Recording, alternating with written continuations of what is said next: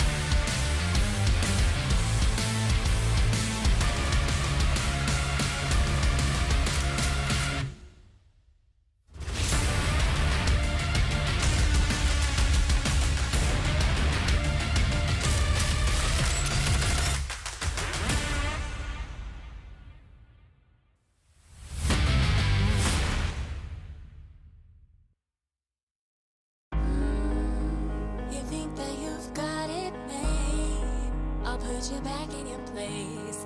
Yeah, you know we don't take for granted. Nah, we born with this kind of talent. We see it through to the end. We take no win, we make it happen. Yeah. Over they know that we taking it. We are the best, no mistaking it. We number one, you number here's what it is, no debating it. Don't put our name on the waiting list. No holding us back, we escaping it. Don't need a teacher who grading it. If we do it, then we gon' be great in it. Pacing it, racing it. Wait on our back and we carry it. I do like I married it. Us coming last, that's hilarious. It challenging numbers that's various. And your feelings, then take them and bury it. They taking the L, no comparing it. You can see on their face cause they wearing it. We are the greatest alive. Don't like it, go stand in the line. What else is you gon' do about it? Just wait till we get in our prime. We don't put our feet up and climb. We moving, they talking with wine. We presently way past the past. That mean no more looking behind. You think that you've got it made? I'll put you back in your place. Yeah, you know we don't take for granted. Nah, we born with this kind of talent. Yeah, we see it through to the end. We take no win, we make it happen. Yeah. We taking over, settling. You gonna be seeing our face here, seeing our name. Yeah, there's no escaping, so do not complain here. It's time for a change. Yeah, level up because we not in the same tier, not in the same league. A picture's worth 1,000 words. You looking at the best. You knew that from looking at the rest. Competitors put you to the test on the regular, but you get through the stress. You think that you've got it made? I'll put you back in your place. Yeah, you know we don't take for granted. Nah, we born with this kind of talent.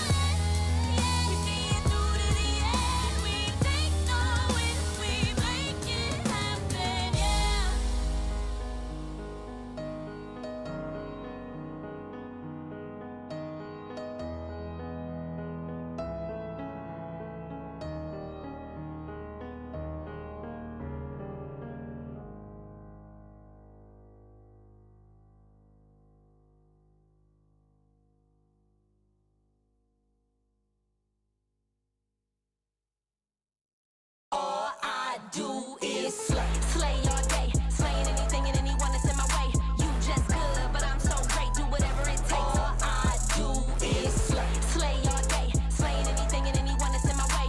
You just good, but I'm so great, do whatever it takes. All I do is slay. You heard the hook, look at how I look. The outfit raw got me looking uncooked. Schedule not flexible, period, decimal. I love getting green, but I hate eating vegetables. My homies get lit, slay so much Saint Nick. Shoes on fire when I walk, leave it crisp. Just walked in and this bottle's where I sit. Want my homies to win, eating steak with the shrimp. Slay it to the haters so the windows got tint. Slayer, slay 'em, slay so much I'm the bad guy in. Slay so much like the bad guys in. Do you slay? It depends. Do you slay with your friends? If you slay, you attend. Don't slay it for the win. Yeah, cause all I do is slay. Slay all day, slaying anything and anyone that's in my way. You just good, but I'm so great, do whatever it takes. All I do is slay. Slay all day, slaying anything and anyone that's in my way.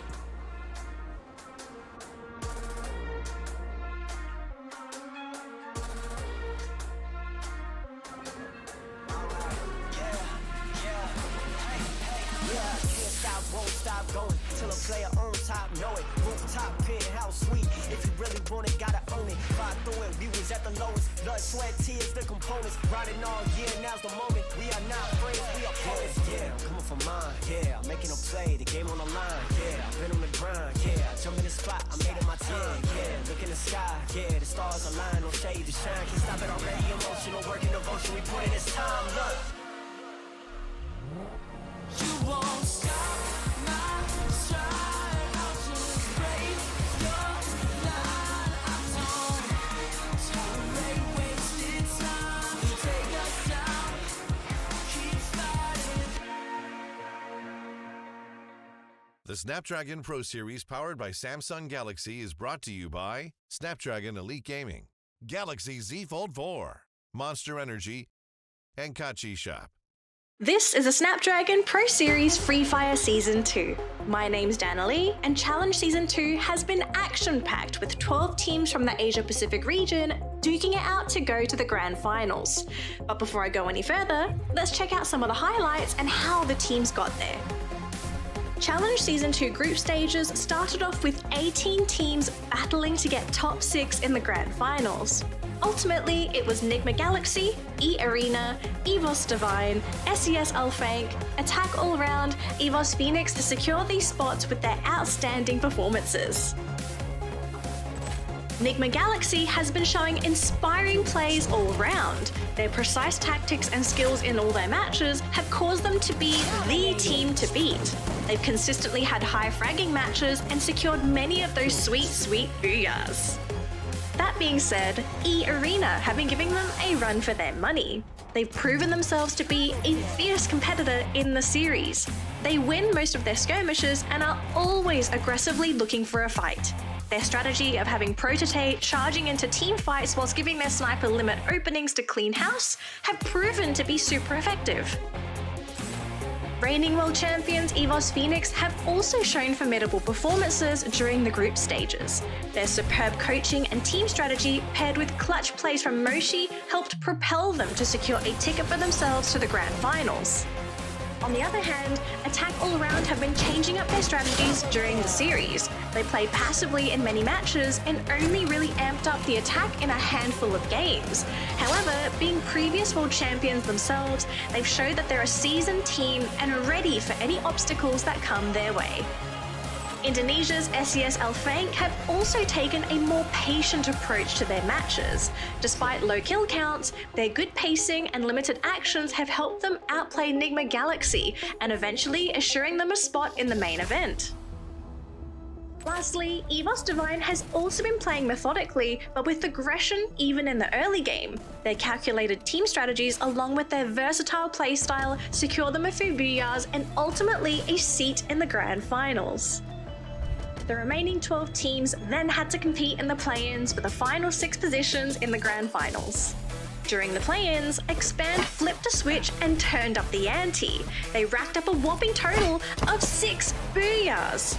Precision plays from Too Fast and Roy really expanded their lead and solidified them as a dominant team. Vietnam's Team Heavy weren't trailing far behind either. They stuck to what was working for their team and showed that their method of passive run and gun can also work wonders. They haven't delivered any fatal blows thus far, but have claimed to be bringing their full force to the main event. At the same time, Sem9 showed why they're a force to be reckoned with.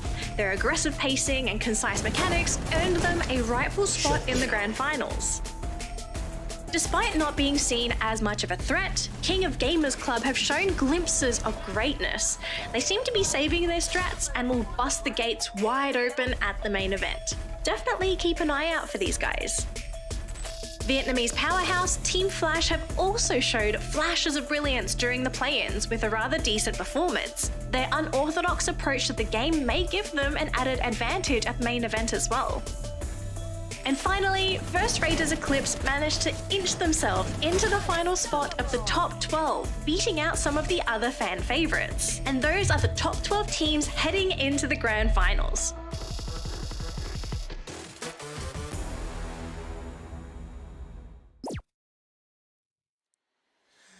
Hello, welcome everybody. This is the grand finals for Free Fire here for the Snapdragon Pro Series. My name is Victor Cax. Joining me here is AJ the Mustachio. We're gonna be your commentators for today to kick off the first day of the grand finals. Now, first things first, I gotta say it's a massive honor to be here. AJ, I bet you're also extremely glad to be here today. I am super blessed to be here, especially shoutcasting beside you, Victor. The grand finals. I mean, you know, half of these teams didn't really have to go the more troublesome route of completing 12 days of battle in the group stages. They proved that they were the best of the best. Just 6 days is all it took for them to qualify through. But there were those who had to go through the tough fights of the play-ins. And that's exactly what made me a little bit more excited, because it wasn't like they showed us weak fights there. In fact, I would say the play-ins was a little bit more exciting than the first 6 days because of how much was on the line. I know, exactly, and these guys literally had to break every last step they make there in order to make it just to this point here. Yep. So it's been really gratifying to see that these guys' efforts actually paid off in a huge way by being able to secure them this slot here in Jakarta. So now we're going to be able to see who's going to be the top Free Fire team and the entirety of MCP. So man, I cannot wait to see how this is going to turn out. Oh yeah, absolutely, man. I mean, it's just a simple process to go through 2 days of grand finals, right? But we got to throw it back to the host in Jakarta, in Mall Anggrek. Let's see exactly what they've got to bring for us. Last time, the last team that make a way to the final for today. Absolutely. So there has a team, there has ALFAINK, Darkboy, Ikal, Jonger, Lozi, and Souza. So, are they ready to show their performance for today? Okay. So, the second team is ready, so please welcome once again, give it a big pause for SES ALFAINK!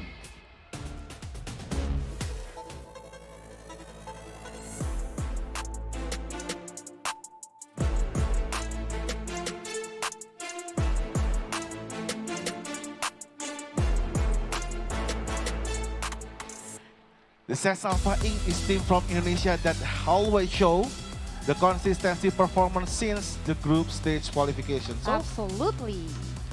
they're gonna be still consistent for today or not? Nah, we are going to see their performance in this tournament. Yes, of course. So, are you ready, SES ALFAINK? Absolutely, so ready. So we are going to invite and give some spirits also to the third team for today. So, please welcome to Team Flash!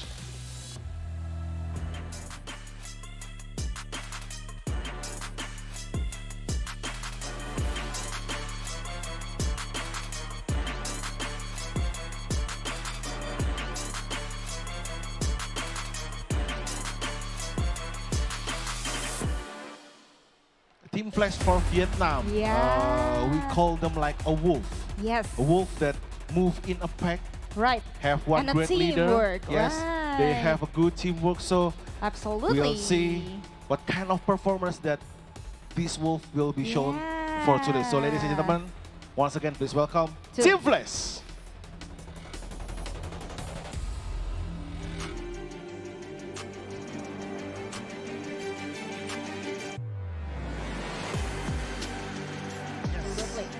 Another team from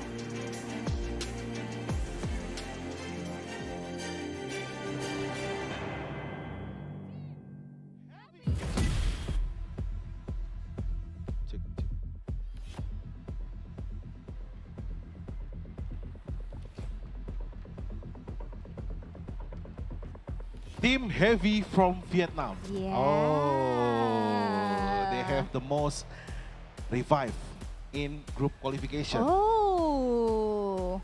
High ground is their favorite Second location. home, right. Yes, their second home, and they always know how to take on action because they have their own play style in high ground. Yes. All right, next team from Thailand.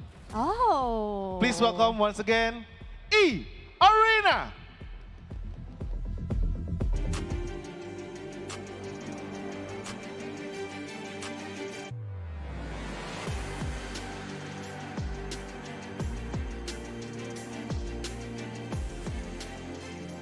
EARENA have a lot of booyah in group qualification, and they're known as one of the most optimistic team. So they know how to move, they know how to regroup, they know how to do the rotation. So ladies and gentlemen, please welcome once again EARENA from Thailand. And now, allow me to speak in Indonesia because ini adalah tim tuan rumah, tim terbaik, one of the best in Indonesia. Mereka memiliki apa ya, basis masa yang sangat luar biasa. Jadi sekali lagi, please welcome, inilah dia EVOS Divine.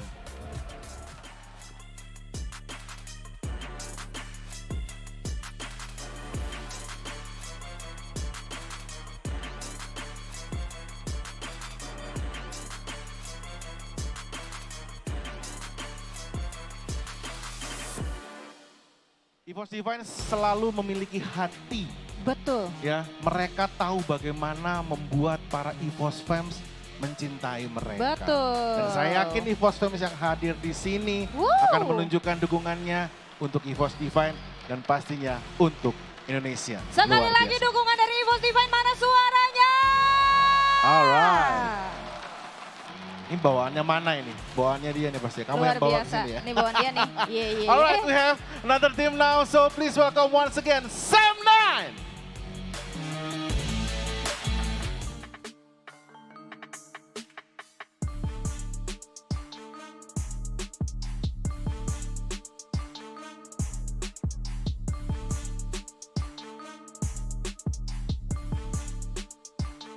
Yes, Sam9 is one of the team that come from Malaysia and they come from the most tight region. Yes. We have Malaysia, Singapore and Philippines. 3 big country in one region. So the group qualification is so tight.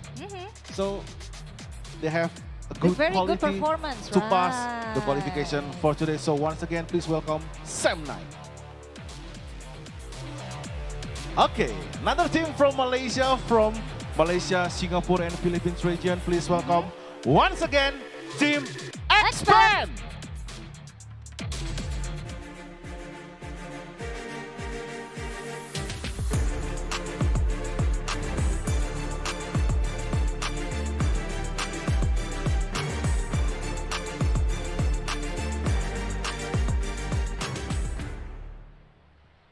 Expand have the most greatest communication each other. So they can talk, they can walk, and they can shoot, and they can get the booyah. There has so very good communication for each because other. communication is the key. Yeah. For any purpose. Relationship also. Yes. Yeah. So ladies and gentlemen, once again, please welcome Team Expand. Yes, and the next is from Thailand. Yeah. Please welcome once again NIGMA Galaxy.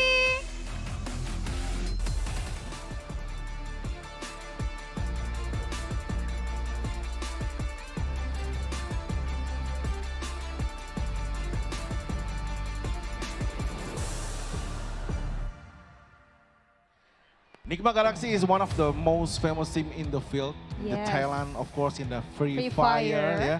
I don't know why they give me this script. They like banana. I don't know Yeah. why. You guys like banana? Do you NIGMA like Galaxy? bananas? Okay. Yeah, they said yes. Ladies and gentlemen, please welcome once again NIGMA Galaxy. And now, another team from Thailand. Yes, That of we course. have some kind of interview before. Mhm. The ladies says that this is number one in Thailand. Number one in Number Thailand. one in Thailand. So Right. please welcome Two. once again, Attack All Around.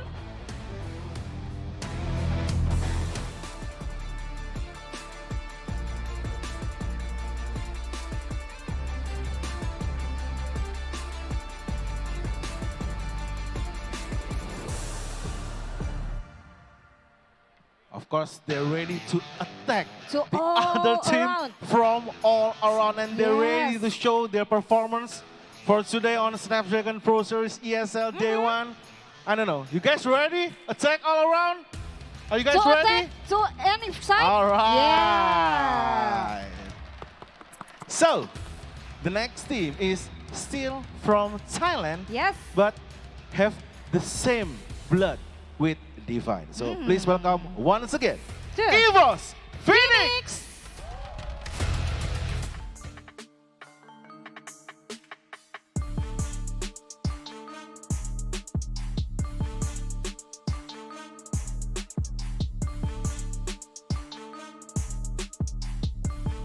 EVOS Phoenix rises from the SSN.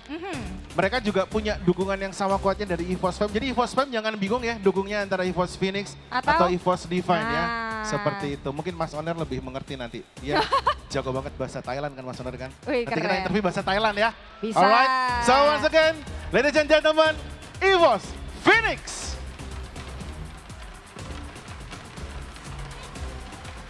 Alright, last team from Yes.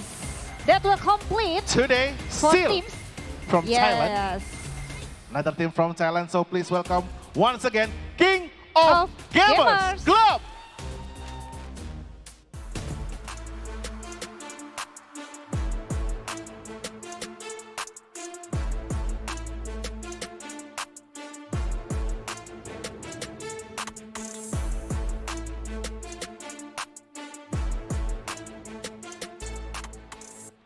According to the data, King of Gamers Club love to do the resurrection. They have the record of the most resurrection team. Ah. So they always play as 4 and not gonna leave their teammates Yeah, behind. oh, okay. So ladies and gentlemen, please, once again, this Give a is big round of applause to. King of Gamers Club from Thailand. Yay. Oke, dan itulah tadi 12 tim yang siap berlaga untuk hari ini. Betul. Di Snapdragon Pro Series Challenge Free Fire Asia Pacific Season 2 Final di hari yang pertama. Terima kasih buat teman-teman yang sudah datang kali ini dan juga meramaikan suasana. Tapi Betul bear with me, sekali. kita punya 6 round yang sangat seru dengan map Betul. yang pastinya sangat beragam. King of Gamers Club, if they love to revive, they're probably dying a little bit too much out there. You're not wrong, actually. That's actually kind of funny. It's a tough lobby, so I understand. Yeah, but you got to like give a bit of context that this we're talking about the top teams in the region. So I think getting killed by one of the top 3 teams from any given region is probably more preferable than having to die to a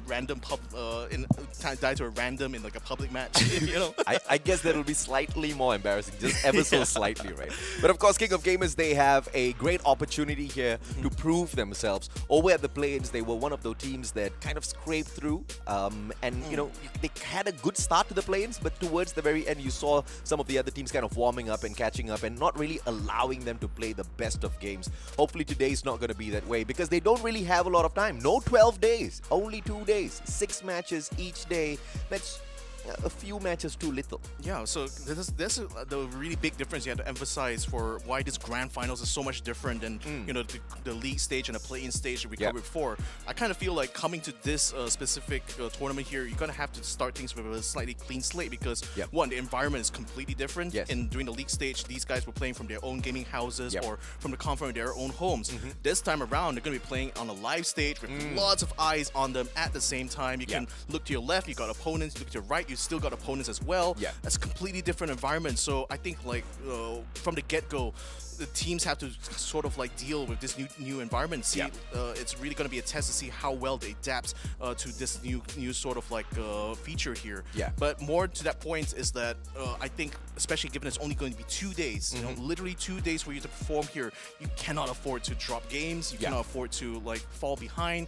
This is really going to test your knowledge about not just the game itself, but more so the knowledge of your opponents, your enemies that you're going to be facing off. How well do you know them? How well do you know their tendencies? What you can do to counteract strategies that they've shown off during the league. All these things all come together here in this one weekend. So a lot is on the line here. A lot is at stake. No less because the prize pool as well is super huge. You know, coming this. You know, just like what I said, right? Because you know, the organizers, ESL, they asked me for a quote before we started off the grand finals, and what I told them was the team that has one eye on the prize, because the prize pool is quite hefty here, will lose out to the teams who have both eyes on the game. But it's not purely just about the game, you know, because when you come to a LAN event, it's all about the mind games as well. It's what happens off of the battlefield that is equally as important as what happens in the battlefield. Now, some people might be like, no, it's all about the game, but it's not about that at all. Because, you know, the last time when I was at the World Series, right, you could hear, especially the Brazilians, they're really loud, but their enthusiasm and their confidence, it shakes you up. They've got their team cheers, they're screaming, they're really excited. Before you even get into the game, you're like, oh my lord, these guys are gonna eat us up, you know. And you know, once you start getting those jitters, once your fingers start shaking, once you don't have that stability, once you are not really focusing on your best of gameplays out there because somebody's just exuding their vibrance over you, that's exactly where the failure starts, you know. So I'm really wondering exactly who is that team out there today that's gonna be playing those mind games before they get into the battle. So that's the thing. It's like they're definitely, we got to talk about the fact that they're going to be like Indonesian squads there. Oh, they're playing against these foreign squads. And the Indonesian fans that are there. Exactly. I think that makes a huge difference there. Oh, it definitely will. Especially like you can, because when you're at the arena there, now granted, a lot of these events will always have the players themselves wear like noise cancelling headphones, you know, but you can still feel the energy. You can feel the rumble sometimes in your chest whenever a whole crowd is like screaming at once. So, you know, and no amount of noise cancelling can cancel out a powerful crowd. Exactly. So, you know, that's why the mind games are very important. And that's why, like, you know, especially when you talk about the foreign teams that are coming to Jakarta to compete, they're the ones who are going to be most tested by this kind of like reality here, where, you know that the home ground is definitely going to be for the home ground teams. So you as the import, so to speak, you have even more reasons to perform at your very best here, because you know what you do here kind of in some way or rather represents the region that you come from. Yeah, that's something that I really can't argue with, right? Especially with the emotions that are kind of played around out there on the battlefield and within the mall in itself. All of that energy will affect the gameplay. For sure, and that's why we love like live events like this, because again, very different feeling when you're playing at home versus when you're playing on ground, and that's exactly why this is such a coveted competition here. So, as we kind of recapped earlier on, these are the 12 teams that have qualified to the Challenge Finals. The way to qualify for that is that the top 6 from the league stage will qualify to the Grand Finals, and then the top 6 from the plains as well. So there are 2 halves to this qualification process here. So there's one set of teams that, relatively speaking, had an easier time coming in. Another set of teams had to literally grind away from the very bottom to come to this stage here. So I can gather rather that both of these kind of circumstances can all come to a head here in today's grand final. And I really like some of the teams that played in the plains more, because I think they had the slightly better strategy. Because you see, the teams that performed in the early parts of the group stage, they didn't have the luxury of experiencing multiple battles against all of the other regions. Those that were in the plains and who managed to also dominate their plains, on the other hand, had all of that battle experience, which puts them in a really good spot to pick up the lion's share of this $190,000 up there. 65K, that's exactly what everybody's aiming for here, Victor. Yeah, the big prize there, the lion's share of the entire prize pool is the one that everyone is aiming for. But even if you come in last, you're still going to come home with some money, but definitely will be a lot more disappointing, especially when you see how much more the other teams will be getting that way. But that's exactly this is exactly what all 12 teams are playing for here today. Only the best will be taking the lion's share, of course. But at the end of the day, you need, like, I think it's still a real achievement even for these teams to even be here, because imagine just the amount of experience they'll be able to get from being able to play it not only in this environment but against these teams. Of course, when we talk about the formats here, nothing's much changed compared to when we league stage. We're still using the same point system, so there's a 3-point split for first to second place and 2-point split from second to third. You get 1 point for every kill, and if you're finished in 11 or 12 place, you get 0 placement points. And of course, tiebreakers wise, you saw that on the right hand side, the number of booyahs will be the precedent to see exactly who gets the #1 spot if we are all tied. But through the 6 maps, this is exactly how things will cycle through. We only have 4 playable maps in the game right now. We start things off at Bermuda, move on into Kalahari, Purgatory, Alpine, then we hit that reset button. But after these 6 maps, we will rest for a day before we do the exact same thing tomorrow with a different rotation of maps. Yeah, so in particular, today's main focus is going to be both on the maps of Bermuda and Kalahari, since those are the only maps that will repeat here. Yeah. So I think teams here were going to be very much preparing for that eventuality. Let's talk about these 3 teams we're going to be featuring here. EVOS Phoenix, as we switch over to the main screen here, but EVOS Phoenix, they are I think the stronger of the EVOS team, given that they are they, along with their sister team Divine, this squad comes from Thailand. They already qualified from the get-go from the league stage, and they qualified ahead of their sister team in EVOS Divine, qualifying, if I believe correctly, in 3rd place. So I mean, you're literally looking at the world champion of Free Fire. This is your world champion. I mean, I'm sorry, EVOS Divine, but that in itself tells us exactly who is the biggest EVOS squad out there on the battlefield. And I think Phoenix will be trying to attempt the exact same, you know, fantastic maneuvers that we saw over that World Series in here at the Snapdragon Pro Series as well. Because it's all about the flair. It's not about winning. It's about how you get the win. And EVOS Phoenix is just one of those teams that really know how to put that drama out there for all of us to enjoy. Yeah, indeed. And they have delivered plenty of drama, actually, during the league itself. But the thing is that, you know, when you talk about past results versus now, obviously, there have been changes even between when the World Cup was first held until to this point here in this current patch. And I think that, especially given the experiences that some of these teams have gone through the play-ins itself, I think it's going to be less about, you know, how well you performed in the past, but really how adaptable you are to the new changing circumstances here today, especially during these grand finals. Because I think, like, for the most part, it's not going to be looking at who's better at the game necessarily, because my expectation is that all 12 teams are probably as good as at this game compared to everyone else. It's really about how they are able to differentiate themselves from the rest of the pack, how well they actually understand the nuances of how each individual teams kind of interact with other teams on the field, and most of all, like, the kind of strategies that they usually employ and how exactly you counter them. Those are the main things that really affect your performance during grand finals. It's often times that, you know, you can have a bit of a recency bias where you tend to see that, okay, these guys are good at the league, therefore they must be able to sweep the whole competition in grand finals. But time and time again, I've seen competitions where that necessarily not even the case. You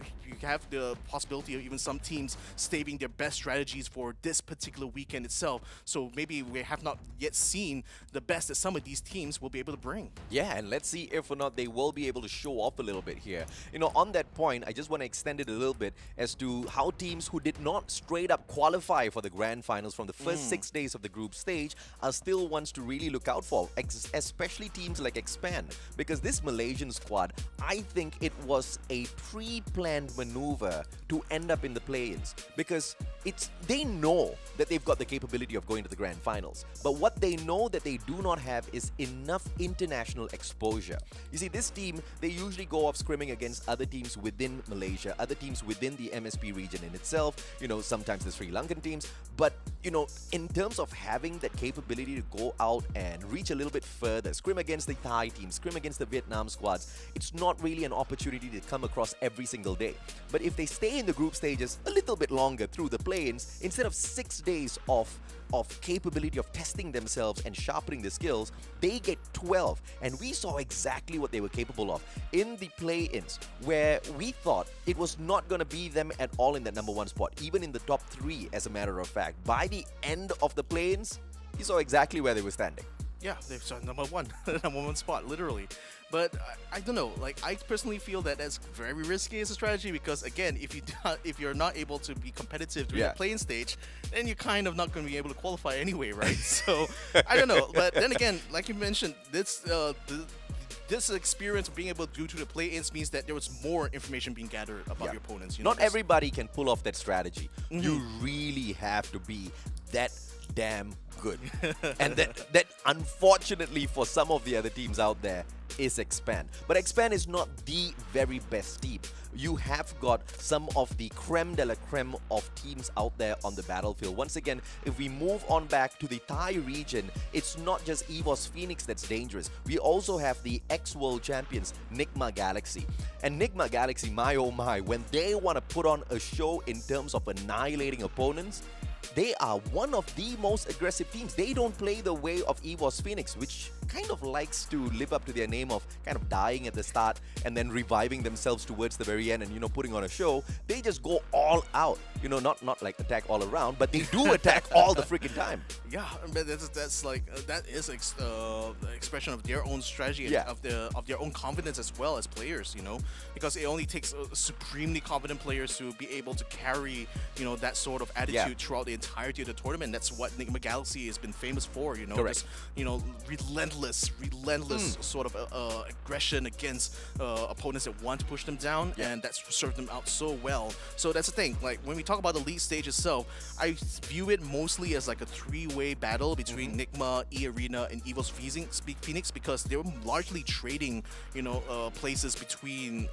you know, when you look at it from a match to matches perspective, you know, there are some matches where like EARENA does better, or some matches where NIGMA does better, and conversely, there are that's why they're constantly exchanging blows during that league. So I'm very hopeful to see that they will be able to continue this pattern coming into this grand final because, of course, we want a very competitive grand final. We want to see these teams constantly exchanging blows with each other. So, but then again, you know, what happens to a team that, you know, comes in with that full confidence but gets a blowout on the first day? So that, I think, becomes like a very key factor here for this first day of the grand finals. You know, the team that is able to carry not only the confidence they had from the planes and leagues will obviously have a lot of a better chance, but really your performance on this specific day matters a whole lot. Again, like I said, you know, at the beginning of this show, you know, you want to see the teams that are going to be dropping that first game, you know, dropping the first day, because you know the recovery process to get back from that is going to be super hard.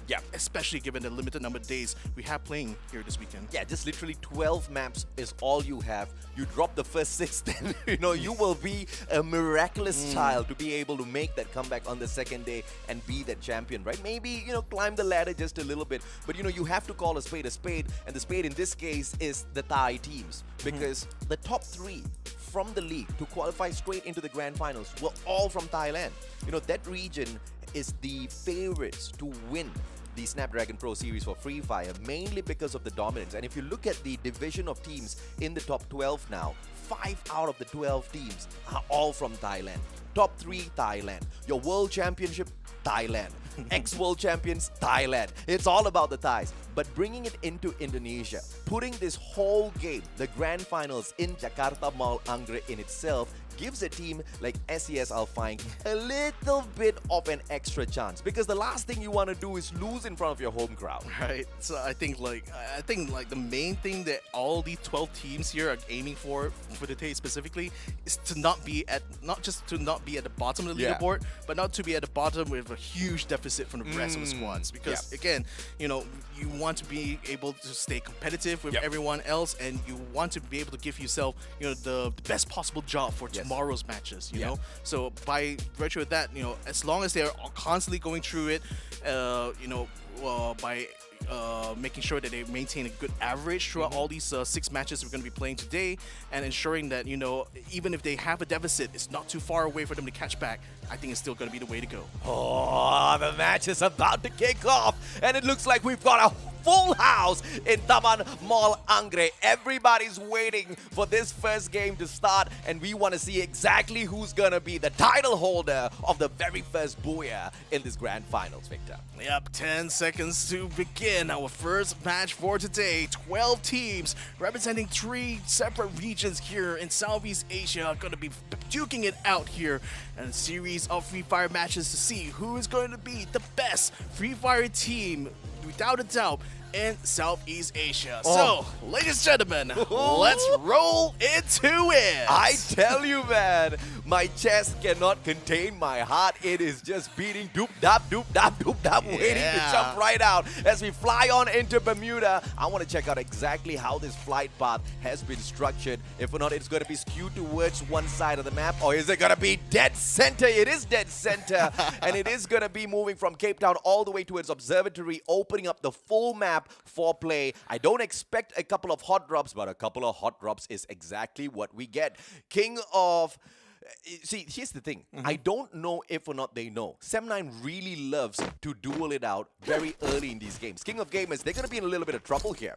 Yeah, I don't necessarily know if King of Gamers is aware of that, but maybe they are raring for that fight anyway, because they know that if they can just take care of Sem9 early on, that's one less team you have to deal with if you get to the final circle, right? So if you can deal with Sem9. I mean, Sem9, they are as hot as they come, and Raja with the LMG in hand already, but Zen OP is going to be in a lot of trouble. Kevin, I believe, has spotted him out, and Zen OP only has got that one gun on his back, needs to back away. One player, I haven't spotted his name just yet, up on the roof to catch the one and only straggler, Zen OP, off guard. Osaka circles around that left-hand side flank to cut away the runaway path for Zen OP. Sem9 is going to be in a little bit of trouble here.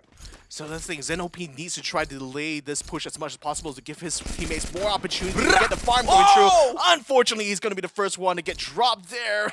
There will be a revive coming in from one of the teammates here for KOG, but it seems like they've already dealt their first blow by removing him from the map itself. So Sem9 is going to have to fight with only 3 people on ground.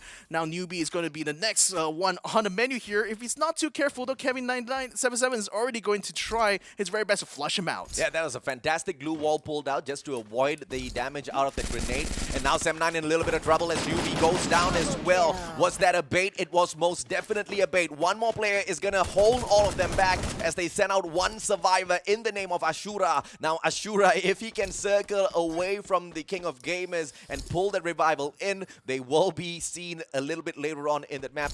I mean, such a pity because there was a revival point right there in that spot in itself, but there's no way in hell Ashura is going to be reviving his team there. He needs to travel quite a bit. If he gets picked off, this is quite the GG for Sem9 early on. That's the thing, like, either way, Sem9 is going to be behind in his first match, and it's not exactly the best way to start things off for today.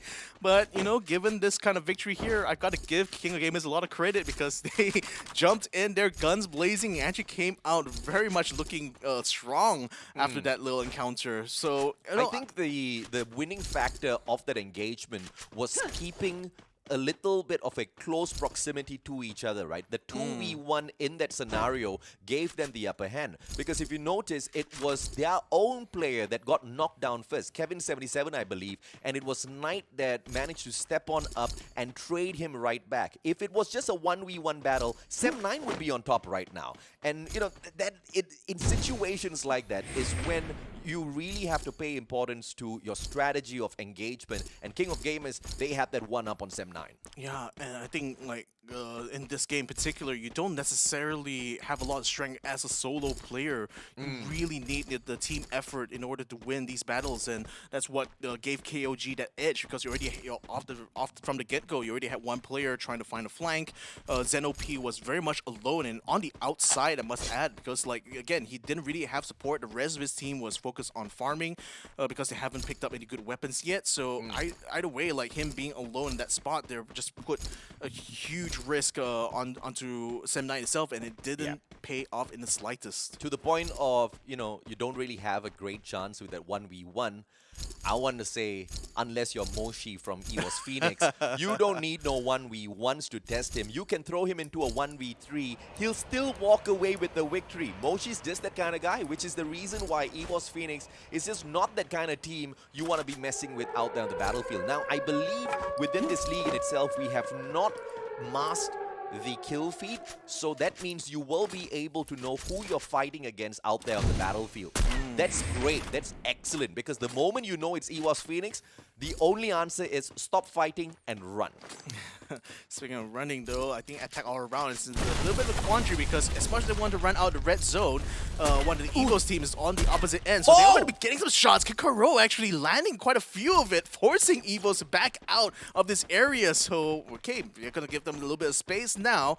Question is, what will they do with it? Times like that is when you're ungrateful with what gifts you have been given by God. Yes, you're accurate, but you want to be slightly more accurate and get the headshot instead, right? Because two clips, two different players, no knocks whatsoever. He just forces them to use their medkits. Look, this just showed up. Flash just rolling in calmly with their McLarens as EVOS duck for cover. They're going to be sending some shots out, so that's actually going to attach their attention. They do manage to blow up one of the cars though, so that kind of stops Flash in the tracks. But then, I don't know, have they bitten off a little bit too much to get chew?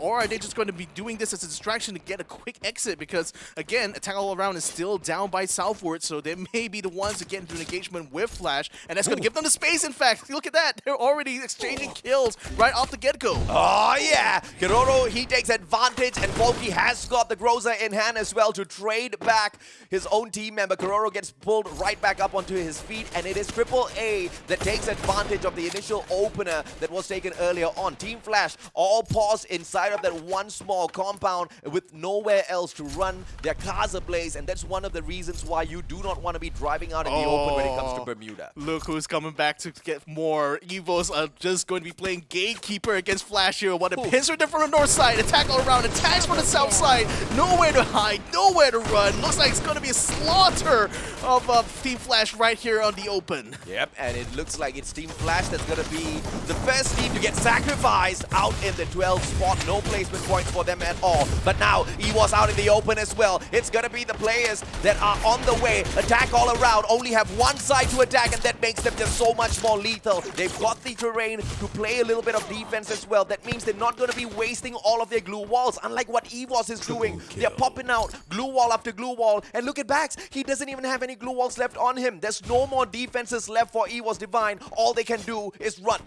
That's the thing. I was actually expecting EVOS to literally peel as far away as it can, but I could also see that the blue zone has already restricting movement. And yep, says ALFAINK already moving up as they hear the gunshots coming from attack all around, who are moving very rapidly onto EVOS' position. Looks like they already got a knockdown on Missile 5, and this is looking from bad to worse right now as they hold up inside the building with very little cover, and Sam has also been knocked out as well. EVOS gonna have to figure out one way or the other to get out of this, but with the blue wall behind them and attack all around all in front, there's not really much space for them even to maneuver. Holy mama, this AWM in the hands of Kiroro is just absolutely lethal. He gets knocked down, all thanks to the Woodpecker out of Apex, and if he gets taken out of the equation, this is gonna be a blessing in heaven as the SL5 finally shows up, and it is attack all around that needs to defend all around now. He was Divine outside of the circle, attack all around. They eat up one grenade. It's gonna be beyond the just response a little bit towards that Boo first, but it is SES ALFAINK that takes advantage. Vara picks up yet another kill.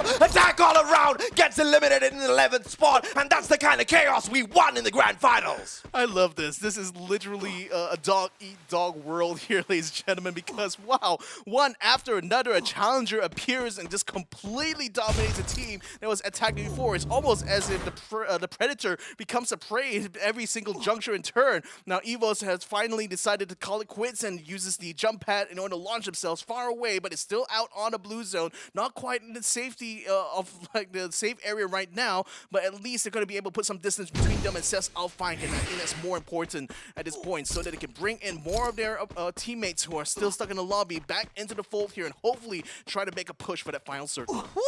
Saudara Esports, they ain't no brother to nobody today.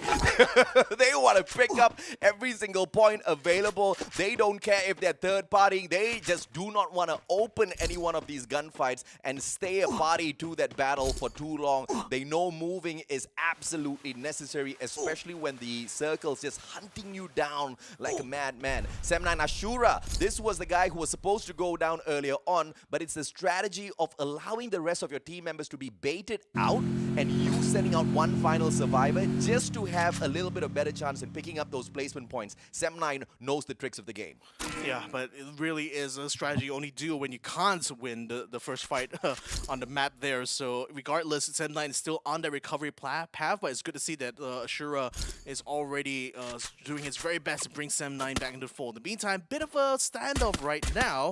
As we could see, two squads actually just camping around each other here without any incentive to move right now because there's very much square within this current safe zone. So where's the next one going to land though? Some of the members of Sem9 have already been spotted here by EARENA as they're already trying to shoot them down. ZenOP is going to land literally right next to where EARENA is, so they're already hopping on their vehicles to try to intercept him before he can re-go over the rest of the team. And oh my god, look at that.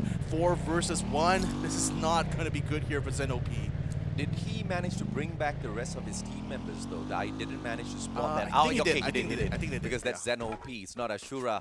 And Sem9 basically all out on the map with barely any loot on them. As you come back on the revival flight, you have got literally nothing on you except for your secondary. So all ZenOP can do right now is just hide away and hope and pray that nobody spots him out. Newbie and Raja, on the other hand, have an opportunity to loot up in some of these buildings unless Expand has got something to say about that. Yeah, there's a high tier loot zone that actually appears around Clockwork, Raja. and there's already 3 teams that kind of vie around the area. So we got Expand down by South. First Raiders already getting on the scene here and are setting themselves in position. Expand takes control over the clock tower area, so they actually have the high ground in a much more defensible position actually. They're already using that position to try to get some knockdowns. In fact, look at what NGX is doing! They're already taking down the rest of the other squads coming in here. Oh, come on! They stole away the kill point of Expand, and then they knocked out Axel as well. What play, baby! Now NIGMA Galaxy, the attack from the back. Expand better watch their backs because this is not one team you want to be messing around with so early in the game. Yes, it's still early, 11th minute. We've got about 6 more minutes to run through in Bermuda in itself, but we've got 10 teams standing. That's 10 teams too many, my friend. Yeah, and 4 of those teams are right now gathered in this one very tight village here. NGX being spied upon by Expanse's Roy. The Axel still alive and kicking, still has a sniper rifle, and he's going to be very, very instrumental in reporting back information. But in terms of that, there's literally so too much information going around here because they're surrounded on all sides here of the clock tower. Yeah, but you got to love the positioning of Expand because, yes, they are surrounded, but they've got those compounds to play the defensive maneuver with. They've got a lot of those brick walls to protect them. That means they're not going to be losing their resources early. I like this form of Expand. We usually see the aggressive, careless Expand. Today, we see the defensive ones. And as they back away, NIGMA Galaxy, they have to pull the attack, which means step into the compound of Expand. Will they finish them off or will they get finished off? NIGMA Galaxy, they circle around the right-hand side. Expand finally decides to go on out for the push. They do not have a grenade launcher on them. That means this is just going to be an all-out gunfight. Cobra circles around from the right-hand side. Due hides away, but Cobra knows exactly what he's looking for. Groza in hand. This might just be an opportunity for the Malaysian boy. It might be, but then it also realizes at the same time that they're very much exposed by doing this. If they can't get the kills right away, they may have to find some cover. Now, Too Fast is already backed up closer to where this next circle is, so they're just hoping to try to gatekeep anyone who makes their way to the center. That's a good shot there, the Dark Call. Axel already taking that one there with its AWM. Now they're going to watch out for Sem9 because Newbie is also around the corner. The Axel will be joining in the rest of his squad very, very soon, but NIGMA Galaxy is also lurking in the shadows right now, waiting for an opportunity, waiting for an opening at this point. But look at what is going on here on this one little tower. 2 teams just scattered around here. Moshi just using his opportunity right now to get some shots through the window. Actually gets a good knockdown that way. I mean, just looking at the names of EVOS Phoenix, the players themselves, they get my blood pumping, bro. But Moshi just with a single kill. Don't underestimate this boy just yet. The full squad is capable, but Moshi, that guy is a true performer. But King of Gamers, they only have Kevin to hold on to with, and he's taken on the whole squad of NIGMA Galaxy 2v1. King of Gamers, they don't have much of an opportunity here through Kevin, and Kevin backs away. But Cobra, he meets him halfway. Cobra's going in for the chase, and Cobra just exposes his back to the rest of the players as well. Cobra gets the knock. Is there the finisher coming through just yet? Yep. Yes, he does finish him off, and King of Gamers out in the 8th spot. But NIGMA Galaxy, 2 more players left, and Expand, they want to eat them up. Oh no! That was unfortunate. Few got down with just the glue wall. He bumped right into it. Dear God, that's just the worst thing that can happen. Getting blocked by the glue wall, now going to be forced to fight on ground here with his other squad. I think this time we might be GG, but NGX not doing that well either. Caramel getting picked off. No! Expand has just dealt them a severe blow, taking them out of the map. So now only 6 teams remain. What a play! EARENA out of the game as well, and this is exactly what all that extra days of practice in the play-ins gives you. Expand, they're ready for the grand finals. SCS ALFAINK, home ground advantage, 9 kills in here so far. First Raiders from the opposite side trying to shut them down, one after the other. Dark Call gets the first player, and he manages to secure the kill as well. SCS ALFAINK gonna be a little nerve going into the final circle. Yeah, I mean, I love this. This is still 2 really massive Indonesian squads up against each other, against a wall here. Expand, and it is dropping bodies just left and right. But who's going to be able to come on top? Expand down too fast. Not anymore, though. He gets taken down completely. Now Phoenix still trying to hold on with their life, but First Raiders still shooting in the distance right now. Oh, and a grenade launcher finishes off the rest of EVOS Phoenix. Yeah, heavy attack, baby. EVOS Phoenix finishes off Expand, and Expand themselves had nothing much to do in that. They got ambushed, and EVOS Phoenix was just way too good in that fight. Now outside of the circle, final player on the side of Heavy. Fudai takes himself out with the trip mine, and that was just unfortunate for them. It was a phenomenal play by the First Raiders. They hit themselves away, just taking pot shot after pot shots, but the first booyah of the grand finals goes on to FR. You know what? Like, if you had told me during the league stage that First Raiders would be the first team to get the booyah in the grand finals, I would say, yeah, you're a crazy dog. But you know, crazy is as crazy does. First Raiders, you know, you never really picked them as being a top team, but just getting the first booyah the first day, oh my God, what a statement to make here at this Free Fire Grand Finals. I mean, First Raiders Eclipse, they scraped through to the grand finals. Yeah. They were dead last in the number of teams that qualified through the play-ins. We got the top 6 through the play-ins to get into the grand finals. Yeah, they were in the 6th spot. But being in the 6th spot, picking up the booyah definitely gives you the extra bit of adrenaline pumping through your veins. But just adrenaline alone is not going to be enough here at the grand finals, because some of these top dogs, now you just poke the hornet's nest basically. They're going to be attacking in the next round. Oh yeah, you can bet like the other squads, especially from Thailand, are not going to be taking this sitting down, you know. I mean, again, we talked a lot about the home ground advantage. It seems that it worked out very well right now for First Raiders. Let's see if they can keep it up though. It's all about the consistency now. I mean, fingers crossed they can, man, because that's exactly what gives Indonesia that extra bit of pump, right? Playing in front of their home crowd. And even the Thais just could not keep up with them. And, you know, I thought Expand was going to be able to find that final circle, but who would have expected the world champions themselves, EVOS Phoenix, to show up out of nowhere just to hunt them down one after the other. And the usual secret superpower that Expand has in the games just wasn't detected on Too Fast this time around. The grenade launcher.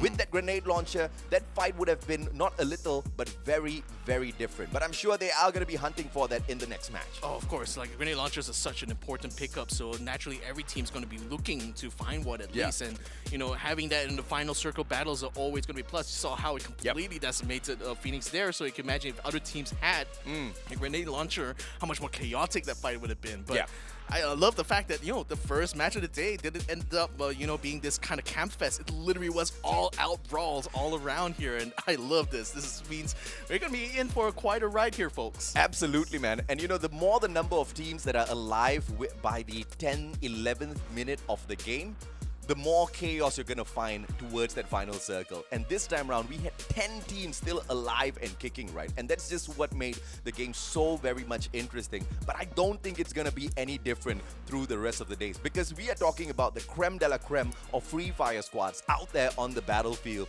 If there's anything that they know, they sure as hell know how to survive. They certainly do.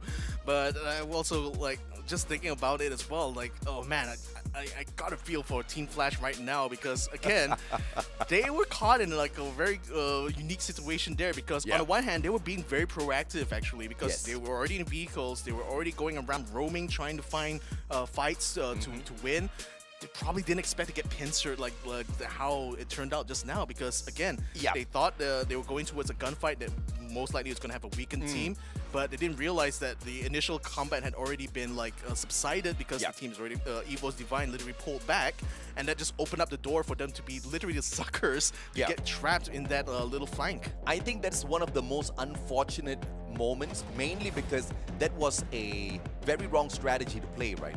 Mainly because if you do have that car on you, you want to be circling around into a defensive position, not out in the open, but also with your vehicle. That's the risk. If you get your vehicle shot at, it blows out in the open, you don't have a choice, you have to engage. But considering like the position where they were coming from, I think they were just coming into the safe zone and were already like just trying to circle around and just so happened to bump into that fight that EVOS Divine and Attack All Around were in. So it's just like a series of unfortunate events the more I think about it, really. But again, like the fact that 10 teams are still surviving even up to the third circle shows that, you know, the mid-stage of this game was played rather conservatively.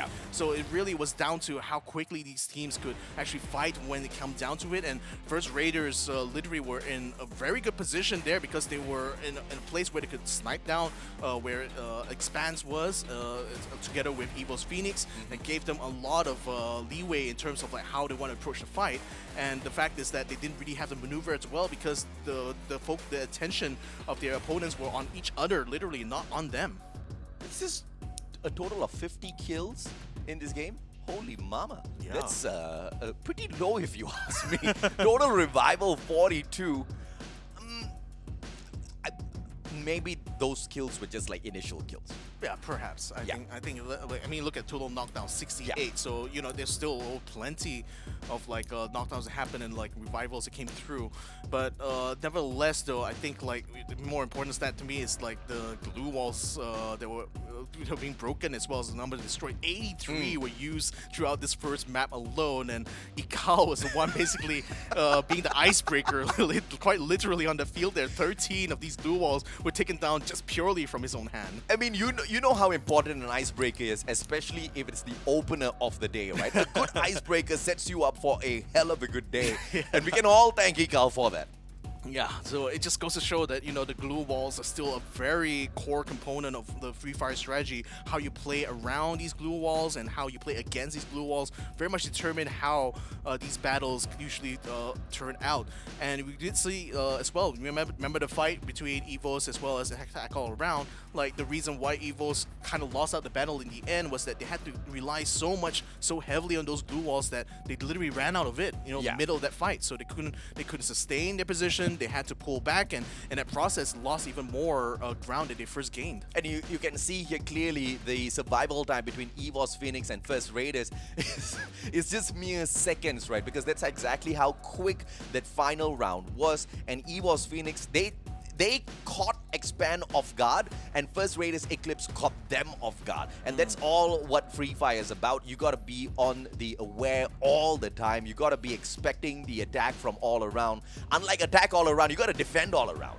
Yeah, so this brings you to like another conundrum here. Is like when you want to initiate attack, you know, you have to fully commit in this game here because you can't really have those half measures. Half measures is just going to be a recipe for making opening for other opponents to take you down.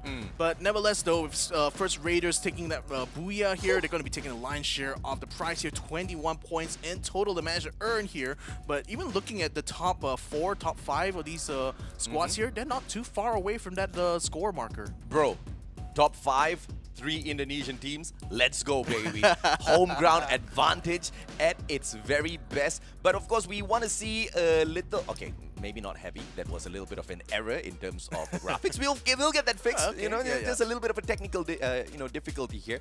But top 2 teams, that's the most important thing. You've got 2 Indonesian teams dominating the first round in itself.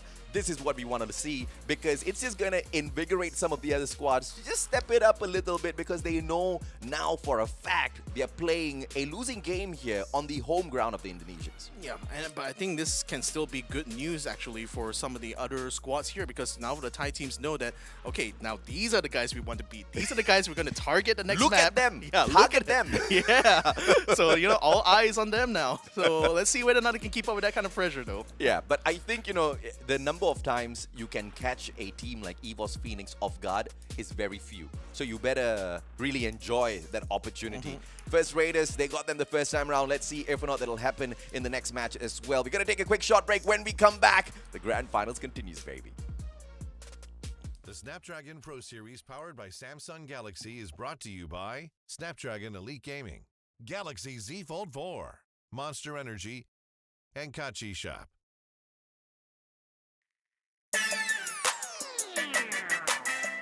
Dale bueno, dale bueno.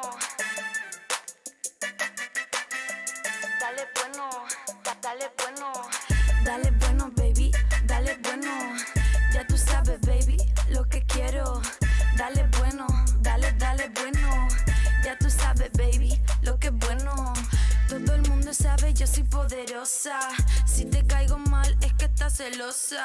No soy santa, tampoco soy mafiosa. Puedo ser dulce, también soy venenosa. Baby, yo soy natural, a mi cuerpo no hay igual. Solo quiero mi dinero, yo no soy sentimental. Y tú quieres ser primero, pero tienes que esperar. Aquí yo soy la que manda, así que ponte en fila atrás, yeah. No, al cel no te contesto, no. Ni tu DMs o textos, ya.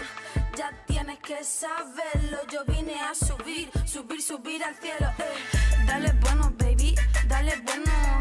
Ya tú sabes, baby, lo que quiero. Dale bueno, dale bueno. Ya tú sabes, baby, lo que es bueno. Dale bueno, baby, dale bueno.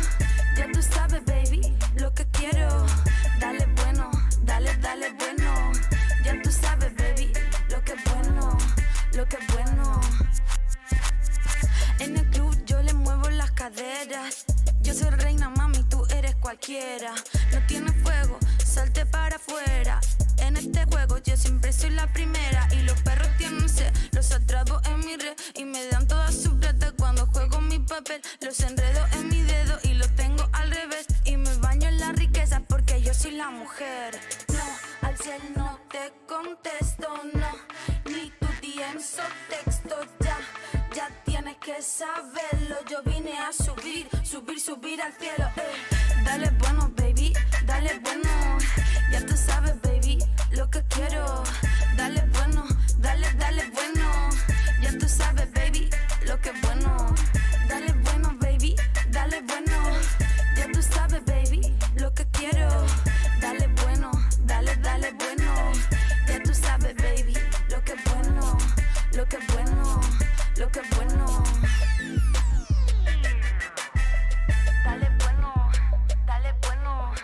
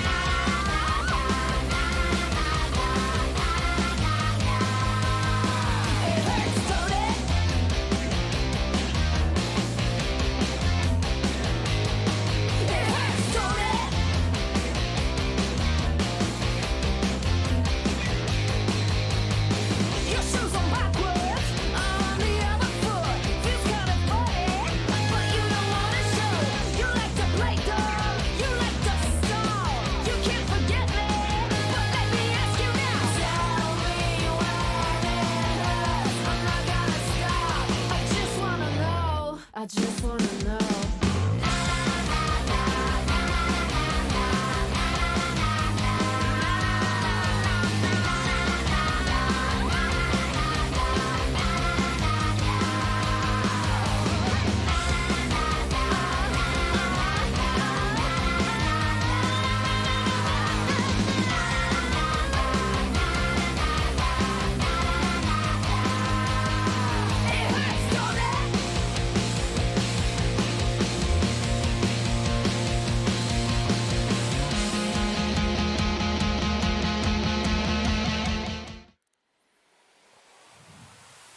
Welcome back to the Snapdragon Pro Series Free Fire Grand Finals, brought to you by ESL, powered by Samsung Galaxy. My name's AJ, I'm the Mustachio, down here with the one and only Victor Cax. And Victor, I've just got one thing to say, baby. Oh, what is it? Dale bueno, dale bueno. Oh, man.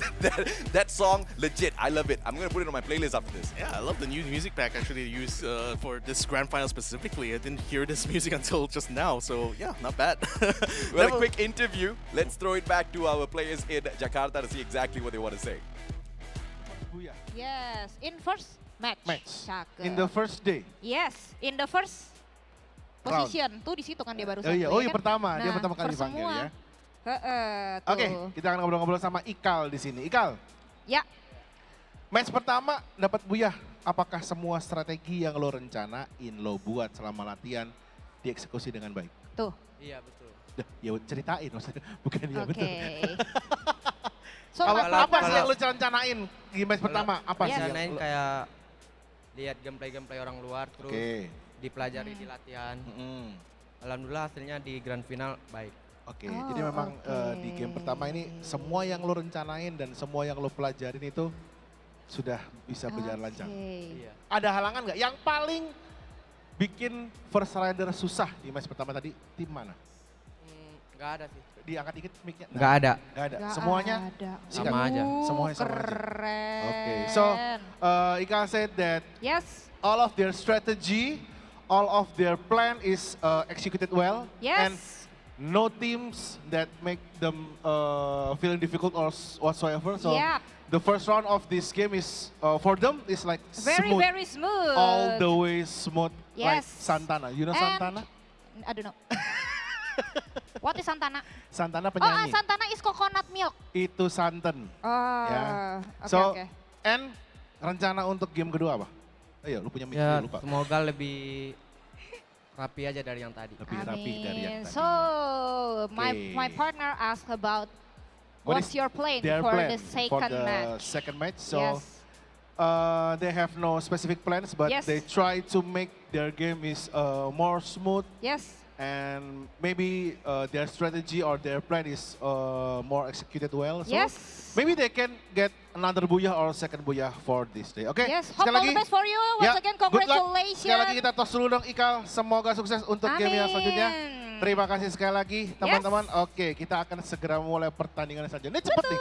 Langsung tas. Benar, Ya. benar banget. Kalau Karena gitu saya langsung lihat saja. dua orang yang sudah bersiap-siap di meja caster. Man, it's a hot one.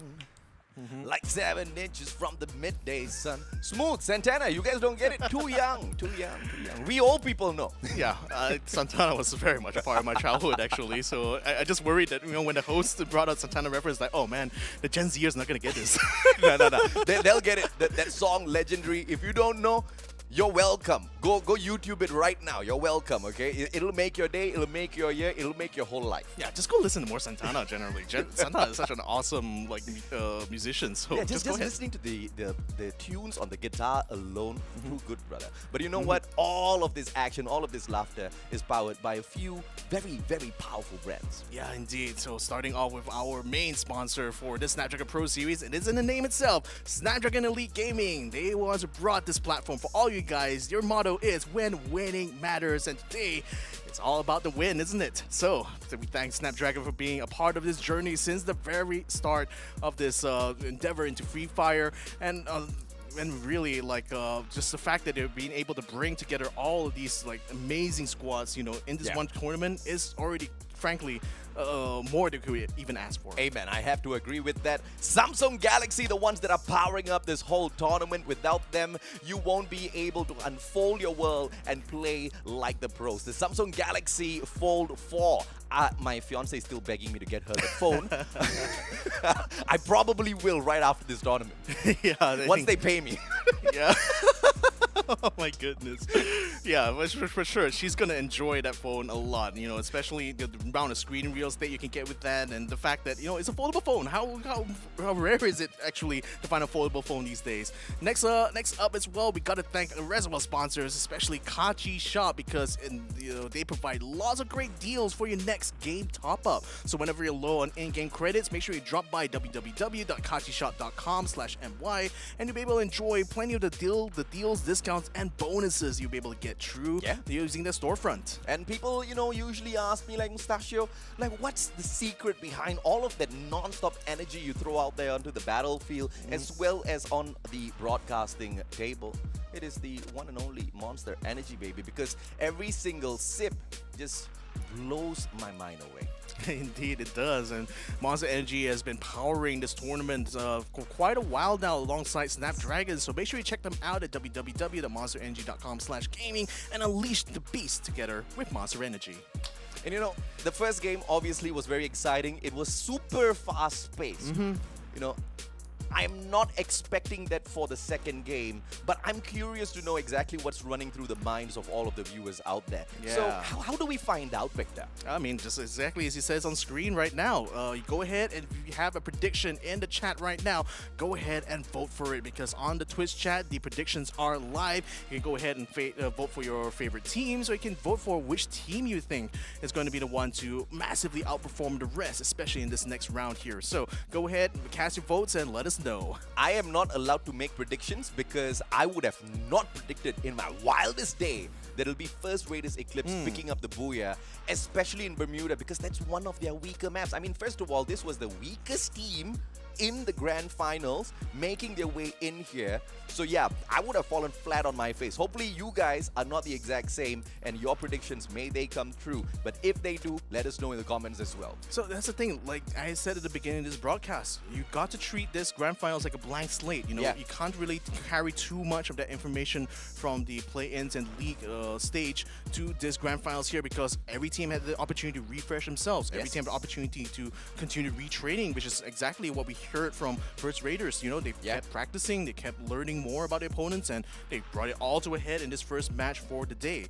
And I think like another aspect that really helped First Raiders in that success was that when you look at the top teams, like literally the team that qualified first from league stage and the team that qualified first in the play-ins were too busy trying to kill each other, and that just gave the opportunity for Heavy with that grenade launcher to take out Phoenix, and gave First Raiders opportunity as well to just take shots on them and wipe them out completely.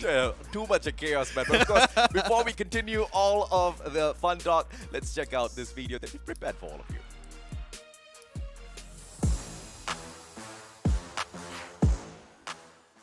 Ya seneng banget, karena ini yang kita tunggu-tunggu untuk dapetin pialanya, karena kita kurang piala Asia. ก็ตื่นเต้นครับเพราะว่าได้แข่งกับทีมต่างชาติก็เคยแข่งมาครับแต่ว่าก็ท้าทายดีชอบครับ ก็ไม่ค่อยตื่นเต้นมาเท่าไหร่ครับเพราะว่าแบบเคยไปแข่งระดับโลกมาแล้วแชมป์โลกด้วยครับ MVP โลกอีกต่างหากคือแบบฝีมือก็มีครับคือขิงหน่อยแล้วกันคือไม่ค่อยตื่นเต้นเท่าไหร่ครับเหมือนเคยไปสูงกว่านี้มาแล้ว ก็ตื่นเต้นมากครับเพราะว่าเป็นรายการแรกที่ผมได้มาแข่งที่ต่างประเทศครับ Semangat kita orang semangat sebab kita orang di Malaysia selalu training petang, malam, pagi. Sebab tu kita orang kita orang di tempat Jakarta dan kita orang nak kejar champion ESL Pro Series kali ni. So I mean, that's a really interesting thing. Like, this is combination basically of players who have that like world stage experience and also some who are new. So I think like especially for those who are new here, they're going to be learning a lot. Yes. You know, from the get-go, because not only are they going to be, especially some of them who have been partnered up with veterans who have that experience, and plus this is practically a kind of a world stage if you think about it. So It is, yeah. Yeah, I think that's a lot of experience these guys are going to be carrying from this tournament alone. Or pretty much the competition that makes sure that the trophy stays in Asia. You know, everybody wants to be able to bring back that world championship to their country. Thailand is going to say hell no, and now it looks like Indonesia is going to be saying the exact same as well. But let's see if or not they can maintain that consistency, because doing great is great, but doing it over and over again, that's exactly what proves that you are going to be the untouchable champion out there, right? Because not in every single circumstance are you going to find a team like EVOS Phoenix with their hands full. Sometimes you might find them when they are, you know, quite free, and they might be able to return some fire. Maybe so.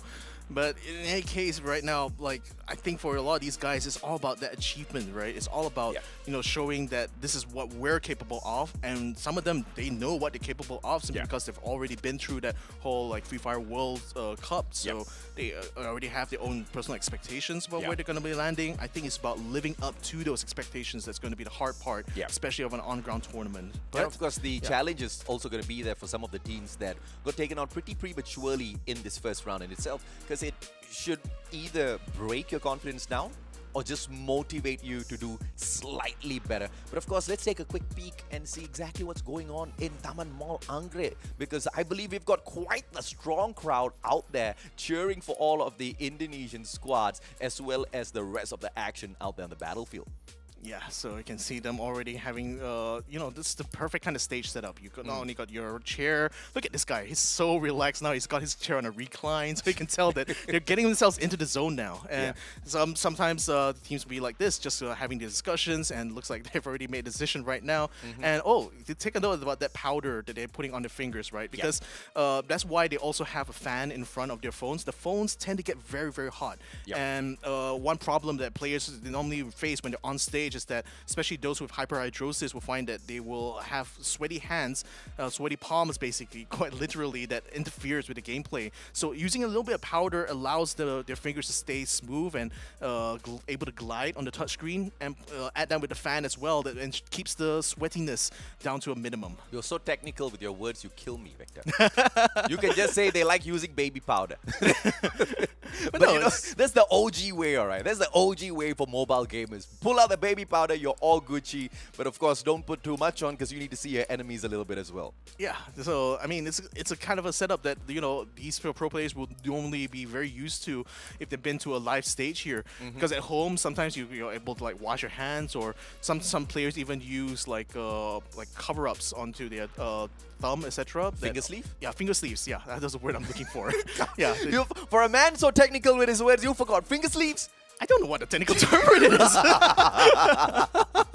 Fair enough. Fair enough. But of course, you know, the fan base is strong out there. Everybody wants to see some Free Fire action. We all know exactly how popular Free Fire is in the world. I thought that guy in front with the blue cap was sleeping, but no, he's playing Free Fire. Even whilst waiting, he's like, I want to trash out a couple of matches out there first before we start the game number 2. Yeah, everyone's just kind of raring to go. You can even see up in the balcony, people are just peeking over, wondering like what is going on here. Seeing a huge setup, a huge stage, and you can really get a sense of like you know, how many people are here at this event from these images alone. And let's look at the amount of fans really just trying their very best to get some screen time here. But nevertheless, we're all raring to wait for this next round here, ladies and gentlemen, because we're about hopefully we're going to be about to start this very soon. Some Indonesian anime characters out there as well with the blue and red hair. You gotta love that, man. I mean, I've always wondered, what would I look like with blue, pink, green hair? You think I should, Victor? I mean, you definitely got a hair really to just I mean, pull yes, off any thank color. God I have hair. I didn't mean that way, but okay. But no, I mean... What color you think will work on my head? Blue? Green? Blue, green, I was thinking purple. No, green. I can't do green, man, because I'll never get jobs anymore. They throw me on a green screen now. Oh, yeah. That's look terrible. I won't even look bald, okay? I'll look like I just came out of an anime show and I got the top of my head blown off. Jeez. Oh, what a horrifying image to keep in mind. But nevertheless, ladies and gentlemen, the countdown has started. We're jumping into our second map for today, which is going to be on Kalahari in the next 10 seconds. Imagine getting a job, you know, and like you're offered the World Series or something, and you can't really go because they're going to be putting it on a green screen and your hair's green. How unfortunate would that be? You spend hundreds on coloring your hair green, and now you got to color it back to something else. Or you could do like what Sir Cloud does. Wears a beanie or a hat. That's because Sir Cloud doesn't have hair. Damn it. Make sure he doesn't hear you say that to his face, though. Let's hope and pray Sir Cloud doesn't watch this broadcast.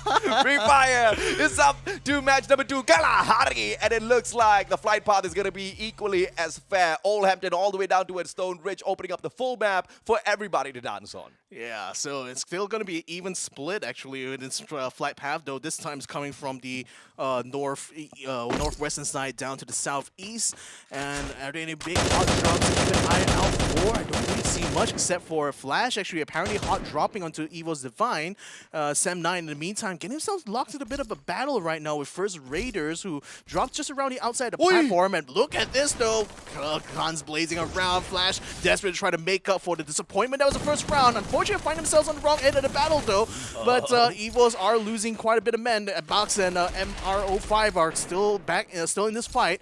But Flash also have been down a couple of players here. Only Bloody is going to be able to be brought back right about now. Yanbin trying to get a trade right on MRO5, but still not able to take him down completely, though. Yeah, this is just unfortunate, man, because Yanbin has got the P90 in hand, and Mr. 5 only has got a double-barrel shotgun. The range is not too big, but if he does get a CQC, he is going to be able to at least take one shot. But here comes attack all around. Jump God with a beautiful backstab onto Mr. 5. Mr. 5 down on the ground as he bleeds out. Apex will be able to run away. No, he chooses to engage instead, and EVOS Divine, they get toasted. Isn't it funny that like the first 3 squads to get into a fight was literally the same first 3 in the last map? I mean, this time around, EVOS Divine and unfortunately took the worst of it because it just got eliminated. But look at that attack all around. Hearing the gunshots came around to where Flash is and just wiped out the entirety of EVOS, who just hurting at that point. Yeah, and you gotta love the strategy out of Team Flash. They use that distraction put up, and they just take the jump pad, fly on straight out of shrines. They're not gonna be the prey for attack all around just yet. Attack all around with the 2 kill points, they'll be quite happy. They're not going to pursue their opponents because they've already shoot them away from this compound, which means the full compound is up for them to loot up. Voki joins Karoro and the rest of his team members, leaving one player still back at shrines to loot up the rest of the stuff here. They're kind of realizing that, you know, 3 teams dropping into the same spot just means that all of the loot is going to disappear pretty fast. Yeah, and I think at this stage, things should generally slow down a little bit as teams will be spreading out a little bit more to find better loot. But NIGMA Galaxy seems to have slightly different ideas. Stop seems to be going quite ahead of his teammates here to try to scout out who's on the platform. He's already getting some return fire, so they know that he's at least able to spot at least one sniper, but he needs to get a little bit more information right now, and just keeping an eye on that skyline there tells me that perhaps they want to make a move towards that platform in the next circle. But nevertheless, though, the rest of NIGMA Galaxy is still gathering as much resources as they can, and so far, Dew only has a single glue wall to his name right now. Definitely needs a little bit more, especially if he wants to have a good chance by the final circle. In the meantime, EVOS Phoenix is still lurking around the outside of the platform, while First Raiders, they seem to have taken control over Refinery here with no one left defending this point right now. So, like I said, at this point, I think things will start to slow down a little bit as teams are spreading themselves out, trying to gather as much information as they can, while at the same time maintaining good positionings in anticipation for that next circle. Some coins out there for the picking, and First Raiders will be able to buy their team members right back if at all things do turn sour out there on the battlefield, as it might at any point, at any second whatsoever. Especially thanks to those jump pads, man. You just never know who's going to be flying straight into your compound. Command post taken over by EVOS Phoenix with nobody else to disturb them, which only can mean loot all around with quite a decent positioning as well, because they don't really have to move by the time the next circle comes hunting in. Yeah, just one thing I've been thinking about right now actually is like the way way that final fight turned out in that first map. It just like I mentioned before, you know, EVOS Phoenix and Expanse were too focused on each other to the point that the third parties, First Raider and Heavy, were able to eliminate them completely. So I think that in this situation here, what a lot of these teams will have to fight the temptation to is to do split fighting, basically like going in squads of just 2 members and trying to find fights in other areas and potentially opening and spreading out the amount of fights. But I think in this grand finals here, it's too important really to be split up like that. Especially look at this, like if you imagine if that guy had been alone, Osaka would have taken the shot like without any hesitation.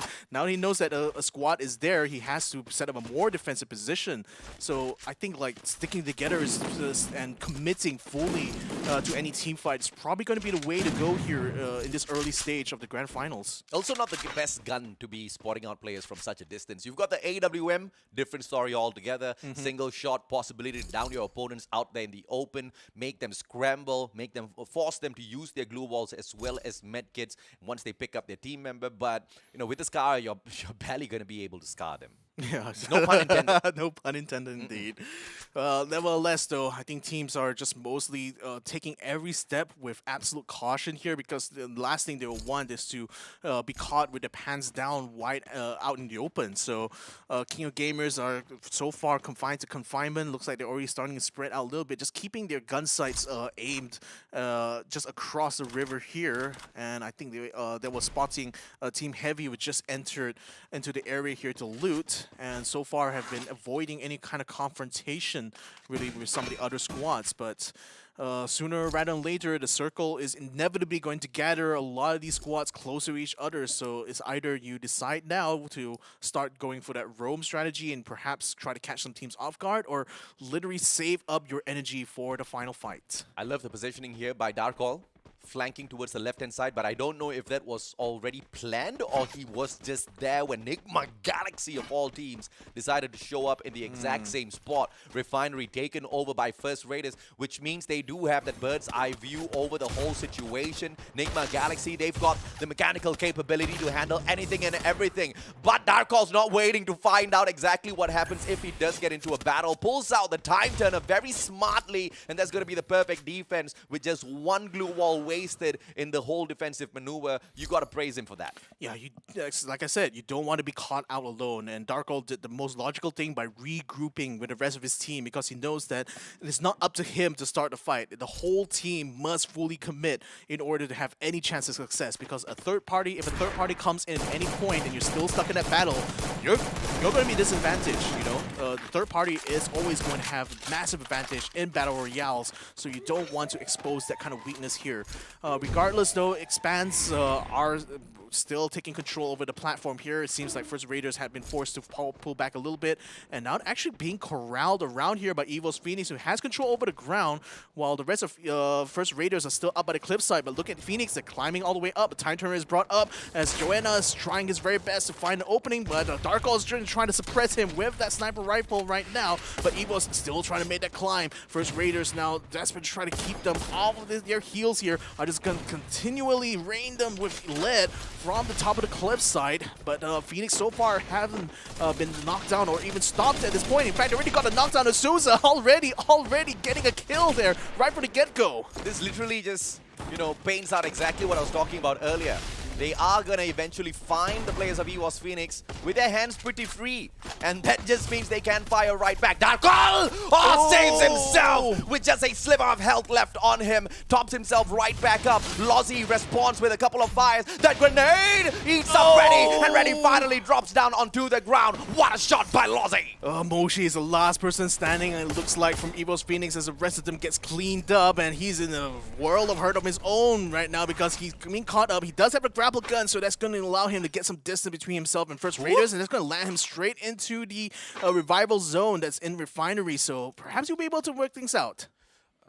at this point is when we look at someone else. we don't continually look at this guy, you know? Moshi, he is a master, not only survivor, but also a masterful player in the way he maneuvers around the battlefield, especially when he's on the attack. This time around, we weren't able to see his fangs, but perhaps a little bit later on. For now, it's just the survival skills. But EARENA, on the other hand, getting caught outside by the home ground advantage squad, SCS ALFAINK. Now, Saudara, as they climb on up on top, they've got the bird's eye view. Woodpecker response coming on for Argus, but Jojo says hell no. The top killer of the previous lobby does not get it this time around as Ray gets that headshot, drops the player down onto the ground, and Ray gets a double. EARENA out, and they will have to try again later. Oh, that's a nice shot there, actually. Beautiful. beautiful one indeed from SCS ALFAINK. And yeah, a bit unfortunate for that other team there because, again, like that was a very, very long shot. Definitely did not see that coming here. But nevertheless, they were still inside the blue zone, so they have come vehicles, and that's going to allow them a quick exfil out of Mammoth right now. So SCS ALFAINK, again, one of the home ground teams here in this competition, already has a grenade launcher in hand, so you know where they have their sights firmly set on. It's going to be in that final circle for sure. Let's see exactly what Team Saudara can do a little bit later on. But for the time being, it seems like the home ground advantage is giving them that extra bit of confidence to step into some of these fights and walk away the victors. Darkall finds a long-range headshot onto a player from the side of Expand, but no kill coming through just yet, which means Expand has managed to block more subsequent shots and save their team member. But a lot of action out there in Kalahari, with the difference in terms of elevation keeps all of these teams hunting for more shot after shot. Attack all around. They're looking all around, but find no one. Yeah, and I see it. Expand has already taken control over the platforms on Refinery, so they're kind of having a bit of a rehash of the strategy they had like in the last map, where if you remember right, they took control of the clock tower, which is technically the highest point in the area, but looks like they're also trying to see whether or not they can make that strategy work out here in Kalahari. So I think it should be more effective. Good shots there coming from Dew, but the blue walls are making it quite hard for him to find a target, but those walls get broken down as quickly as they're set up, because a lot of shots are coming Sem9's way, and a grenade there probably ended both Ashura and Raja's life there. So Zenopie and Newbie, last two members standing. Newbie kind of far away on the docks. He's going to be actually in cover, but Zenopie is going to be facing the brunt of a lot of those attacks. Finally is trying to break free from this area of effect, but he says ALFAINK, I think, might have spotted him from under the bridge, so he's taking even more fire, while Newbie just kind of have to sit down quietly and hope to God that no one finds him. Yeah. And Sem9, of course, just a little unfortunate there, being caught out by two teams at the same time. But SCS ALFAINK helps out Sem9 as they attack NIGMA Galaxy head on. This backstab is forcing NIGMA Galaxy to reposition. They toss a grenade right back in, and Expand appears out of nowhere. And look at this. They've also got a grenade launcher in hand. NIGMA Galaxy in a lot of trouble because Expand, they've got the grenade launcher plus the high ground advantage. Roy down on the ground. The grenade launcher cannot pop off just yet. Dew as well. He turns around. He wants to take those headshots. First shot does not get it. Second shot doesn't get it as well. And Dew wastes his opportunity. Yeah, that's the thing. Like, they have to really quickly, rapidly try to turn it around, but it doesn't seem to work out at all. But says ALFAINK is again themselves completely eliminated.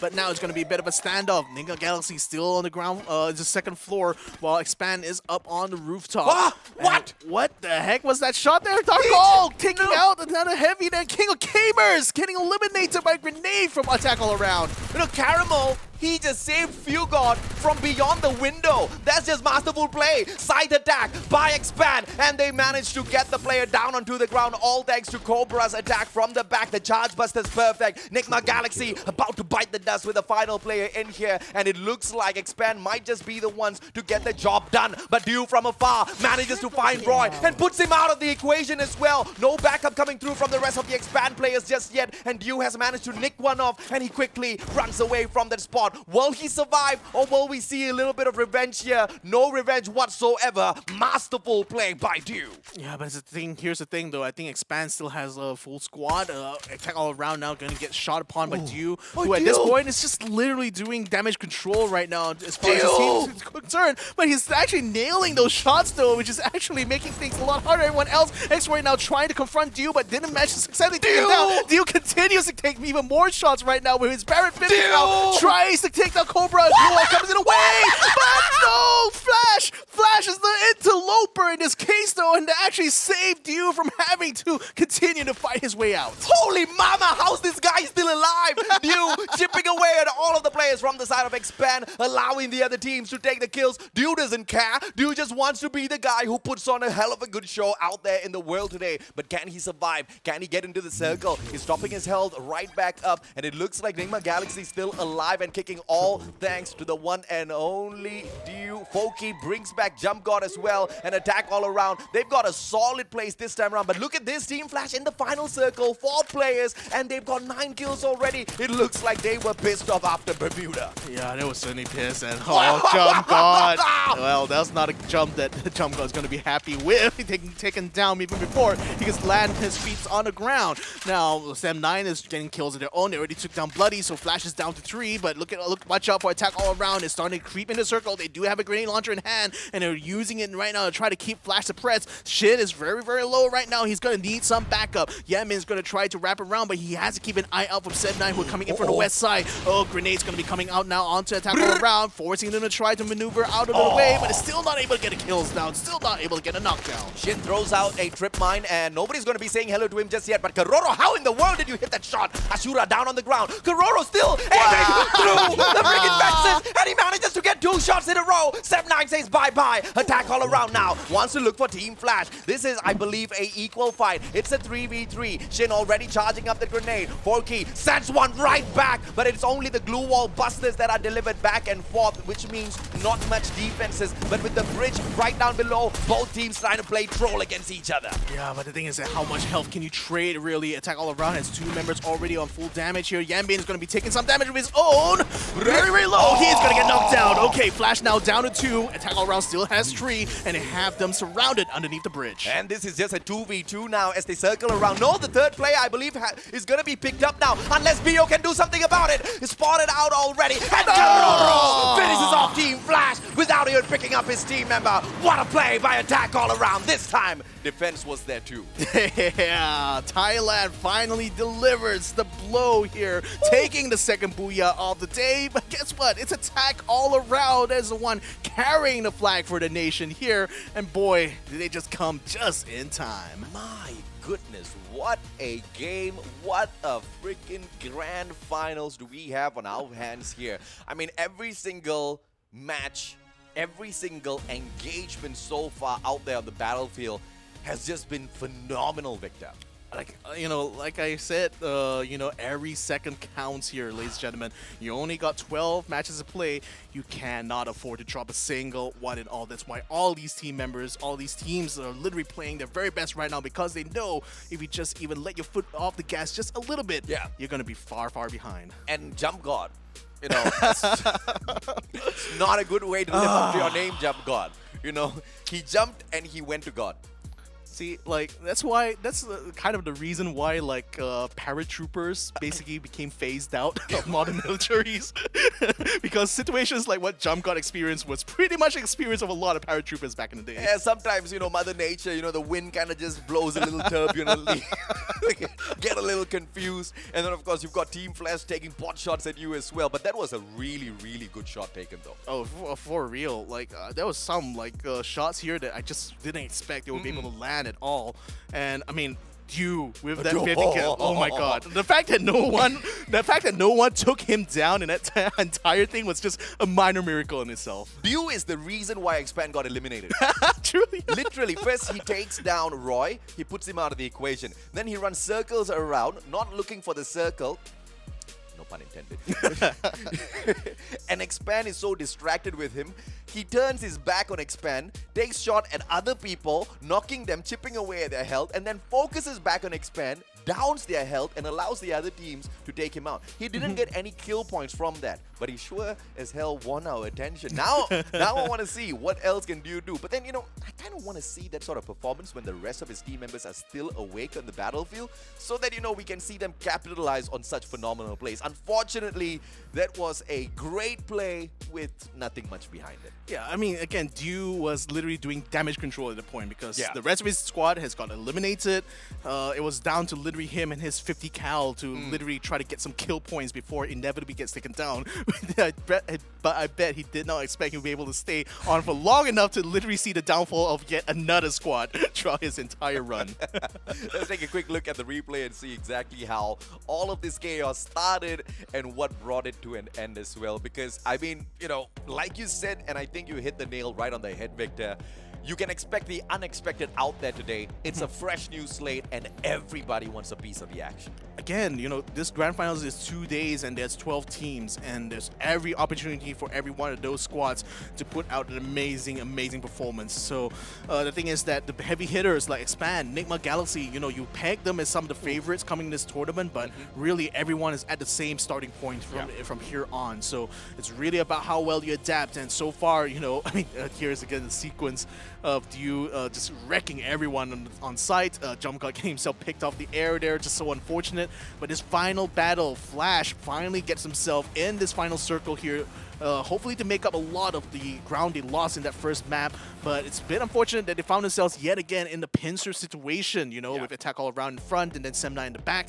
And unfortunately, they were already running with a man disadvantage going to that one there. So either way, though, I think they can still be very happy with the placement points they got, but certainly be looking to try to make up for a lot more of that lost points they got from being eliminated early on in the first map. I mean, look at it this time around, right? If you got the glue wall, the icebreaker out there on the battlefield, he was just phenomenal in terms of taking down defense after defense, not just with his bullets, but also those glue wall melters were in full effect being used. But a total of 53 kills on the battlefield and 69 headshots. I tell you, these players, not only are they good, they're just a little too accurate to deal with out there on the battlefield. I mean, again, when it comes to Free Fire, you know, there is the auto aim granted, but you still need to have a bit of skill to nail down a headshot, especially at distance. So that's where, you know, having a good marksman on your squad is so important, because you need to have someone who specializes in getting those pinpoint accurate shots done. Yeah, So people sometimes have an issue with Free Fire, saying, oh, you know, there's the auto aim. But you know it's not an advantage if everybody has it, right? right? So yeah, you have to be very nuanced in how you play even, because again, the auto aim just gets you half of the way there. The other half still depends a lot on your own skill. Correct. It all focuses on the mechanical skills, especially with the number of shots that you take, because you cannot spray like crazy, because in Free Fire, the kickback from the gun, the recoil is very, very, very difficult to handle, which is why you see all of these players who manage to get those back-to-back shots as they scope in and out. The speed of clicks from both of those fingers, I mean, the four-finger claw that they play is just so tough to deal with. But, you know, what's a little bit more nicer to look at is how quick to respond to the situation Attack All Around was, because they were going in for the revival. They wanted to play the game of numbers. Team Flash knew that was going to be the strategy. They take the attack, but, you know, instantaneous response from Attack All Around just gave them that booyah. And that's the kind of response time you need if you want to climb up to the top. You can see the difference already with the way Attack All Around approached their match compared to what First Raiders did. First Raiders capitalized a lot in the positioning and placement, but Attack All Around were literally attacking all around them, because they got 13 kills, which is 1 point more than the placement points they got with the booyah anyway, and it's put them up 25 points compared to First Raiders 21. Conversely, Team Flash is no slouch either, because they came out of the gate swinging after the disappointment that was the first map. I think this more than makes up for it now.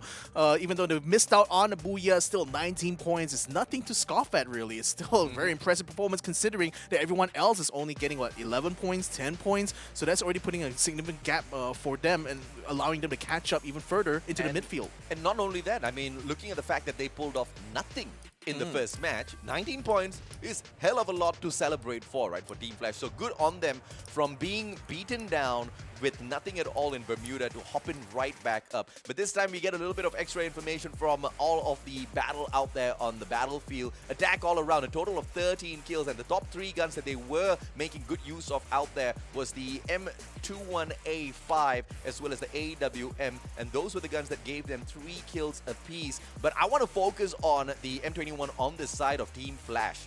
7 kills out of that gun. They are a little bit more proficient when they whip it out.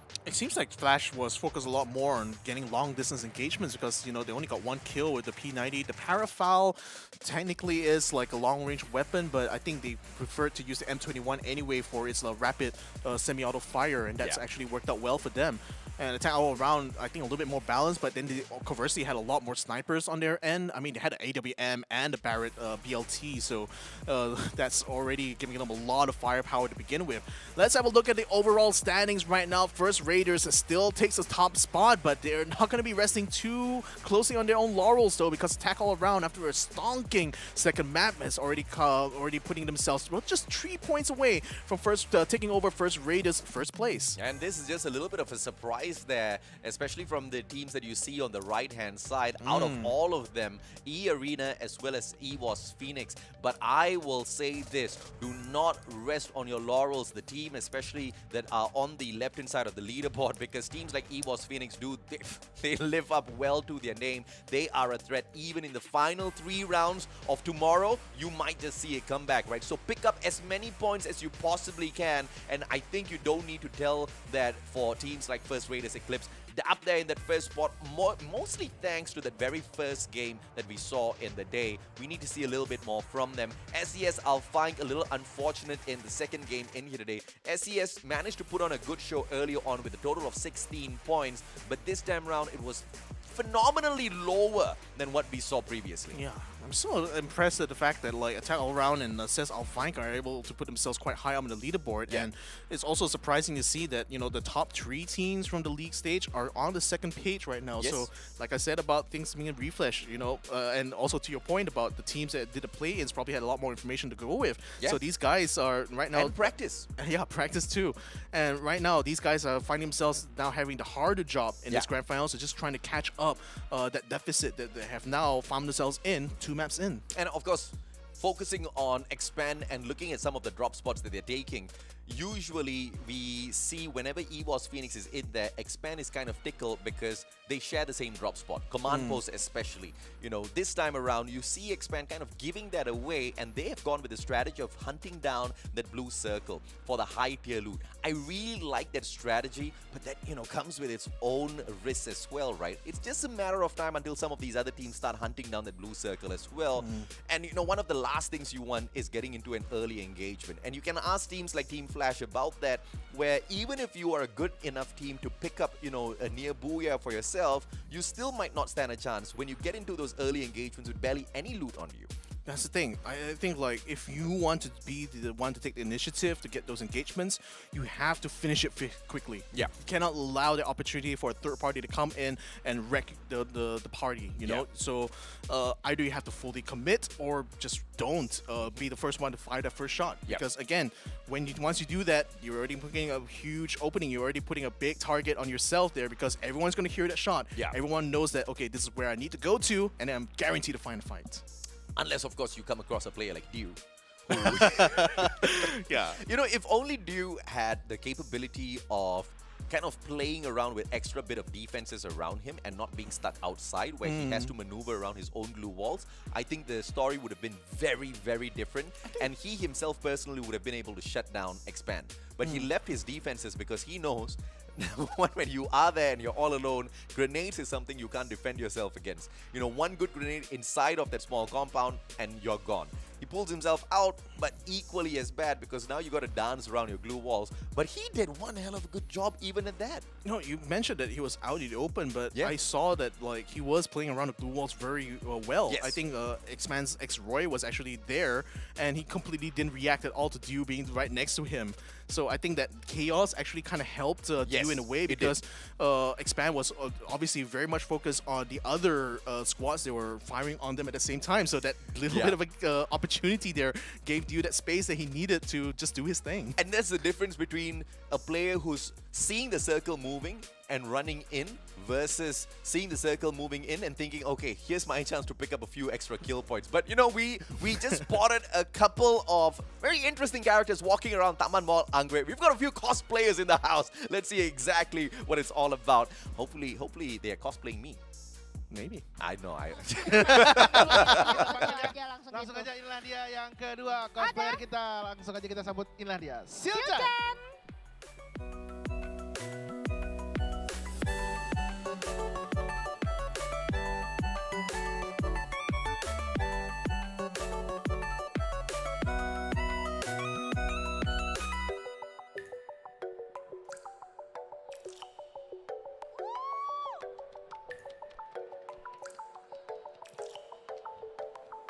Oke, mari kita ke depan dikit lagi. Iya, betul sekali. Aduh, Kiowa dan kawaii ya, say. Bukan lagi. Yes. Hai, apa kabar nih kalian berdua? Apa kabar? Tidak bawa mikrofon mereka. Oh iya, benar juga. Iya. Kau sih lagi sibuk apa sekarang? Sebentar, kita ada satu lagi cosplayernya nih. Wah. Nge-cosplay jadi salah satu tim yang bertugas Dadang di Jamet sini. namanya. Luar biasa sekali. Iya, benar. Kau sih sibuk apa sekarang? Lagi sibuk cosplay aja. Cosplay aja. Oke, nah ini nama karakternya apa nih? Ada yang tahu nggak? Ada yang tahu nggak? Nih, aku siapa? Oke. Apa? Siapa? Hah? Apa? Evelyn. Saipul. Jauh. Muhaimin. Jawa. Karoli. Gue suka nih ekspresinya ada ini. Emang lewat mana lu? Iya benar. Rojali. Kamu Beneran namanya bener. Kamu mau diamond nggak? nggak? Beneran. Kamu mau diamond nggak? Kamu mau diamond nggak? Saya nggak peduli kamu dari mana. Mau? Mau. Jangan kemana-mana, nanti nonton terus di sini ya. Harus ya, karena Sip. abis ini mau dikasih nih. Oke. Kata siapa?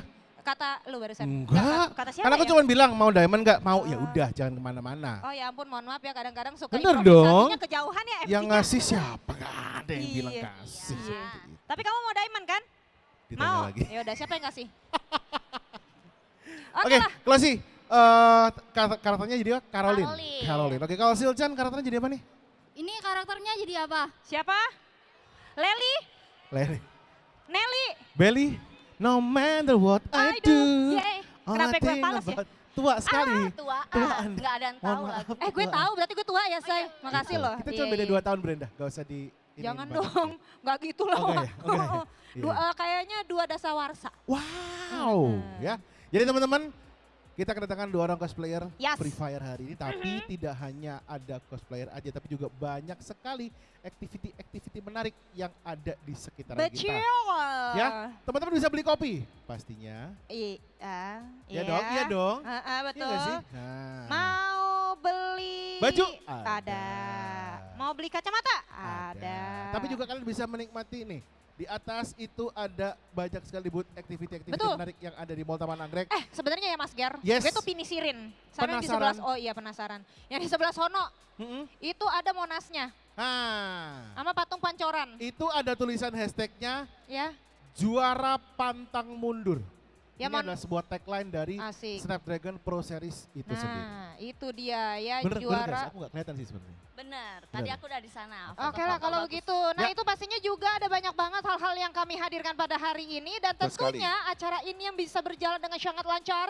Karena adanya dukungan dari para sponsor kita. Yes. Yaitu ada Snapdragon, ada Qualcomm Snapdragon yang menjadi sponsor utama kita untuk hari ini. Jadi ini adalah sebuah chipset yang sangat luar biasa, betul. sangat powerful sekali dan tersemat juga di smartphone yang Pastinya digunakan oleh keren para banget. player Betul. S22 yaitu Samsung Galaxy S Yes. series ya yang sudah pastinya kalian semua mengenal dan pastinya juga sudah pernah mencoba seperti apa kemampuannya. Yap, betul Tidak hanya itu sekali. aja. Kita Nah, juga ingin mengucapkan terima kasih kepada Monster Energy. Yang pastinya Unleash memberikan the Beast. energi. Betul sekali. Yes, Energy. betul. Unleash the Beast. Nah. Jadi melepaskan bis. Oke, betul. Bis. Bis. Seperti itu ya. Dan pastinya juga, kita juga nih untuk teman-teman yang sambil main, udah ada gadgetnya, udah ada energinya dari Betul. Monster Energy, pastinya kalian harus top up. Betul. Top up-nya Nggak- di mana? Kayak nggak ada hubungannya tapi ya Ada is aja okay. udah. Silahkan tutup top up di Kaci Shop. Ya. Great deal and game top ups ya. Dan juga untuk terima kasih sekali lagi Snapdragon Pro Series Challenge Free Fire Asia Yes. Pacific Season 2 ini disupport oleh pengurus besar Esports Indonesia. Yes. So, kita akan break sejenak untuk mempersiapkan match selanjutnya. Betul. Dan juga nanti karena masih ada signing session berarti ya? Ada. Oke, jadi masih ada signing session bersama 2 cosplayer kita yang sangat luar biasa ini. Iya. Jadi jangan kemana-mana, stay tune terus setelah yang satu ini.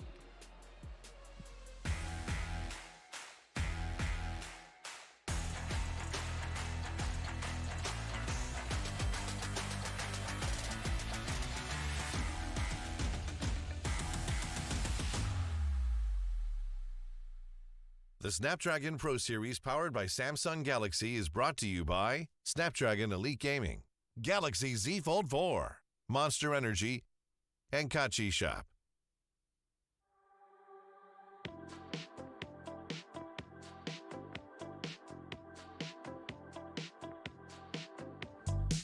Go to a place that you don't wanna leave. Beyond your mind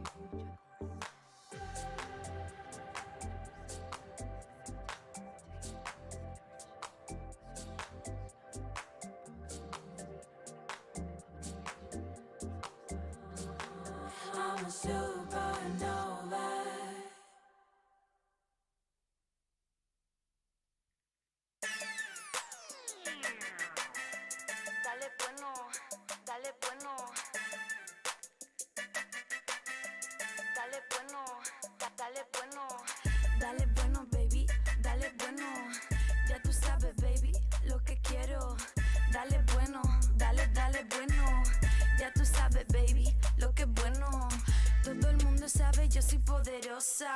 Si te caigo mal es que estás celosa.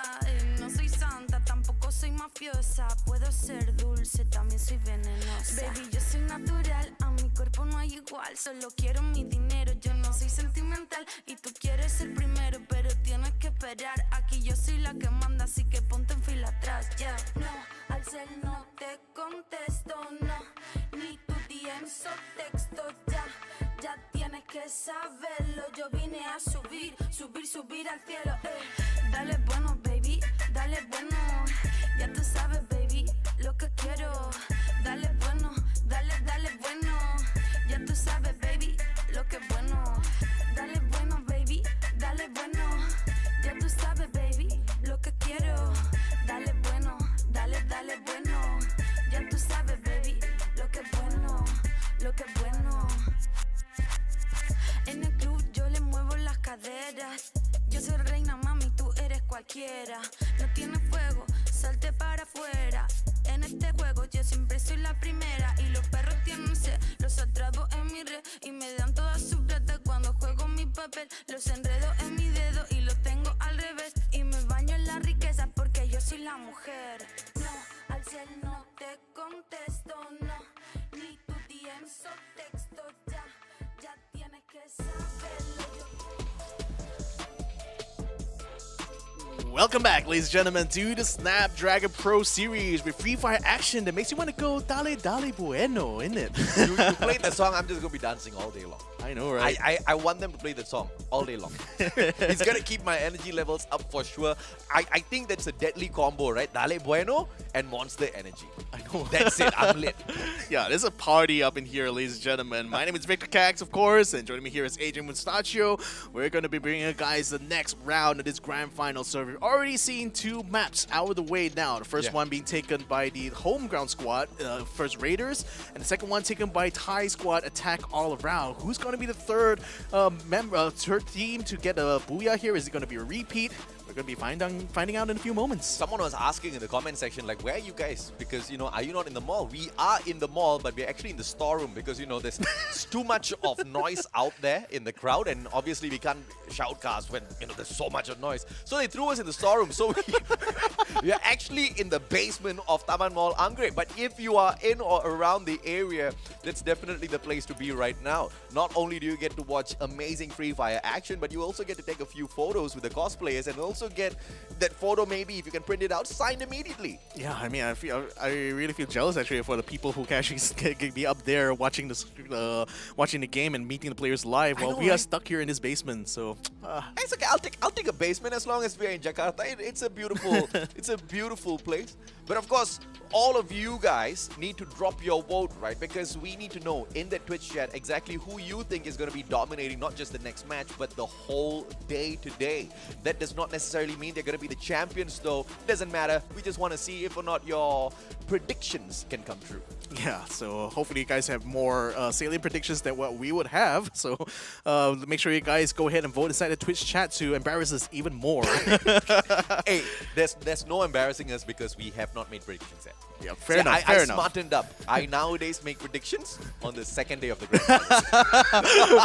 finals. Some would say that's cheating, but I would say that us as commentators are very aware that there's a curse, you know, being in this position here. I'm doing the teams a favor by not predicting who's going to rise or fall because, you know, we might accidentally curse them. So we are doing them a favor by not predicting this early.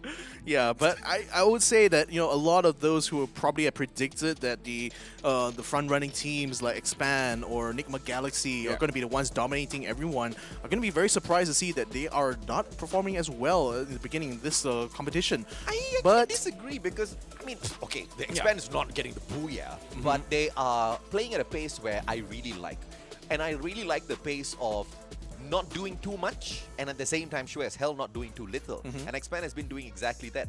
Both the matches, I believe in the first match they got about 10 or 11 points. The second match they got 13 points, which is very decent. That's going to allow you to stay somewhere just above the halfway point of the leaderboard. So, you know, making that last-ditch effort to get to the #1 spot is not going to be too tough at all. So, yeah, exactly. That was the kind of point that I wanted to make actually before he came in, which is that, yeah, even though they may be looking like they're not performing their very best, and there are certainly a few factors regarding that, but they're playing for the long run here, ladies and gentlemen. Day 2 is only when we will be crowning the champions. They're very much keeping that in their mind's eye right now. So even though the performance may not be getting them the booyahs or the final circle fights, they are still getting consistent points, and that's very key in this grand finals. We prepared something else for you guys as well, a quick short video. Right after that, you hear our voices again.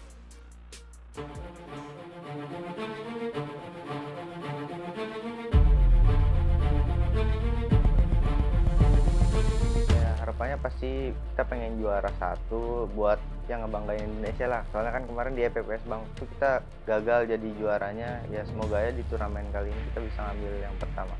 ก็ที่ตั้งเป้าหมายไว้นะครับก็คือให้น้องเขาเล่นได้เต็มที่หรือว่าได้เล่นก็พอครับเพราะว่าเราไม่ถ้าเราจะแบบหวังอันดับลึกๆเราก็หวังครับแต่ว่าถ้าเราแบบหวังเกินไปจะทำให้เราทีมเรากดดันแบบเราต้องได้อันดับนี้นะเล่นจะทำให้เราเล่นไม่ออกว่าเอาให้เราเล่นเต็มที่ก็พอครับ น่าจะติด1 ใน 3แน่นอนครับเพราะว่าน่าจะติดครับ Khi mà bước chân tới đây thì bọn em đặt mục tiêu phải nằm trong top 3. So yeah, it's really interesting to see that there are very different degrees of confidence these teams have. Some of them are like, yeah, we're going to dominate everyone.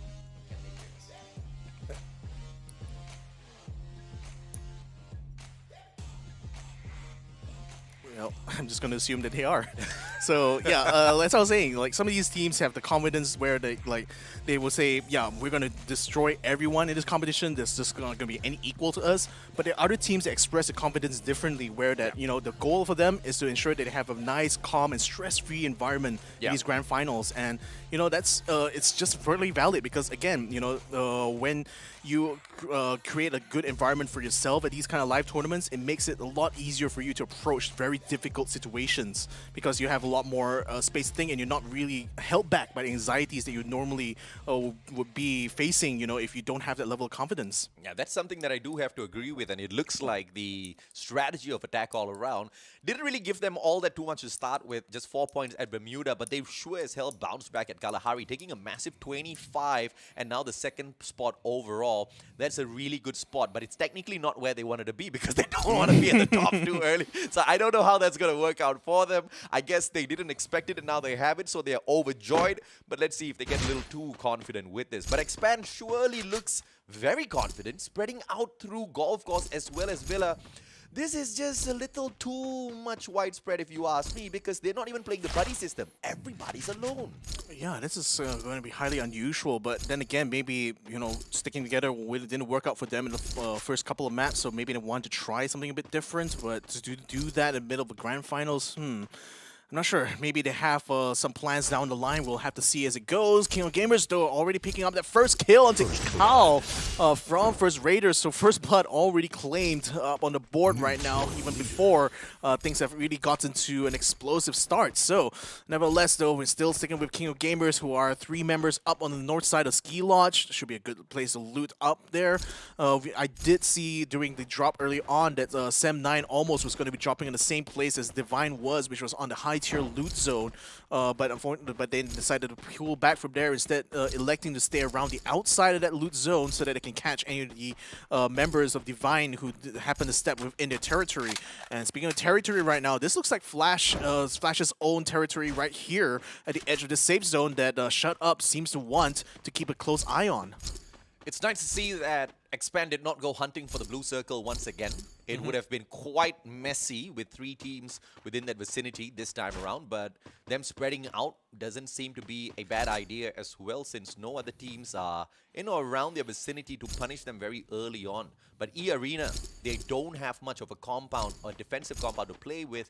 They are out in the open, very early game, which means they're going to have very little loot on them, very few glue walls. So if they do get caught in a battle, we might just see them make that exit pretty early. Yeah, so the best bet really is to try to steal loot from someone else, but look at Flash rolling straight in, taking down Protete, and just making sure that he has nowhere to run, nowhere to hide. So, wow. I mean, that's the boom and zoom that I really expect to see a lot of teams do, right? Just basically jump in, get the kill, and just as quickly get out. He fought that like his name, like a bodega. Though Yeah. Though actually, I think there's a pun on protege, but it's, potato. No, like a potato. Potato. Okay. That's the pun I want to see. Bio catches up with Shut Up as well, shutting him up perfectly. But that's not the end of EARENA just yet. They do look at this guy. Takes him down, goes to the same exact vending machine, and gets himself a better shield. Fantastic maneuver by Team Flash. And they are taking control of this revival platform as well. So EARENA, if they're in or around the vicinity, they're not going to be able to get their team members right back in here. EVOS Divine on the other hand. First strike onto Newbie. They managed to take that kill as well, and they are on the hunt for more. Well, they're making Box is just making full use of the Barret as well. Sam 13 has a Barret of his own, so this is going to be quite hard for Sem 9, and Raja is going to have to pull back as quickly as he can, but then is he going to run into the crutches of another squad? Watch out, the rest of Divine are already moving in a box, leading the charge as he attempts to try to find Raja, the last member I could see here of Sem 9. I think there's another member just further down south, so that's bringing that's an insurance policy that Sem 9 has in case things doesn't work out here with Raja. But nevertheless, though, EVOS already has 1 point to their name. And I think I did manage to see that the moment that Sem 9 player went down, he was instantly revived. So it's nothing to shout about, really, because you get brought back in, you just have your secondary, and it is going to be a little bit messy for you to take that drop right back into the vicinity of the rest of your team members, because you guys are getting hunted down right now. So Newbie, we will have to catch up with him a little bit later on. But now Sem 9 Zen OP with a high ground disadvantage, I have to say, because he's all alone. If he gets knocked down here, there'll be nobody else to save him. He is trying to back Raja up as Raja makes his way up, and Newbie actually dropped together with Ashura, and that's going to keep him safe for the time being. They do have EVOS Divine all circled already, but look at Divine. They're sending out 2 guys to circle around, flank from the right-hand side. So worst case scenario for EVOS Divine, if things do go south, they only lose 2 players. This is such a well-taken fight by both the teams. If you remember what I said during map number 2, it's very risky to split up fights like this. I mean, that's what Sem 9 essentially did here. They have 2 people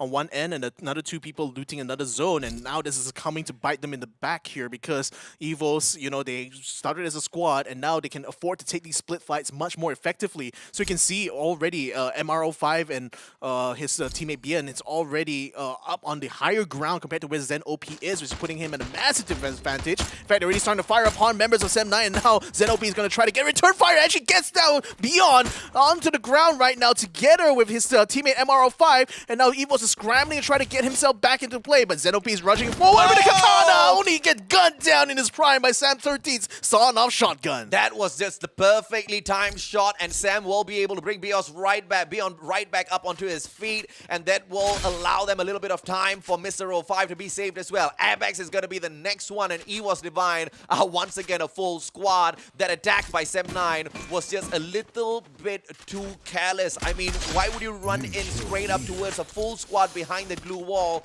with no vision whatsoever as to what's happening behind them?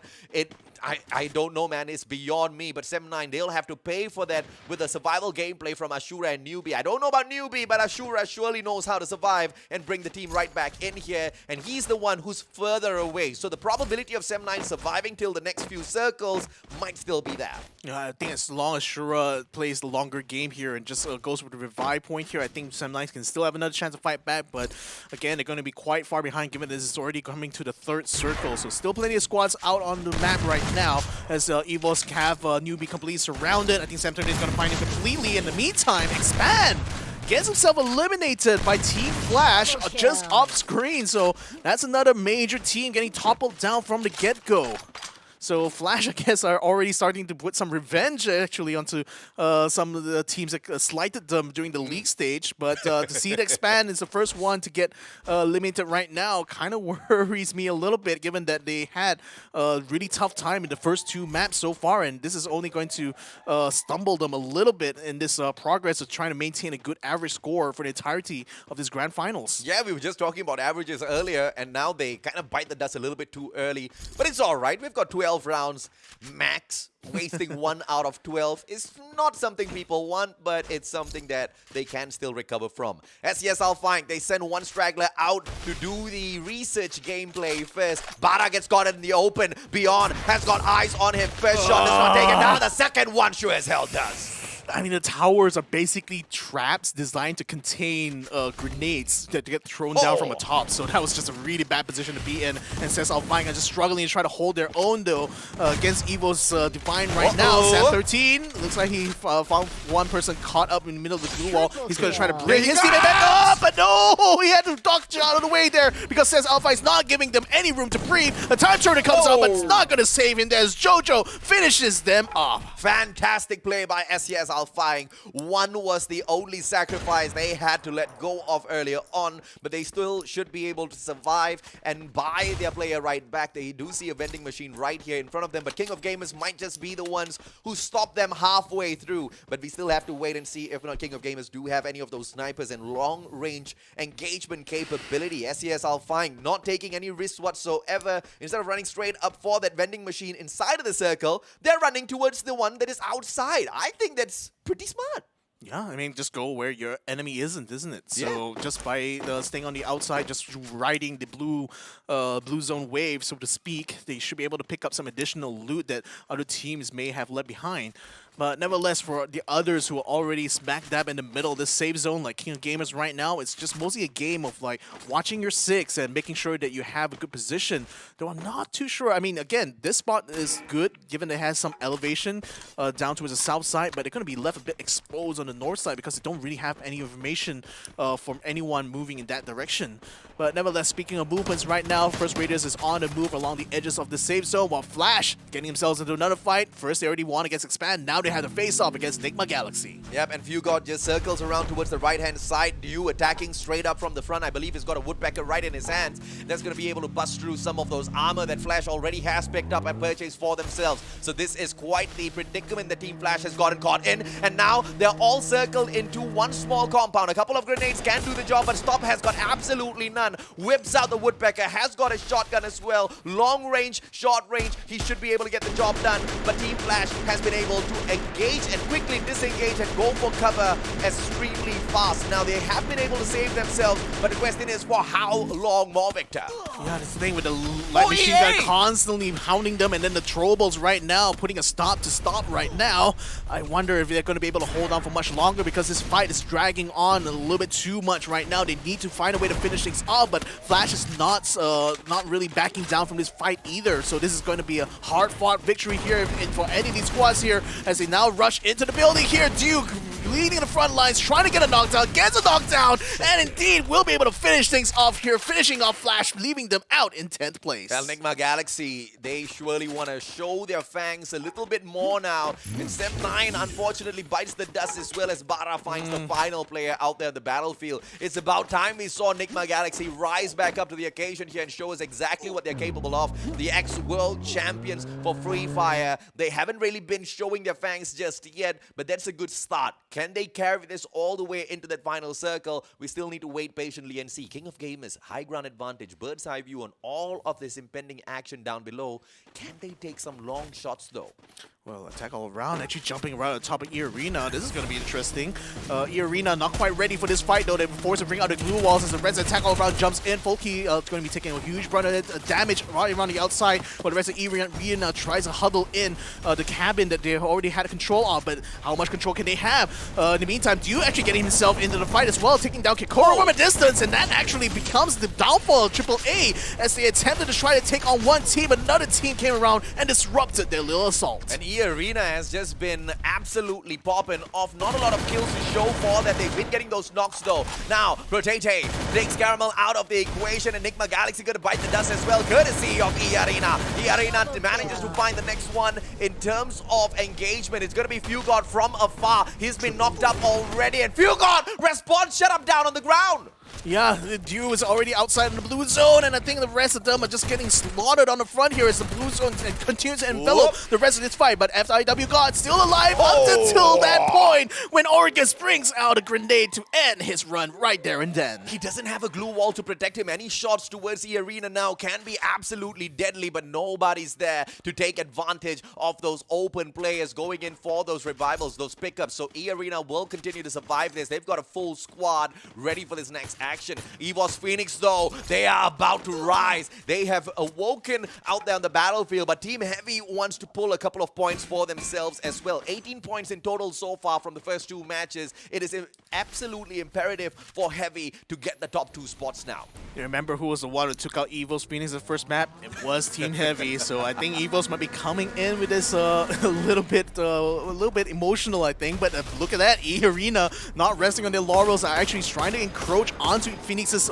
area here while they're still focused on the outside. Look at the card coming straight towards Joanna, but he is stunned and baited. Still gets the sniper shots in. The time turner is still keeping him up alive, and he's going to have a good space right now to try to get a revival back in. But EARENA, conversely, are just completely surrounding them around his cabin here, trying to find a killer. Moshi coming around through the window, trying to shoot down EARENA, who unfortunately find himself trapped inside. And King of Gamers the whole time has just been taking pot shots from the outside and to become your kill leader right now on the map. EARENA gets taken out of the equation, and Moshi doing 2 things at the same time, picking up the rest of his team members as well as shutting down his opponents. Heavy safe in the final circle, and King of Gamers has held on to that high ground advantage and managed to disengage from a lot of those Heavy firepower, but taken pot shots against everybody else. They now lead this lobby with the most number of kills, but in 20 seconds, all chaos is about to erupt, and EVOS Phoenix, they need to start moving, and they need to start moving now. But the problem is, once they move out the way, King of Gamers is going to have free reign to shoot them from a distance because they have control over the bridge.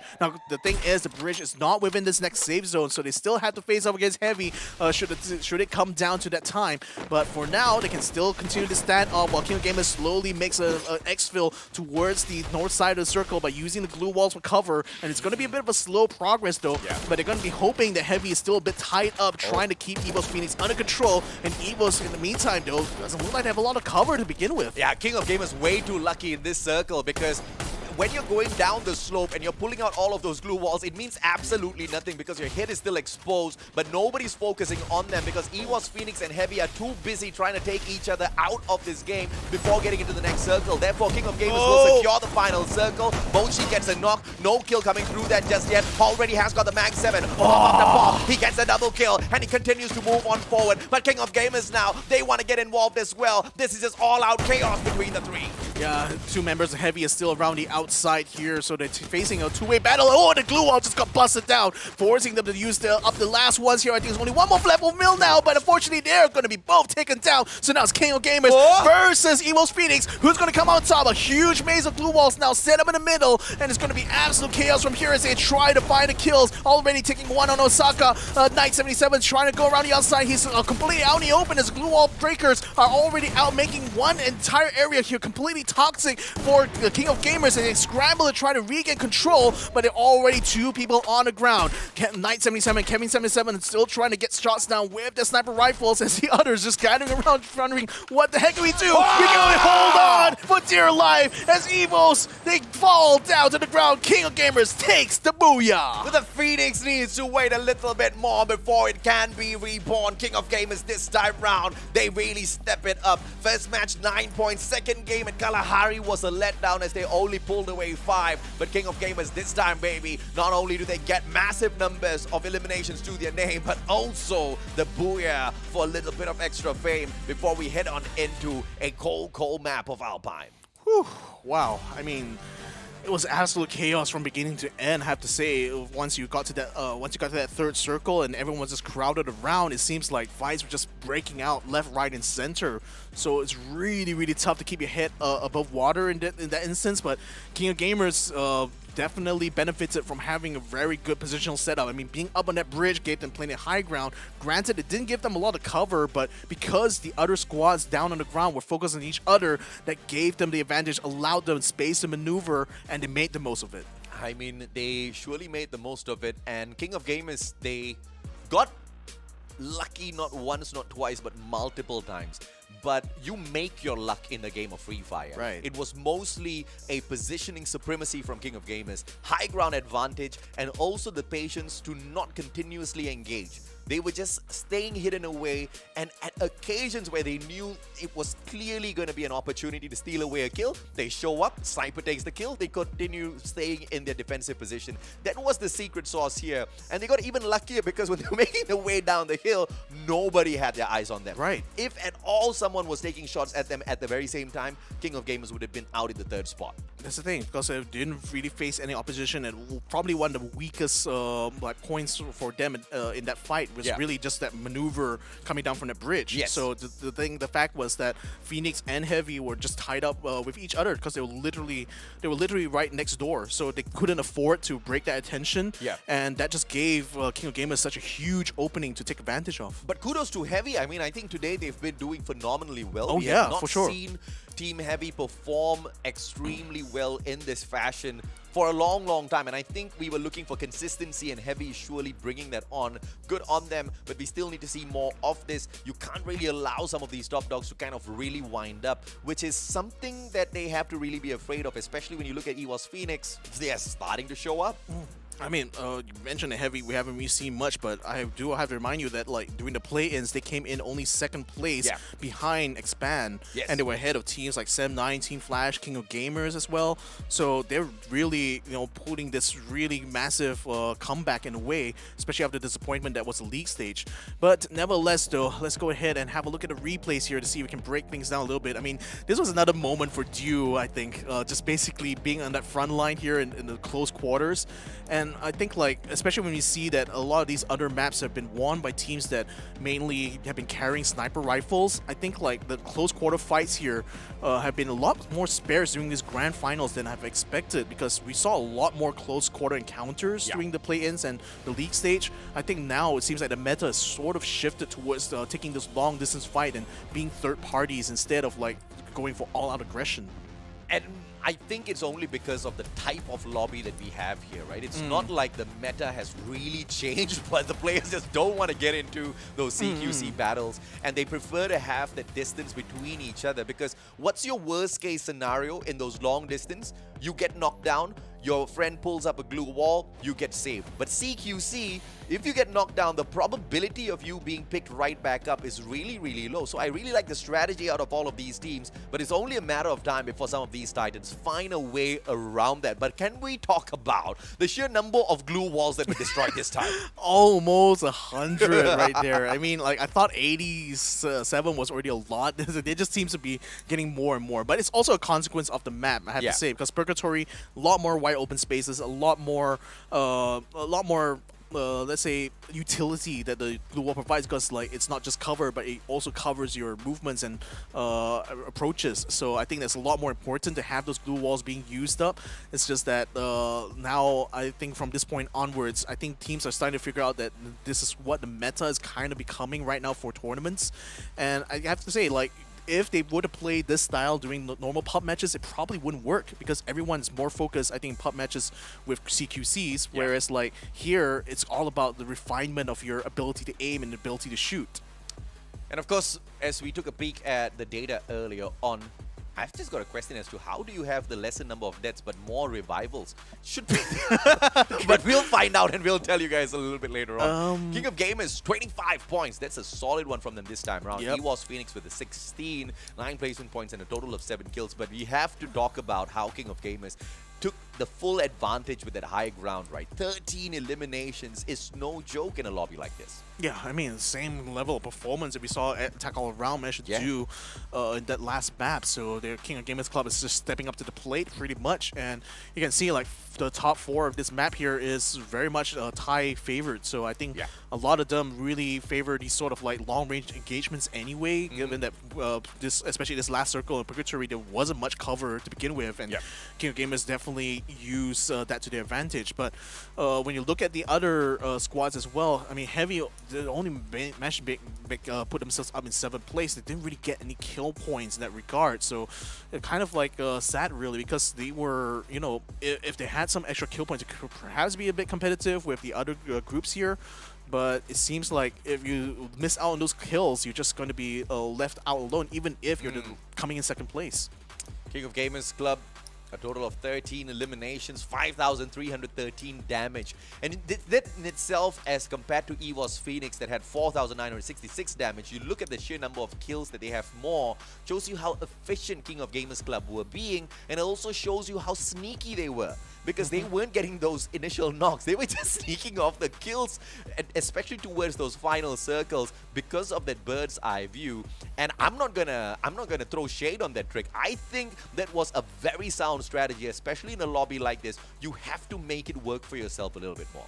Yeah, again, it's like it's not so much about you getting the really lucky shot. It's like how you use that luck really to propel yourself forward. And King of Gamers has definitely demonstrated one way of doing that. But let's have a look at the player leaderboard right now, because so far Jojo from says ALFAINK has been the one killing the most number of players in this matchup so far. 9 kills to his name, a total of only 4,275 damage, which is surprising when you look at how much Dew has been doing. 7,109 damage, but then only has earned 7 kills so far. So, but I think Osaka kind of beats him at that. True. 2,000 damage. The guy has got 7 kills, but 2,360 for JLX. Okay, all of these players, they're really, really proficient at getting the eliminations. Let's just put it that way. Yeah, but it also highlights that, you know, some players' roles really are just to land a killing blow, but some players, they are kind of like the bruisers in the squad, where they're the ones dishing out the damage, but these guys will be usually the ones using the LMGs or the machine guns or rifles just to kind of burst down the damage and then allow your snipers really to pick up the kills. And let's face it, the main reason why Dew has got so much of damage was because we saw all of those hit marks that he got without getting killed. So we understand where the damage came from. First rate is Eclipse up top, representing Indonesia. 42 points in total. But King of Gamers Club hot on their heels with the 39 in the second place. Saudara Esports, SES ALFAINK, 33 points, tying up with EVOS Phoenix in the 3rd and 4th spot. Attack all around, and NIGMA Galaxy. Can we talk about how is NIGMA Galaxy climbing up ever so slowly, even though they're not doing great? Like I said, their eyes are very much focused on day 2. Like day 1 is just going to be a bit of an exercise to kind of see where they stand. Yeah. But right now they recognize, I think they should recognize by this point that, you know, trying to focus on the heavy hitting teams may not be the most salient strategy, because like that's opening up the door now for other squads to become third parties and to be able to overcome them. But at the very least, they're keeping in touch with where First Raiders and King of Gamers scoreline is. So it's not deficit is going to be too hard to overcome in the next few matches, but it's still going to take them quite a bit of effort, really, I think, to avoid circumstances that are going to allow these other squads to get an advantage over them. That I have to agree, but you know, as they go out there and test their own strengths, they really have to play this as defensively as possible. It's good to be on the offense because yes, the points accumulated will be able to help you climb up the leaderboard, but just like what King of Gamers has already shown us in the perfect example, when you play your positioning better than attacking the other teams, you are gonna inevitably get those kill points either way, because as long as you're in the right spot at the right time, nicking off, stealing away those kill points is gonna really put you up at the top. Yeah, so on that note, ladies and gentlemen, we're gonna be taking a short break, but we'll be right back with more Free Fire action in the Snapdragon Pro Series, so stick around, we'll be right back after these messages.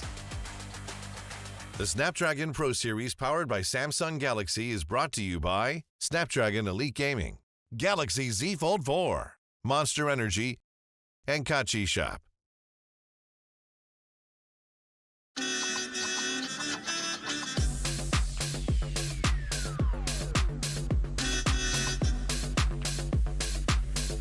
Yeah, make it look clean like Lysol. Hit it at the park, no curveball. Why they always wanna see my downfall? Cause I'm winning, baby, I'm above y'all. Who can bring the party like me? I'm who they all came to see.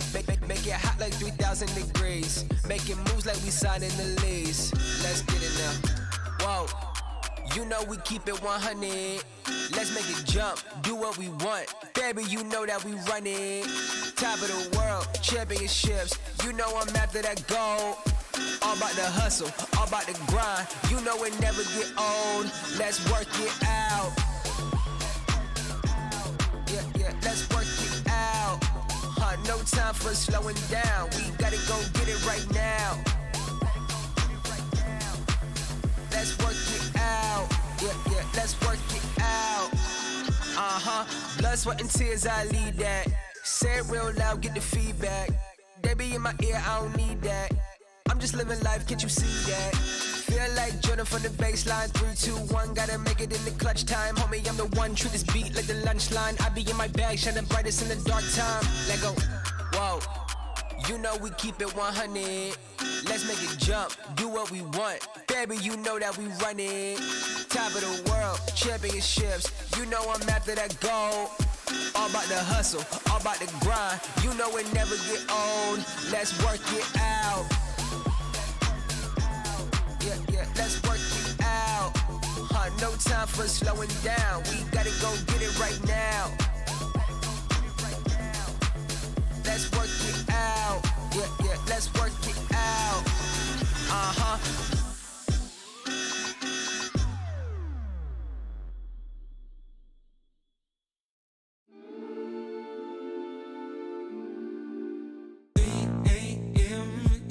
It might be dark, but I'm seeing all the sides of you. Touch my skin, baby, we might be far, but I'm only getting closer to. Feel the way it's coming in, oh.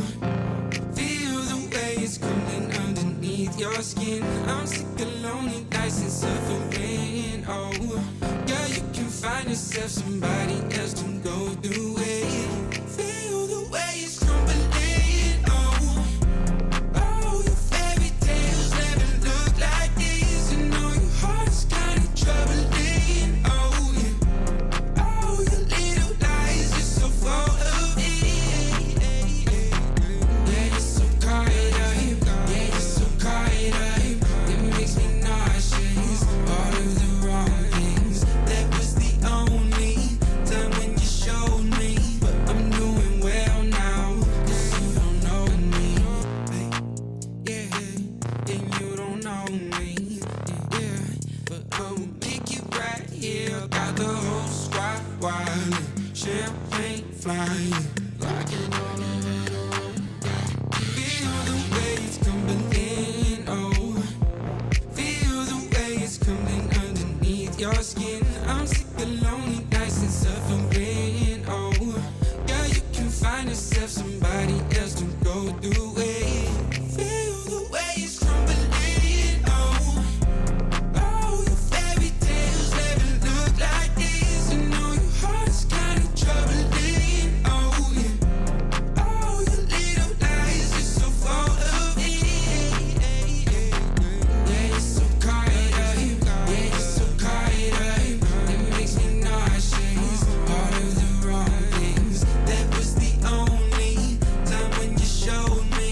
But I'm doing well now, 'cause you don't know me.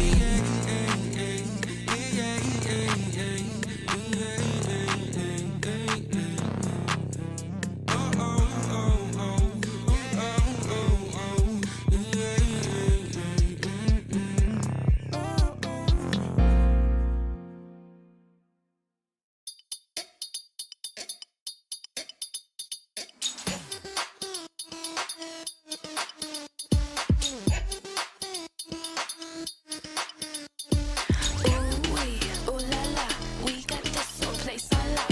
Walk, oh na na, it's the vibe we bout to rock.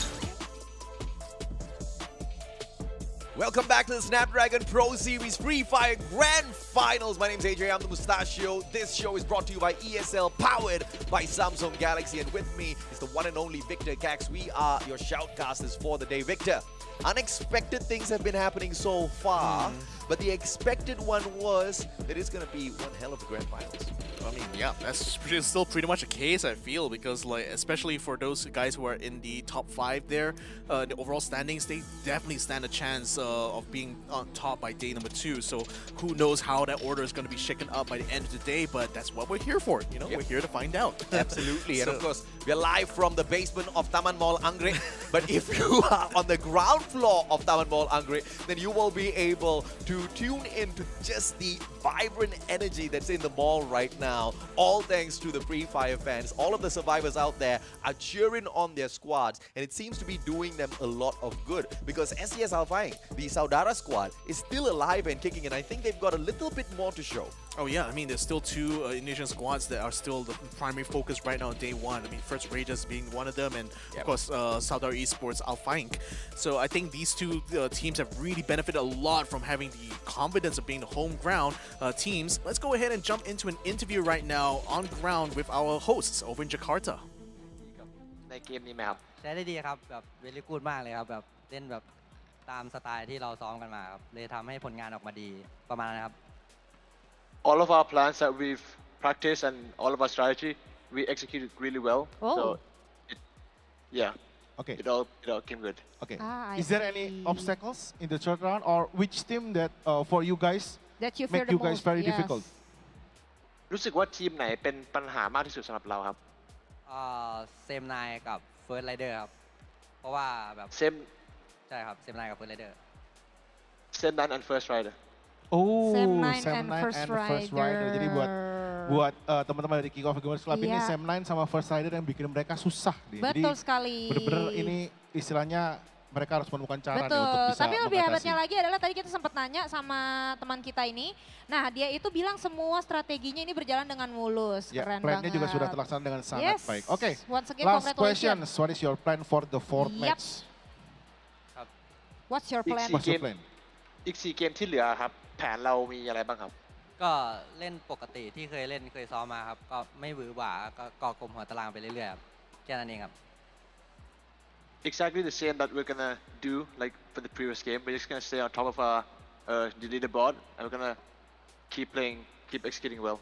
Oke, jadi mereka berencana untuk melakukan apa yang sudah dilakukan di ronde-ronde berikutnya. Betul sekali. Tapi dengan cara yang lebih baik biar mereka tetap berada di leaderboard. Oke, so Yes. thank you ZZ. You can go back to your seat. Thank you you once so again much. and good luck once again. Thank Yes. you. Oh, luar biasa ya. Keren banget. Tadi kita sudah melihat kan Pak? Luar biasa ya. Indeed. I mean, again, it's kind of funny that they highlighted the Sem 9 as like one of the main commanders, given that Sem 9, even though they have not a lot of points on the board, but I think like they still feel that they challenged them a lot on that specific map though, so that's probably why that they are a lot focused on Sem 9, who, by the way, like even though they haven't really translated a lot of performance to points at the moment, they're still getting themselves out there, you know, trying to get those, trying to pick up fights on their own. It's just that they now, I think, need to try to focus more on getting to that final circle, getting more of those placement points, so they can still stay on par with like, the top teams right now in this grand finals. Yeah, it might not be visible just yet, but Sam 9 surely is one of those teams that can really push your buttons out there on the battlefield. But you know, one of the things that powers up all of these players out there on the battlefield is our main sponsor of this event, Snapdragon Elite Gaming, when winning matters. Yeah, and Snapdragon has been powering your phones for a lot thanks to their Qualcomm Snapdragon processors. Now they're powering tournaments like the Snapdragon Pro Series. So shout out to them, and once again thank them for really bringing us this opportunity to show you guys the best of the best when it comes to Free Fire. So, in any case, now that we're going to be coming to a repeat here, now we're coming to the final map of the 4 that we're going to be in this cycle, which is going to be Alpine. Do you see that things are going to be a lot more different coming into this one? I mean, now we already have 3 maps under our belt. Yeah. We already can see that first Raiders, then Attack All Around, and now King of Gamers pick up Booyahs. I personally think that, yeah, we're going to be seeing a lot of like teams just exchanging Booyahs like this, isn't it? I want to say that, but here's my first prediction of the day. EVOS Phoenix might just wake up as well as expand, because these two teams are very, very good at finding their way around Alpine. It's going to be purely dependent on, of course, whether or not they do find some early engagements. If they don't find early engagements, they might just be ones to watch out for in that final circle. So yeah, I mean, again, when we talk about early engagements, we didn't really see much of. I mean, we did see early engagements between 3 squads in particular in the first couple of maps. I think the third map, granted, Purgatory is a little bit more open-ended, so I think we didn't really see a lot of hot drops happening there. But I think for the most part, teams now are just more focused on trying to make sure they can maximize the points potential they have, and sometimes that also means just foregoing a lot of the early aggression, just simply to be able to gain a better position or to get better loot, basically, that can help them in those final circle fights. Better position, better loots, of course, it helps you.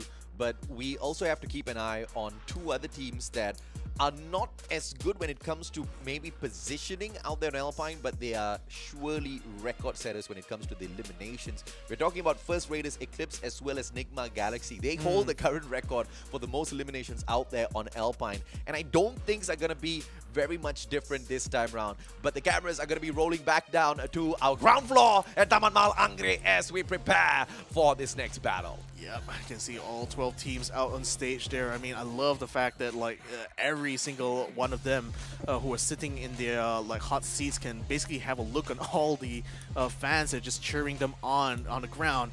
13 seconds till we start the map on Alpine. I hope you guys are strapped in and ready, hanging on to the edge of your seats, because this is still going to be a banger if the last 3 maps have been any indication so far. I think ESL has outdone themselves with this setup. I absolutely love how bombastic the environment looks, and it's just sweet, man. I mean, look at that.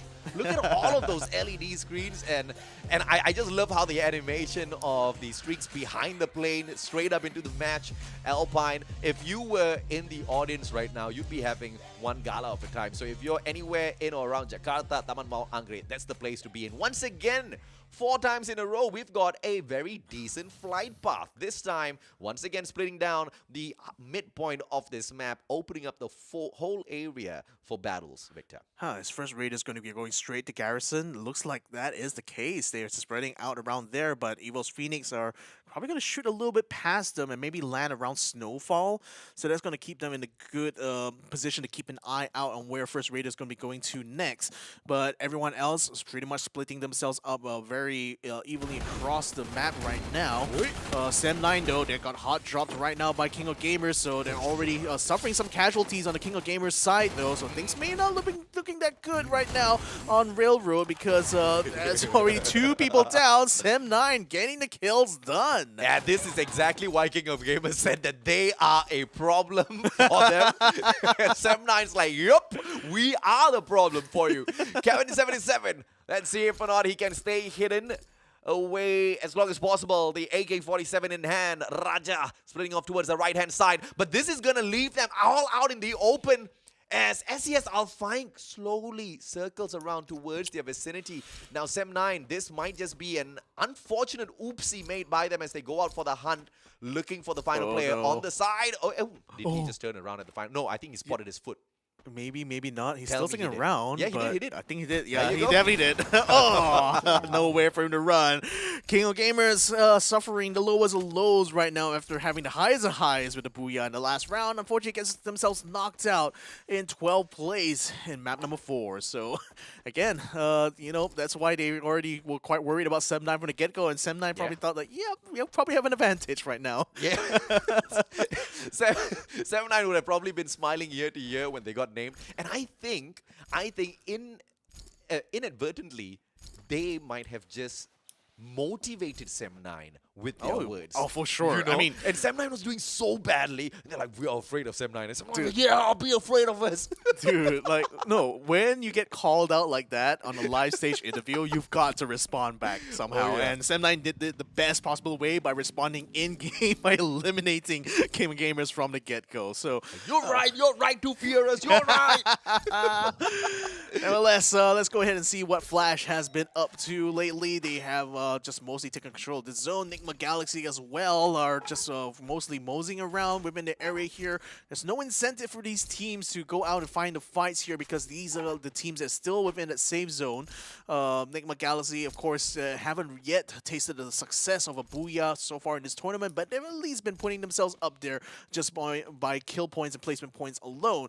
But can they finally overcome this really competitive tournament right here? I mean, that still remains to be seen, isn't it? Let's see if or not Flash will be able to flashily show off this time around. Because just like King of Gamers, not exactly like King of Gamers, but something like them, they did really well in Kalahari, and then they pretty much bombed out in Purgatory, where I think they were placed in the 7th spot or 8th spot, but they did manage to kind of sandbag themselves with the 6 kills, so that's good on them. But they need to make sure they play a slightly safer game in Alpine. or slowly but surely it is going to affect their overall performance. EARENA on the hunt, looking for Expand. Now, Expand can't really take the zip line across because EARENA will be able to shoot them off of those lines. The zip lines, they don't really move you from one point to the other very fast. So that's going to be an unfortunate situation for Expand to be caught in. But EARENA doesn't want trouble. They don't know who they're going up against, but they do not want this early engagement. They peel away. Expand gets to live another day for sure as they continue to run on straight. That was a very interesting thing just now because I noticed that both Expand and EARENA just kept one person behind while 3 squad members were the ones in the front line. So I think they were like anticipating that any fight at this stage here is going to be probably resulting in a few casualties, so they wanted that insurance policy. Yeah. But nevertheless, though, that's with Expand pulling back from that fight there, that means that there's no engagement going to be happening. But at least they do know that a squad is going to be gatekeeping the bridge area, so they're going to try their very best to steer clear of there. Meantime, First Raiders seem to be exploring what options they have against Semline, but Semline seems to be very well dug in at this point. So either they're going to have to find an opening kill or maybe use the vehicle to launch a surprise attack. But Lozzy is already got himself into the building. He's already moving up very rapidly. Probably going to be running to Sem9 very soon. And Aikal already setting up his area effect there. It's probably going to be good if they can actually land some good shots. They try to put a trouble in. Zenobi is going to be first one to hold the line there. He actually takes down Aikal just in time. But Lozzy is going to come up behind with a follow-up. It's going to be able to take down. No, he does not. Zenobi still able to hang on for dear life, even though he was down to a sliver of health. The glue wall tries to come up, but a grenade launcher from Souza is going to prove to be his downfall as Lozzy finishes off the rest of the frontliners here, and looks like Sem9 very much in deep trouble. Sometimes it's good to back your team members up, sometimes it's just an absolutely bad time, and that was when your team member has got a opponent with the grenade launcher. Souza, beautiful double kill, and Souza finishes off Ashura as well. Takes the triple for himself, all on the players of Sem9. I mean, First Raiders sure as hell are on fire. Remember, we talked about this team. They know how to get those kills on Alpine, and they've started off great.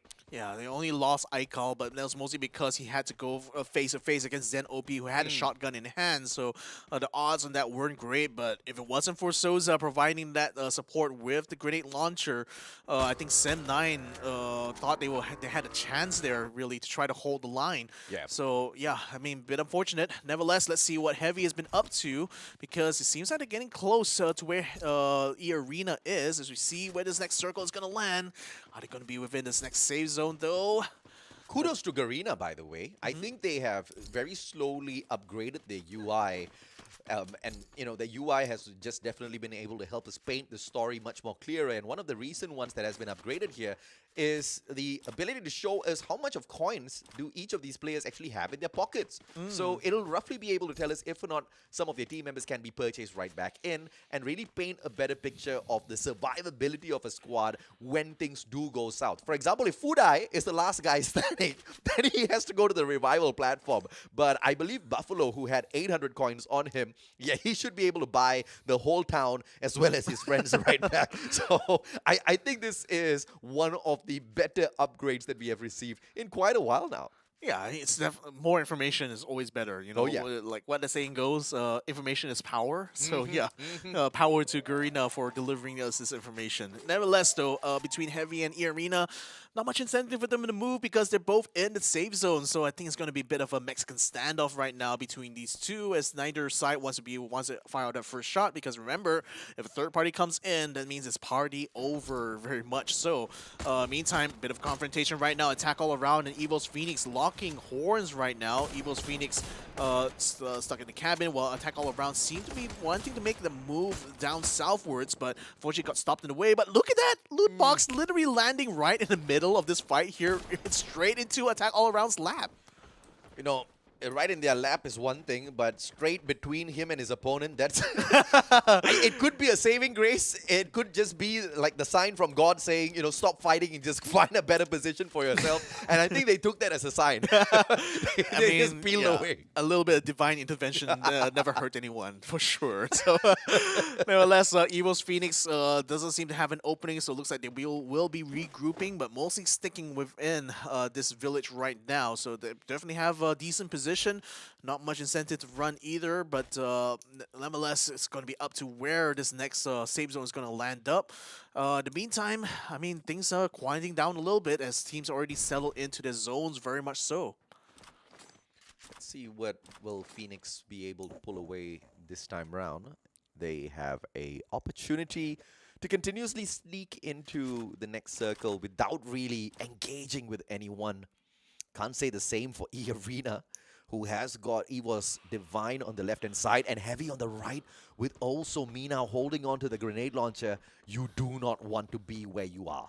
And watch out for Dew, actually. NIGMA Galaxy's Dew is just lurking around the corner there, and he has got a sniper rifle. I think it's like AWM in hand. So if any one of these members from Heavy or EARENA decides to step outside of their cover, that means that Dew potentially could get a free kill that way. So or free hit mark. Yeah. Oh yeah, just to buff up his damage stats, isn't it? No shade, dude, no shade. Just calling out facts now. Yeah. EARENA and Heavy, it looks like they just want to dance around each other for the time being.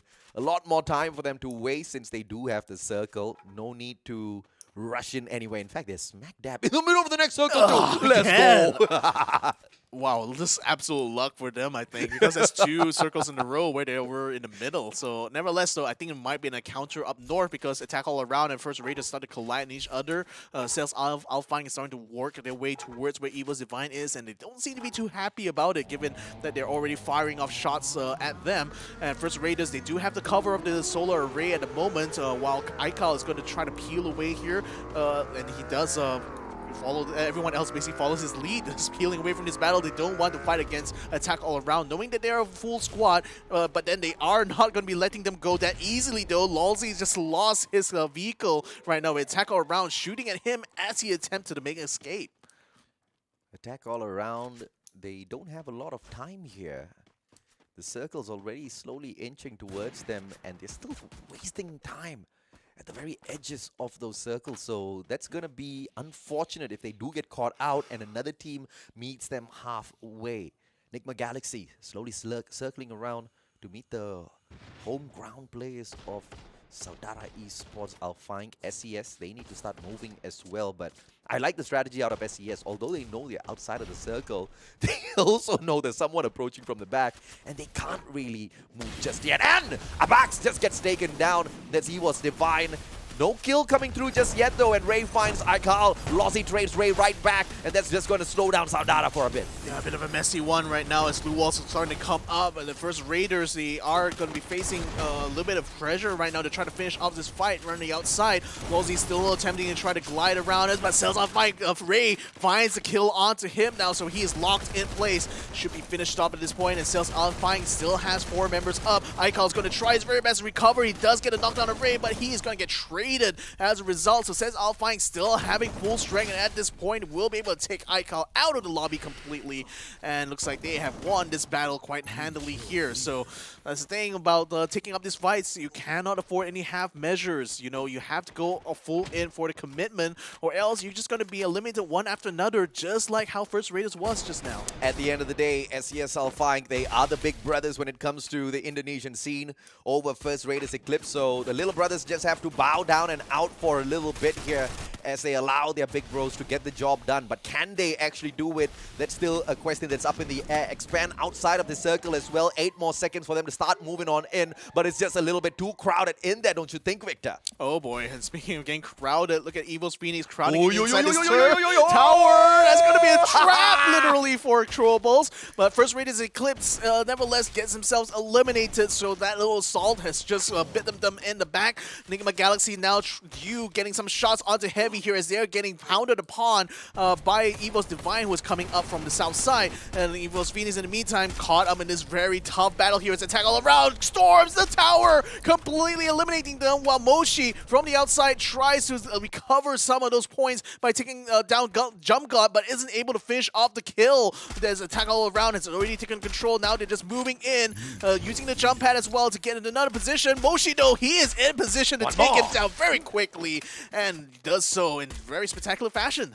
Yeah, but now they are already bleeding. 2 players out of the equation already. EVOS Phoenix needs to play the game of survival without getting into another engagement. 4K, we don't know who knocked him down onto the ground, but he's going to get expired in a little bit. Moshi facing a lot of heavy firepower alongside Get High. Karoro, final player on the side of attack all around, outside of the circle as well. He can fly right back in, but where will he land? Right on top of EARENA! Out in the open! This is a GG! Karoro runs straight back in and nobody spotted him. What a savior here. And now Karoro from the back. He literally runs, sees a player, trigger discipline, doesn't shoot, gets into his own time turner. And what chaotic experiences this guy is facing out there. But still, nobody takes a shot against him. The fights are also chaotic. Look at the amount of troubles coming up on the Team Flash's side. They want to take control of this building, which is currently being held by both Expand as well as Team Heavy. But then now, Flash is still around the outside, completely out on lurch. In the meantime, Kokoro finally gets shut down thanks to a back 7 shot there from says ALFAINK. Now, let's see whether or not Flash will be able to break an entry. They do have an entry. Again, they are using that to get into the building, while Expand and Heavy are still tied up on the other end of this building here. Protete, slow approach towards Expand. Team Flash on the other hand, long shots against SES ALFAINK, who are very busy with EVOS Divine, so that's a smart play from Team Flash, but they are poking the Hornet's nest because the last time we checked, Team Flash needs to also deal with Heavy, who are attacking from the back. EVOS beyond, final player! But he gets taken out of the equation, all thanks to SES and NIGMA Galaxy at the very same time, doing great work on the players of Team Flash, leaving just Bloody and Yan Bin all together. Yeah, Cess as well as like E9. Jojo right now not quite getting himself in a good position here.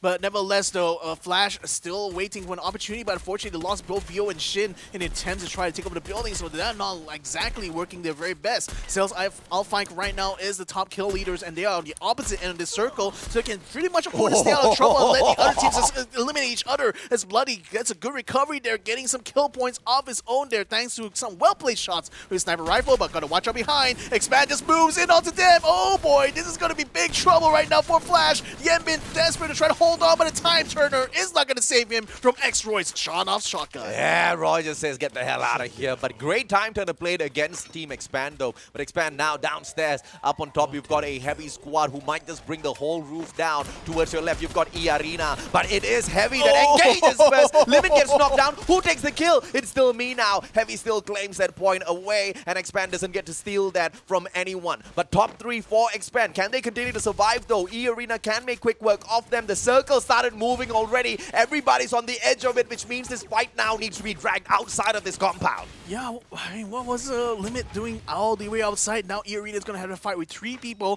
Milnow is going to get down on the ground here, but he's going to be blocked by a blue wall. As Expand still has a 4-man squad. Now they're going to be moving around the corner here to meet up against EARENA as well as Heavy. Now they're going to try to get on the top. Milnow's forced back all the way up to in order to recoup with the rest of the team. So it looks like Expand already has full control over the ground floor if they can just eliminate the rest of EARENA, which they're attempting to do. But Shut Up is still attempting to fight his own, and it's already gotten a knockdown and a kill onto the Axel. So it's not exactly a bloodless fight here. Expand literally needs to wipe them out quickly now before Heavy starts to roll in. Oh no, it's too late. Heavy rolls in heavy onto Expand and takes him out completely, leaving Shut Up the only member left, and there was easy pickings for the Vietnamese squad. Oh, and Team Heavy deals a heavy blow to everybody. Expand had a great play, but it was against 2 teams that were just much better positioned overall. Heavy had that high ground advantage, did not want to engage with EARENA, and finally when Team Expand kind of rolled in from that right-hand side flank, that was the perfect advantage for them because that distracted the players of EARENA for Heavy just to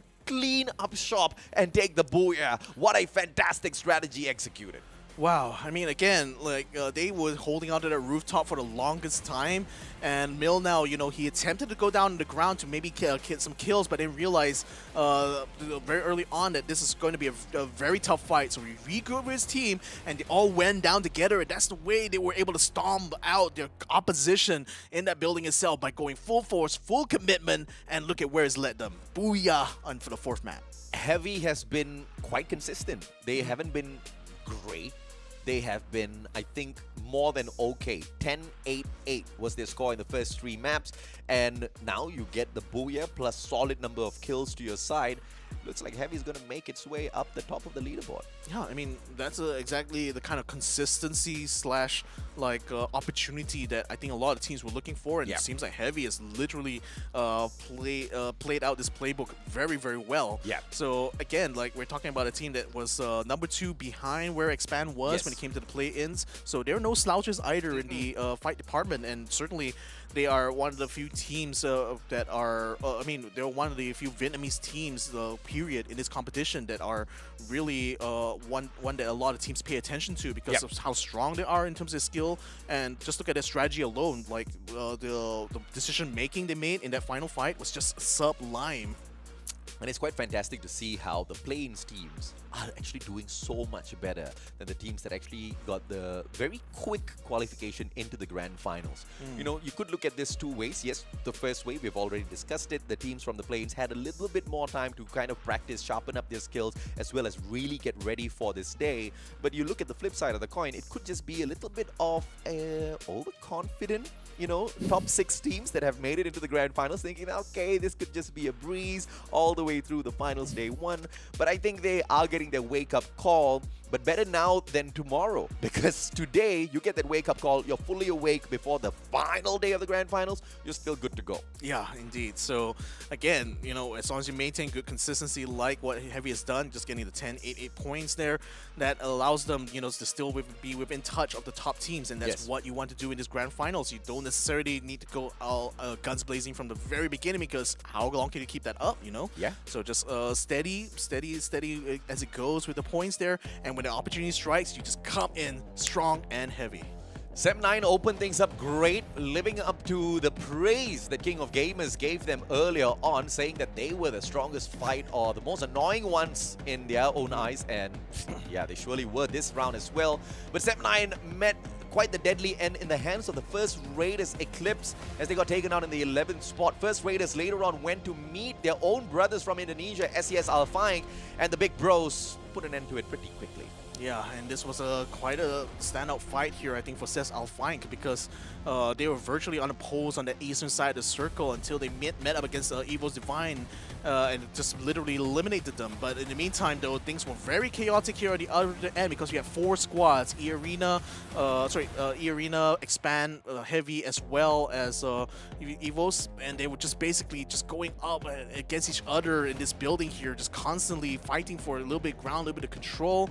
But in the end, though, it was Heavy who decided to come in full force, especially after Expand had been too tied up with this fight against EARENA, and this one last kill there to shut up was the one that delivered them the booyah. I mean, you know, sometimes it's good to just stay hidden. Sometimes it's great to camp, especially when those times gives you a few extra points in the final circle, right? Total eliminations this time, 47 overall, but 78 headshots just shows us that everybody's really getting geared up. Everybody's got those fingers warmed up already, and the final 2 matches are going to be explosive, Vector. Oh yeah, I mean, again, we're seeing these stats kind of climb a little bit round after round, though still, I think, highest kill we've seen so far in this competition on a map individual basis was 7, but Bara is getting himself up there with 5 kills though, so at least that's something that can be happy with. And it's kind of interesting as well when we look at the stats here, because it says ALFAINK, they had 10 headshots in total, but then they weren't able to make their way to the final circle. But whereas when you look at Heavy, they only had 2 headshots, but yet they were the ones who ended up with the booyah. And Heavy also was staying away from a lot of those engagements. Like, you saw the strategy, even in that final circle, you stay on the roof and you shut up. You know, I mean, I'm not talking about EARENA's shut up. You literally shut up. You don't do much, and you take advantage only when you need to respond. And I think that was one of the winning factors here for Team Heavy, knowing that they don't really need to go ham against some of these other teams. They can just play it patient, because at the end of the day, this is a battle royale. This is a game of survival. It's all about the last team standing, and it was that strategy that made them grab onto that booyah pretty confidently at the very end.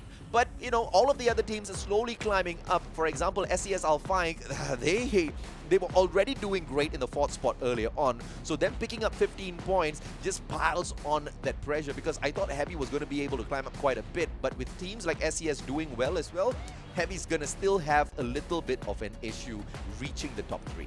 Yeah, and I'm really happy to see the EARENA expand, both getting themselves up there as well, getting 6 kills each, and combine that with the placement points they got in the end. That's actually putting them in a very competitive place right now, at least for this round standing. Attack all around still very decent there with 8 points to the name. NIGMA Galaxy only was able to eke out about 7, only 2 kills to the name here. Team Flash, the other enemy squad, is taking top honors on the second page here, but only getting 1 kill to the name, so it's really only placement points that are the saving grace at this point. And I wonder, especially with teams becoming a lot more warmed up, a lot more aggressive with the way they're taking fights here, are we going to see a situation where the kill points become a lot more important than the placement points at some stage of this competition here? Because I kind of feel we're trending towards that direction now. We surely will be moving towards that because, you know, when you look at the placement points, they are limited in terms of how much you can capture. But kill points, you know, the world's your oyster. If you've got great capability of going out there, engaging safely, taking those kill points for your squad, you are going to be the bigger winner at the end of the day. But here's the time for us to look at how some of these teams made that magic happen out there on the battlefield. And it looks like the Mag 7 was a really popular weapon this time around. And this kind of, you know, re-emphasizes the conversation that we were having earlier on. It's not really a shift of the meta as a whole, but, you know, the teams are trying their very best to not take these CQCs. But when push comes to shove, the shotguns still get the job done. I think that is just adaptation at play here, really, because, you know, the early rounds were won out by, you know, having a majority of kills on sniper rifles, but I think teams are starting to recognize that the best way to deal with a sniper long range is just go up to their face with a really big gun. And what bigger gun is there than the Mag 7? Oh, they made it! Top 3, having 46 points, and that's exactly what you need, right? To boost your confidence. One solid play, one good play. And think about it in this way, Victor. One more. If they can outplay First Raiders Eclipse as well as SES ALFAINK, they'll have that #1 spot. Vietnam up at the top. Who would have guessed? Indonesians up at the top. Yep, everybody guessed that because it's the home ground advantage for them. But Indonesia will be up and about, super pumped up, especially down there at the ground floor of Taman Mall Anggrek. SES ALFAINK in the first spot and First Raiders Eclipse right there behind them. Just 1 point difference.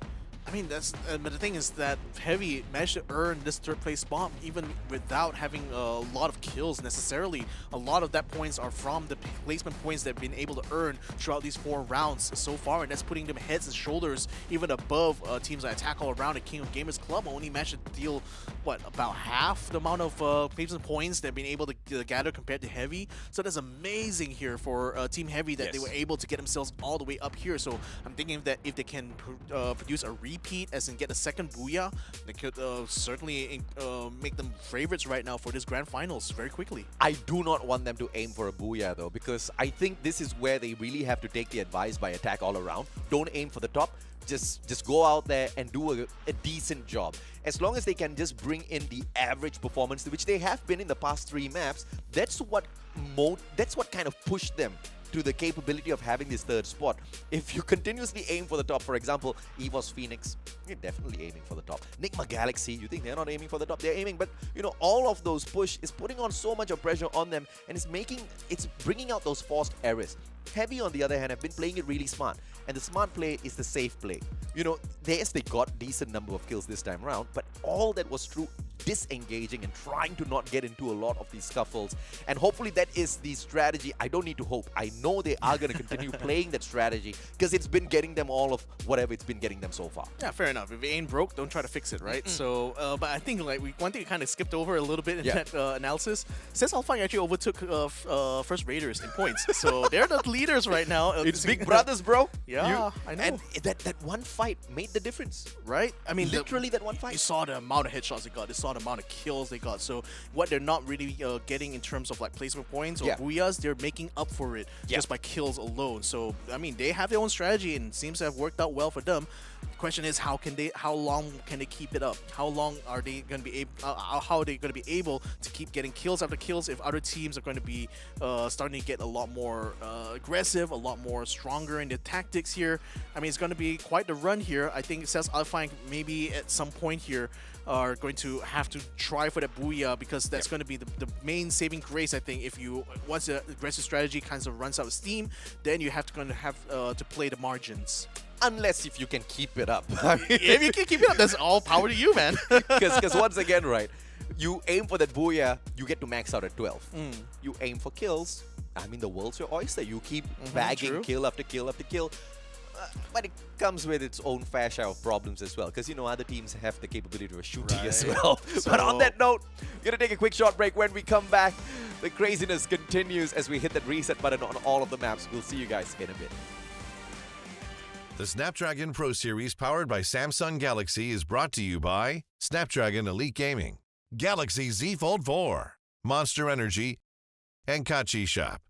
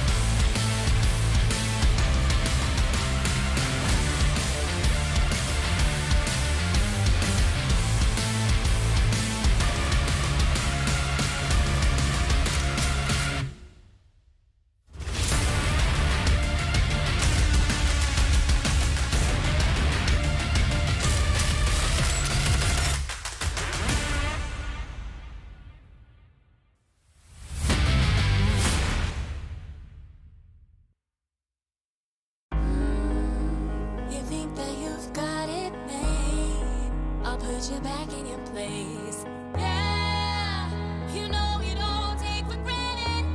Now we're born with this kind of talent. We see it through to the end. We take no win, we make it happen. Yeah. Over they know that we taking it. We are the best, no mistaking it. We number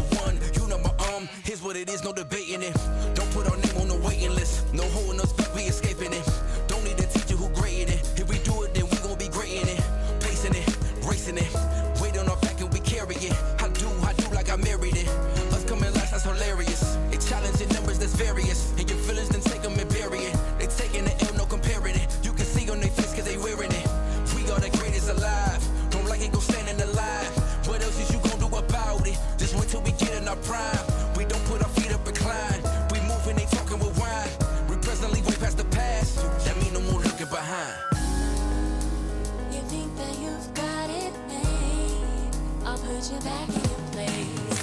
Yeah, you know we don't take for granted. Now we falling this kind of time.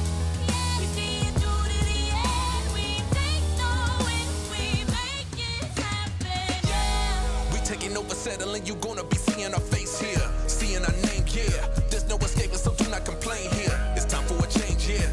Level up because we not in the same tier, not in the same league. A picture's worth 1,000 words. You looking at the best. You knew that from looking at the rest. Competitors put you to the test on the regular, but you get through the stress. You think that you've got it made? I'll put you back in your place. Yeah, you know we don't take for granted. Now we falling this kind of time. Yeah, we see it through to the end. We take no risks, we make it happen. Yeah.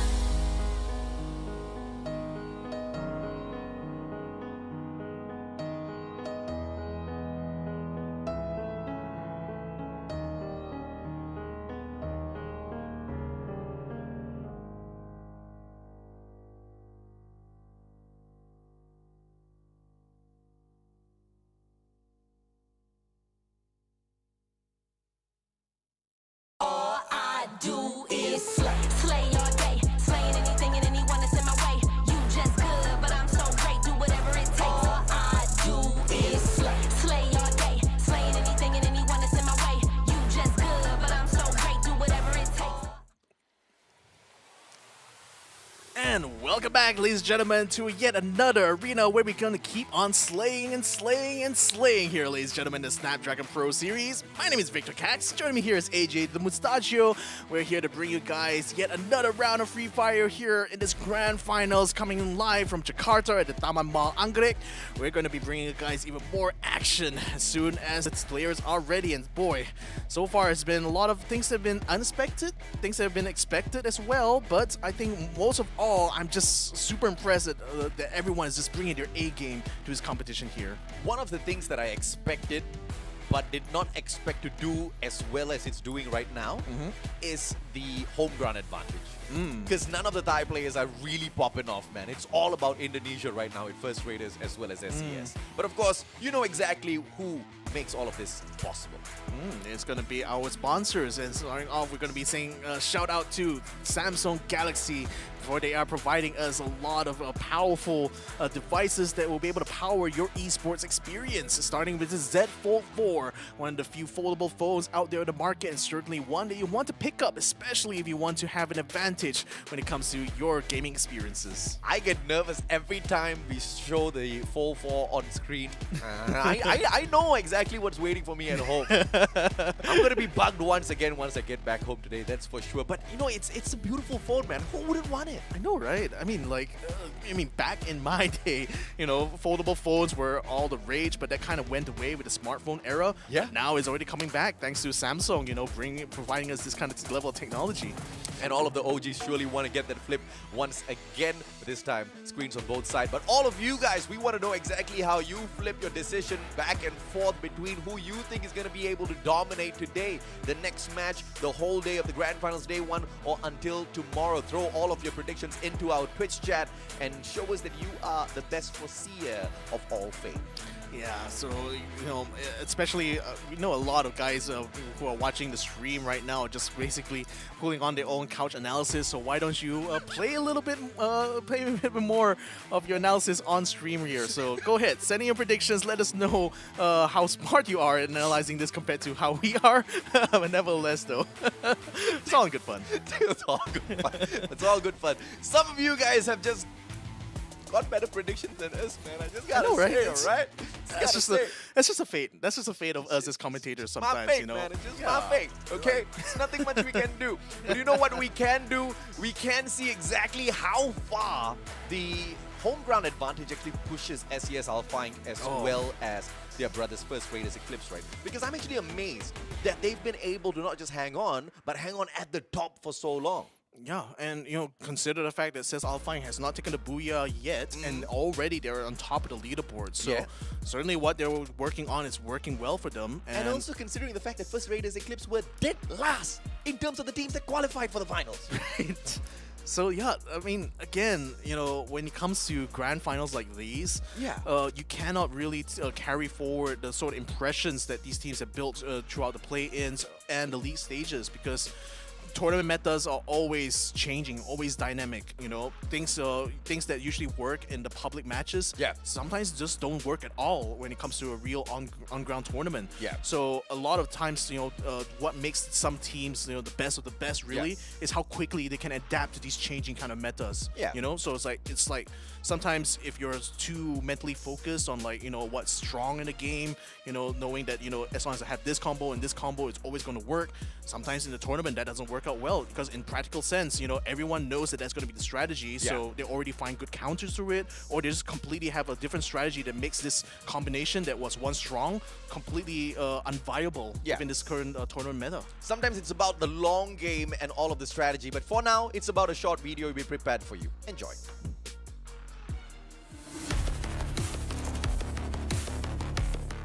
Buat tim-tim yang ada di grand final nanti, kami siap buat juara dan kami akan menunjukin hasil yang terbaik. Mình muốn gửi lời đến team Heavy là hai team chúng mình đang chiến đấu vì màu cờ sắc áo, nên là hãy cố gắng hết mình nhé. ฝากกับทีมอื่นด้วยนะครับ ฝากตีตัวน้อยๆไว้ด้วยนะครับ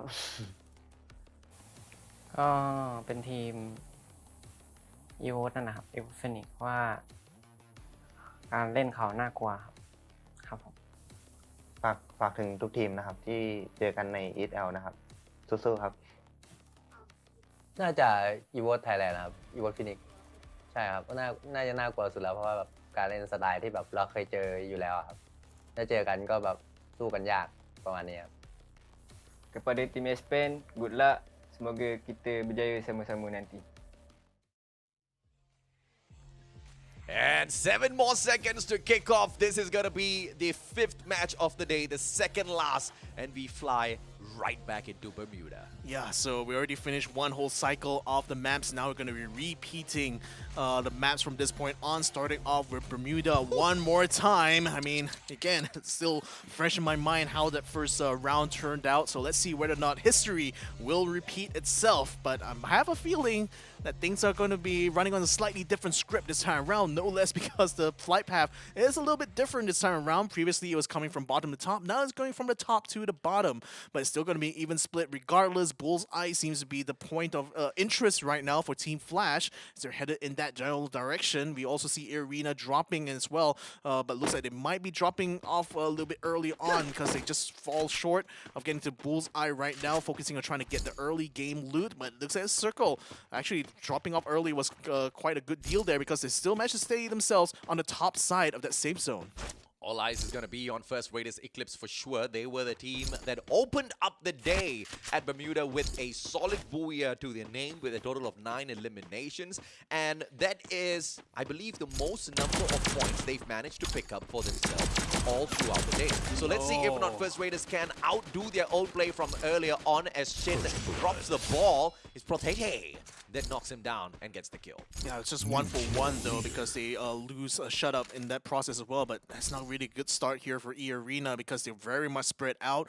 Not really a lot of loot there for Protete. He does have an AUG in hand, so at least he will be able to confront anyone who decides to come up close and personal with him. But Flash, in the meantime, more focused on trying to gather up more loot and jump at. Oh, you were thinking it's going to try to jump in the back there, isn't it? No, I thought, I mean, one good headshot and Bloody would have had a bloody head down on the ground, bleeding out. But, you know, that was a good try. Usually when you do jump onto some of these jump pads, that's the weakness, right? Because there's the few seconds of lag as you try to maneuver yourself towards the right angle that you want to kind of fly in towards, like Superman, that gives the others the opening to take bot shots against you. But thankfully that wasn't an issue for him. Bloody buys Shin right back into the game, which means Team Flash once again as strong as ever. I mean, that's a very early recovery, so in practical terms, I don't think they lost out too much in terms of like loot that have been lost. Another team to watch out here says ALFAINK. They have 2 members right now, just keeping tabs over in Riverside, just taking control over the dispensers here. But this is is a squad that has used kill points practically to get themselves in the lead of the overall standings, and I expect they want to try to do this as much as possible on this first day to give themselves a good head start compared to the other teams, and so far it's worked out well for them. Bayo now going to be keeping an eye out because I think he spotted one of the members of EARENA around the corner. He's got his sniper rifle out, forced to bring out his glue wall. Looks like an engagement is in hand over there. Well, says ALFAINK is currently keeping control of a mill side. I want to see what exactly happened in that fight there between EARENA as well as Team Flash there, because it looked like an engagement was all afoot there. But it seems like Bayo and Bloody have been able to pull away from that fight there, so no harm done so far onto Team Flash. EARENA, shit. Beautiful nade. Just gonna chip away at his health little by little, but the exact mirror response back. Protete loses just a little bit of HP. Will be able to top his health right back up. Find a little bit of cover as well as Shin tries to push on through.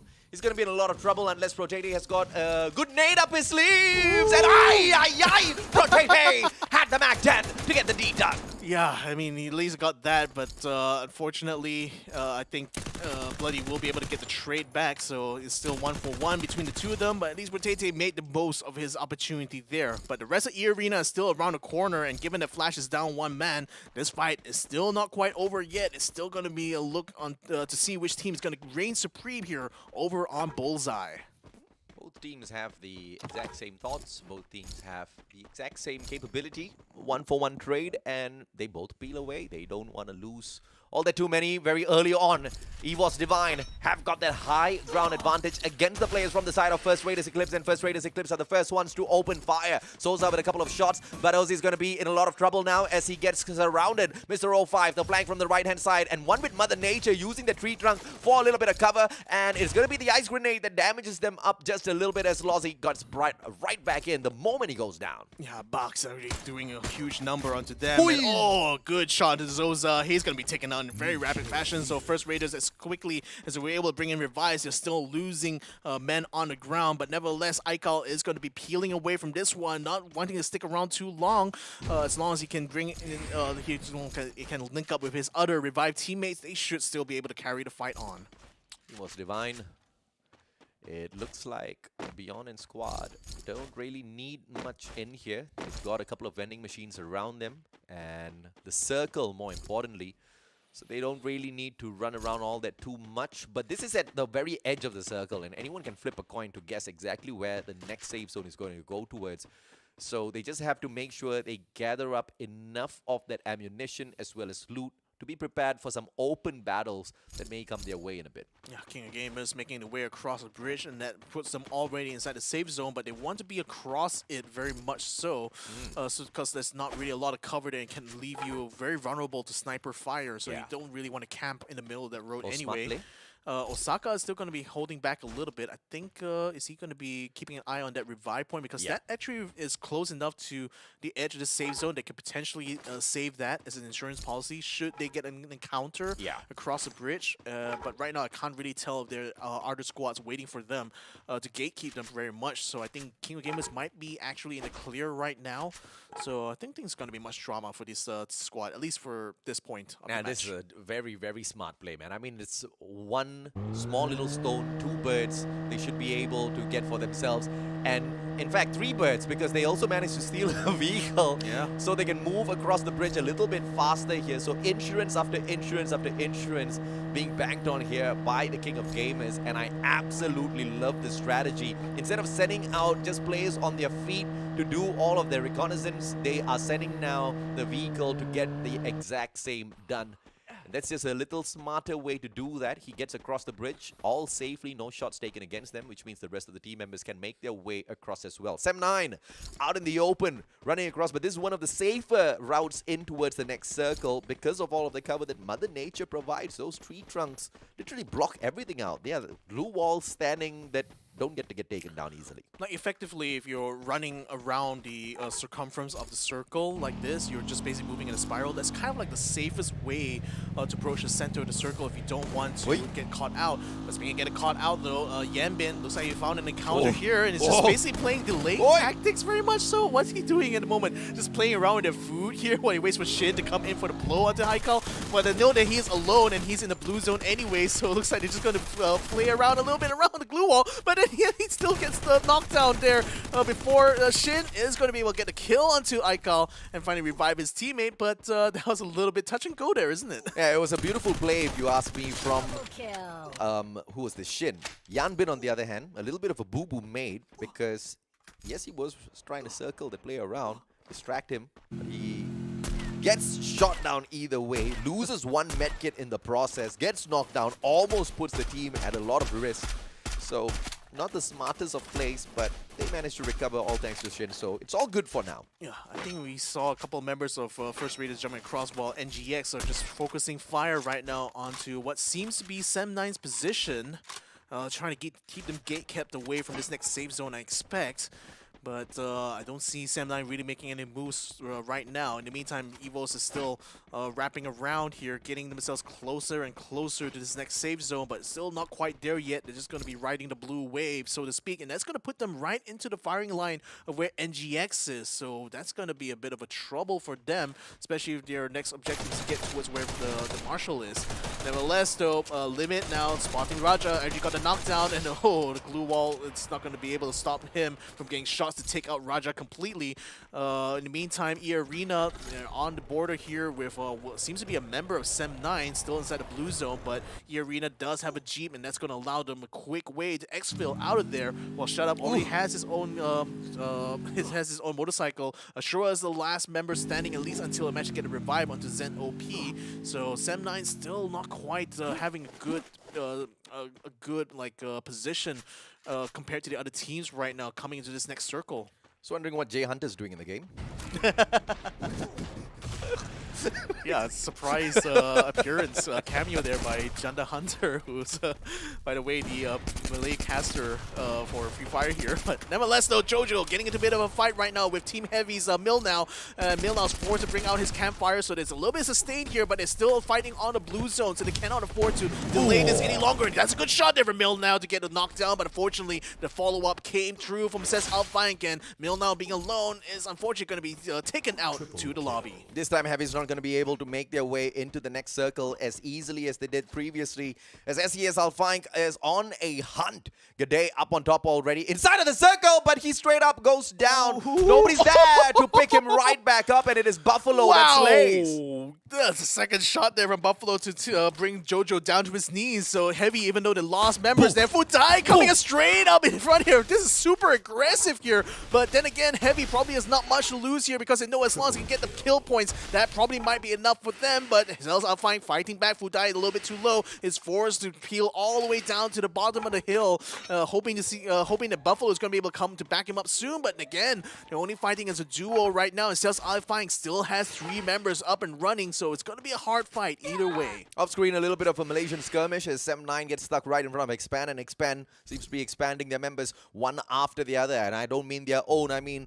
on the side of Sem9. But great shots taken back and forth by Heavy against Team SES, but a little bit of a little technical error here with the vehicle. It's on fire. Blue zone right there beside them. They are going to be able to tank this all the way in, but they need to abandon ship as quickly as possible because any shots taken against this McLaren might just put the whole squad in a lot of trouble out in the open. That's the last place you want to be stuck in.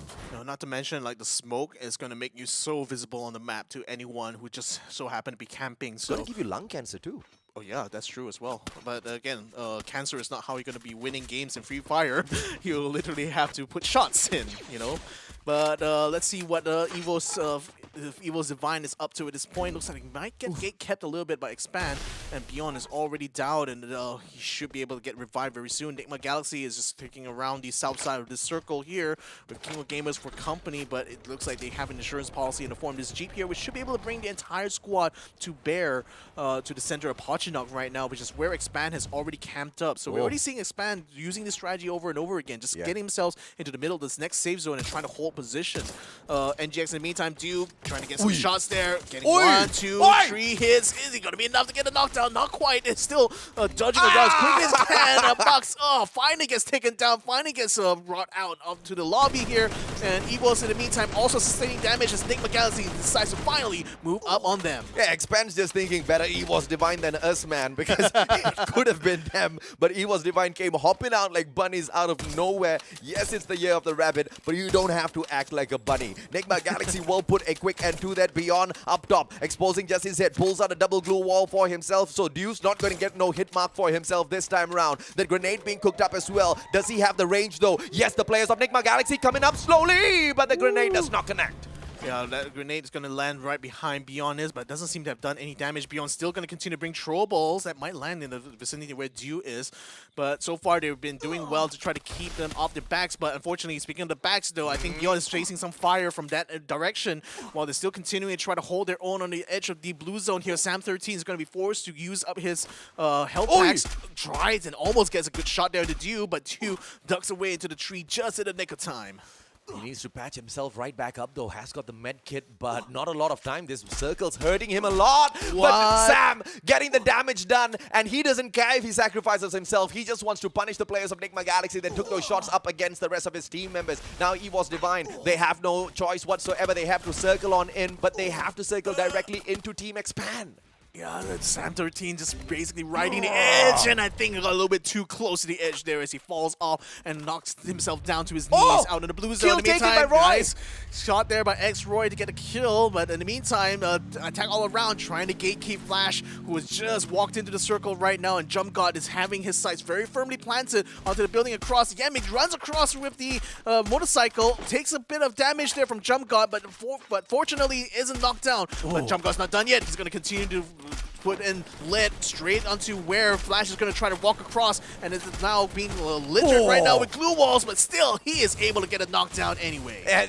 The gods are in all of the players on behalf of Expand. Everybody's helping out Expand because Flash is trying to finish Expand off. Everybody else taking pot shots up against them, and Expand continues to survive. That's the conclusion of that fight. Yo, attack all around, 2 eliminations already. Now they're trying to find even more. EVOS Divine finally loses their last member. Too fast from Expand was the one to pick up the kill there. So that's actually working out well in their favor. But attack all around, still a major threat on the map. So is EVOS Phoenix. They are taking the north side of this next safe zone. Jump God going to be taking a jump pad to get himself closer to the center. It's going to land right on top of where King of Gamers are. So this is going to be another assault from the air that attack all around is going to try to pull off. Oh, beautiful positioning, I have to say. A little bit of luck mixed into that as well. They almost did not make that roof. And if that was the case, King of Gamers would have had easy shots against them. So now high ground advantage. Karoro spots out a player from the side of Expand who manages to disengage. X-Roy finds a little bit of a better defensive position. Foki on the other hand gets knocked down by the circle as Too Fast takes Shin out of the equation, and Team Flash, they see a little bit of revenge from Expand, who are now the kill leaders of the lobby. Wow, is no one like keeping an eye on Too Fast? Because I think there's already multiple teams that are just taking damage from this one sniper alone. As a Trouble coming down towards the garage door, while X-Roy and the Axel are going to try to wrap around the side here, which is being held by SS ALFAINK.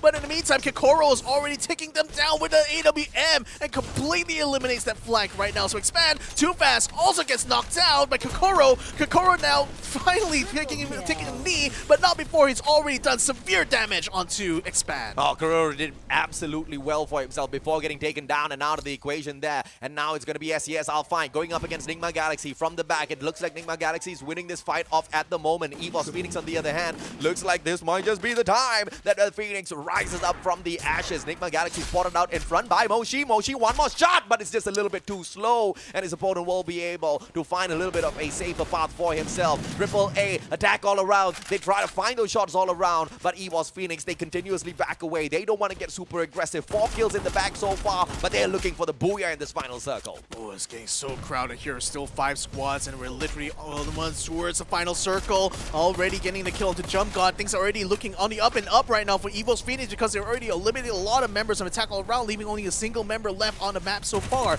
Now, says ALFAINK going to be taking some damage there for Joanna, but Deadpool is going to be able to get some revenge because he's up on the rooftop and he's very, very safe over there as long as he has enough glue walls to keep cover. Caramel comes in with a grenade launcher. This could be huge here because this helps ALFAINK not quite going to be able to hold their own. They're being outside in that shack while King of Gamers still maintain themselves inside this cabin, but for how long more can they stay silent? It's Caramel Baby with the sweet plays out of the grenade launcher, which can just be the difference maker. But no, she says, sit down, boy. AC-80 straight to the chest. Then he goes down. But can they find that revival or not? Can they pick him right back up onto his feet? SES ALFAINK circles around. Bara out of the equation already. SES still taking that fight up against the players of NIGMA Galaxy. And NIGMA Galaxy put down by Ray. Double barrel perfection out of Ray. But EVOS Phoenix now hunting him down. And SES ALFAINK bomb out in the 4th spot. King of Gamers still alive and kicking. And Knight finds the barrel of EVOS Phoenix already. It's 3 more teams in there. And it looks like Attack All Around are about to go down. King of Gamers can be the difference maker. But EVOS Phoenix says, hell no. 9 points in here so far. If they can get just 2 more kills to their side and get this lobby win as well, that's about it.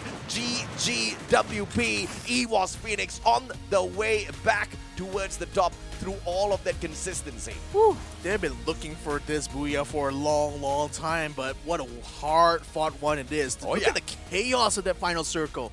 Literally, it had like one member of AAA up on the rooftop, and then EVOS had to kind of like beat down and dirty on the ground here with SES ALFAINK. King of Gamers is constantly providing them trouble at every single corner. It's just a minor miracle, really, that EVOS Phoenix was still able to maintain a relatively full squad throughout the entirety of that fight there, and that, I think, provided them a little bit of fallback, but still, you know, they had to react so fast. There were literally people standing next to each other constantly throughout that fight. They couldn't really take a pot shot because there's just no opportunity. But still, they made the most of it, and look at where they are. Booyah, finally. I mean, they were in the 7th spot earlier. This booyah is not going to launch them up into the 1st place, but it's going to be setting them up to bring the first day of the finals to a grand close, preparing them for day number 2, where EVOS Phoenix usually is so much more dangerous. So this is a huge warning to all of the other teams out there who've already had their field day. But I have to say, once again, SES ALFAINK does decently well. 4th place. They were in the number 1 spot earlier, and their consistency in getting to the final circle is going to keep them up in there. Yeah, so even though they're not collecting the booyahs, they're collecting consistent placement points. They're also consistently getting a lot of kills, you know, by either third-partying or literally straight up taking fights. You know, that last one that they did against Enigma Galaxy was a really risky one, but still earned them enough points, really. So I'm really curious to see whether or not SES ALFAINK will be able to maintain their top spot in the standings after this. But nevertheless, though, we're starting to see a kind of a pattern here. These final circle fights are so chaotic. I mean, you literally have to have not only players that are like very quick in their reactions, as well as their ability to judge the situation around them, but I think like now we're reaching a point where like reaction times are going to be so important for these players now, because you just cannot really afford to blink literally throughout these fights, because it's just so continuous and just so much happening at the same time. And I think Expand learned a very big lesson, which I hope they will be able to kind of fix in this next match, because it's the final game. When you get into that final circle, you cannot take any risk whatsoever, because it looked like they wanted to conserve their glue walls, which meant they were trying to layer glue wall after glue wall as they were trying to run from one defensive position into another. And instead of just barricading all the pathway through, they left gaps. And in a lobby like this, you cannot afford those gaps, because these players, to your point, are just so quick, are just so accurate. A single fraction of a second that they spot you, plus that auto aim, bye-bye, sir, you are down and out already. And that was the biggest weakness out of Expand. It's not like they did not have the glue walls. They just did not want to waste those glue walls to the final moments.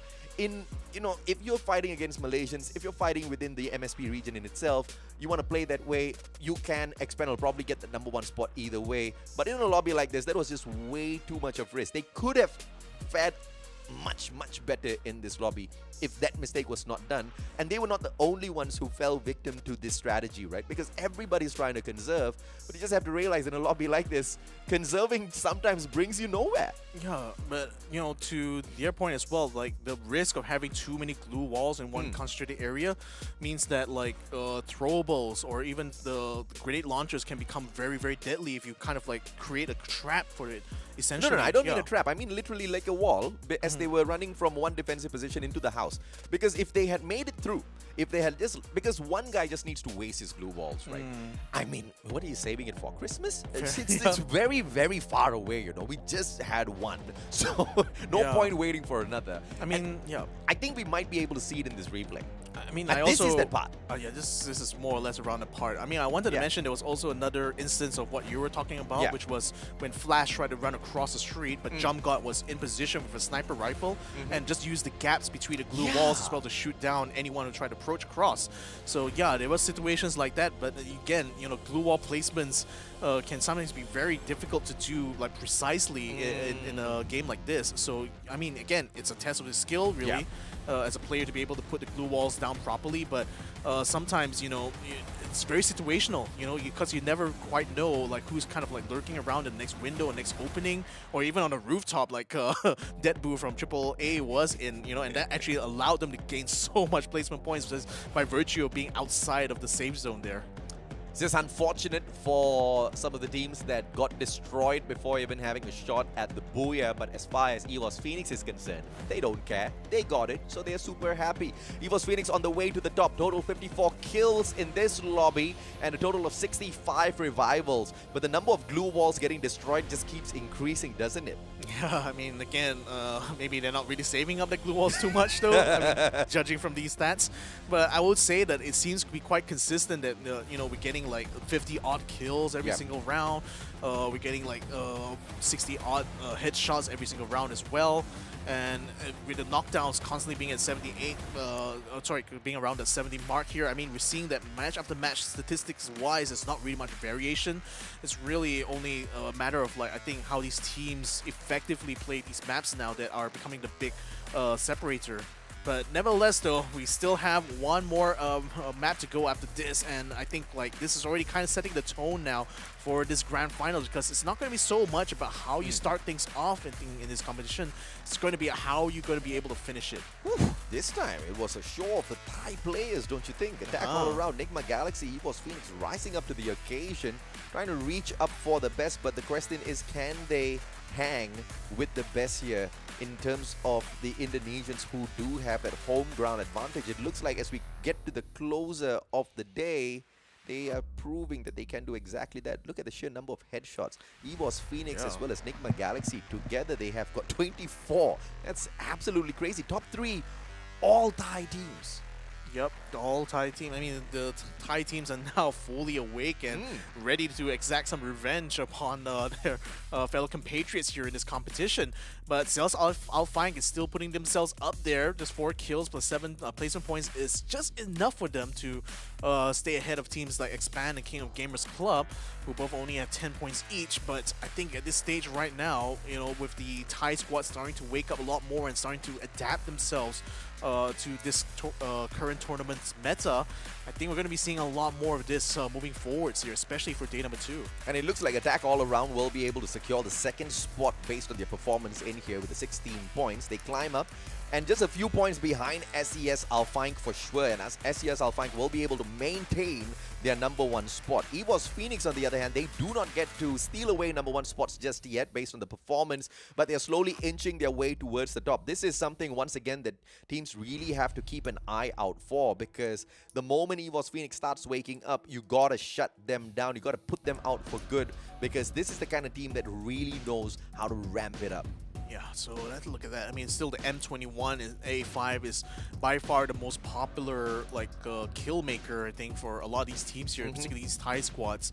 But I mean, looking at that, I mean, it's very fairly balanced across the board. I mean, you still have like, I mean, you literally have 1 kill on the Uzi there, which is I think a bit rare. But then again, I think the teams now are basically having this blend of basically long-range engagements as well as CQC options as well. So that's why they have this kind of like blend of different types of weaponry within their squad's kind of lineup. Yeah, the M21 is very decent when it comes to the mid to long-range engagements, and what makes it so different in comparison to the snipers is the rate of fire, right? Out of the sniper, you're not going to be able to chug out as many shots unless you've got the Woodpecker or the AC-80 on you, but the M21 just allows you to really keep up that pressure. And as I was talking, hey, EVOS Phoenix, 1 point! They actually sneak away the second spot. Can you believe it? And now first rate is Eclipse, but this is not over just yet, and this is why we were saying you cannot close your eyes to the rise of the Phoenix. Regardless of how messy they were at the start, by the end of the day, you always see them rise back up to the top. But this is so dangerous, man. We don't even have to wait to tomorrow for the Phoenix to wake up. Indonesians, they better wake up first. I'm so surprised at seeing like how close things are for like the top 6 versus how much wider it is when you look at the bottom 6 here, because especially when you look further down, it looks like the gaps between these teams start to widen up a little bit more. But it's so competitive up in the top that, you know, it's really struggling. I really struggle to think about who is actually going to be end up on the top spot by the end of today. I mean, if it is EVOS Phoenix, you can slap my face and call me Sally, my friend, because I would have not seen that coming, especially with the way... Okay, no, I definitely saw that coming. Imagine disproving yourself mid-sentence right there. It's the Phoenixes, man. You can kill them off at the start, but that's the worst thing to do because they always rise up from the ashes. We saw it at the World Series. We see it again at the Snapdragon Pro Series Grand Finals Day 1, but the home ground advantage is still a thing. SES ALFAINK might just be able to finish up in that first spot. I mean, they seem to still have a lot of consistency throughout these 5 maps so far, and I think they'll still be able to carry on that. I think, you know, contrary to what I think where earlier on, where maybe they might run out of gas, I'm starting to think that maybe they might, this might be the salient strategy, really, like kind of like foregoing a little bit about the getting the booyahs, but just focusing more on getting kill after kill after kill, and vast majority of the kills on all 5 maps so far, all on ALFAINK's side, you know. No one else has hit 30 kills other than this one Indonesian squad. I think at the end of the day, all SES needs to pray for is for consistency to come from EVOS Phoenix in terms of Kalahari plays. Because the last time we went into Kalahari, EVOS Phoenix bombed out with just 2 points. So if they can bring in such a consistency, SES stands a great chance. But at the same time, Kalahari isn't the best map for SES ALFAINK. They pulled away 7 the last time we went in there. But it's a fight between these two. But you know, as they get distracted with each other, the worst thing that could happen is for first raiders to suddenly step up to the plate or attack all around to suddenly steal away that #1 spot, because anything can happen in this final round of play. Yeah, again, like we're starting to see teams starting to wake up a little bit more towards the end of today, so I think it's going to be a lot harder to maintain a consistency for sure.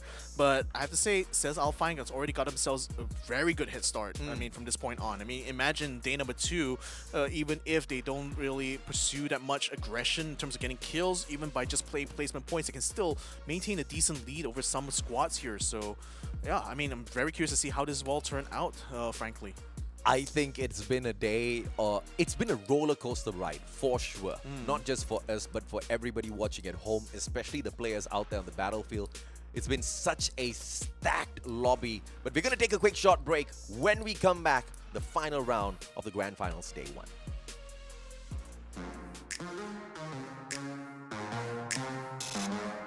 เพราะว่าเราเก็บประสบการณ์มาเยอะแล้วครับแล้วก็ทุกคนในทีมครับมีความผิดพลาดครั้งก่อนนะครับผมแล้วก็เราได้รวบรวมประสบการณ์แล้วก็มาแก้ไขแล้วก็เป็นเวทีนี้เป็นเวทีที่เราต้องสามารถคว้าแชมป์ได้ครับเพราะว่าเราคาดหวังมาแล้วครับแบบมาเต็มที่เลยครับคาดหวังกับรายการนี้คาดหวังแชมป์ครับผมก็ต้องเปลี่ยนแน่นอนอยู่แล้วครับเพราะว่าเราไม่สามารถเล่นแผนเดิมได้เพราะว่าเราต้องใช้แผนใหม่อยู่เสมอไม่งั้นทีมอื่นจะปรับตัวทันครับผม ถามว่ามีผลไหมก็มีผลครับผมเพราะว่าเราจะสามารถแบบรู้ได้ว่าต้นเกมมีใครลงเมืองไหนบ้างครับผมแล้วก็สามารถเลือกเมืองประจำได้ครับว่าเราจะลงเมืองไหนสามารถนำไปเล่นในรอบไฟนอลได้เฮฟวี่ครับเป็นทีมที่งัดต้นเกมทับกับเราครับผมเพราะว่าเฮฟวี่ไม่รู้ว่าจะย้ายเมืองหรือเปล่าครับผมก็เลยต้องระวังเป็นพิเศษครับ SCS ครับผมเพราะว่ามีเปลครับผมที่เล่นเป็นตัวหน้าครับเมืองเรามันอยู่คนละทางกับ SCS ครับผมแล้วเราไม่ค่อยได้เจอกันครับผมแล้วก็ถ้าเกิดเจอกันเราจะเป็นฝ่ายที่แพ้เพราะว่าเราไม่ได้เจอกันบ่อยครับผมเราเก็บแผนเขาไม่ได้เลยครับผมคิดว่าไม่น่ามีผลนะครับเพราะว่ามันก็เป็นปกติของผมแบบแข่งในบ้านแข่งนอกบ้านนะครับถ้าแข่งในบ้านก็จะแบบมีคนมาเชียร์เราด้วยครับเพราะว่าเป็นบ้านเดียวกันนะครับแล้วก็ถ้าเกิดเป็นต่างบ้านก็ต่างบ้านนะครับก็ฝากถึงทีมที่มางัดนะครับผมก็ถ้าเกิดมางัดบ่อยๆก็ระวังจบ 12 นะครับผม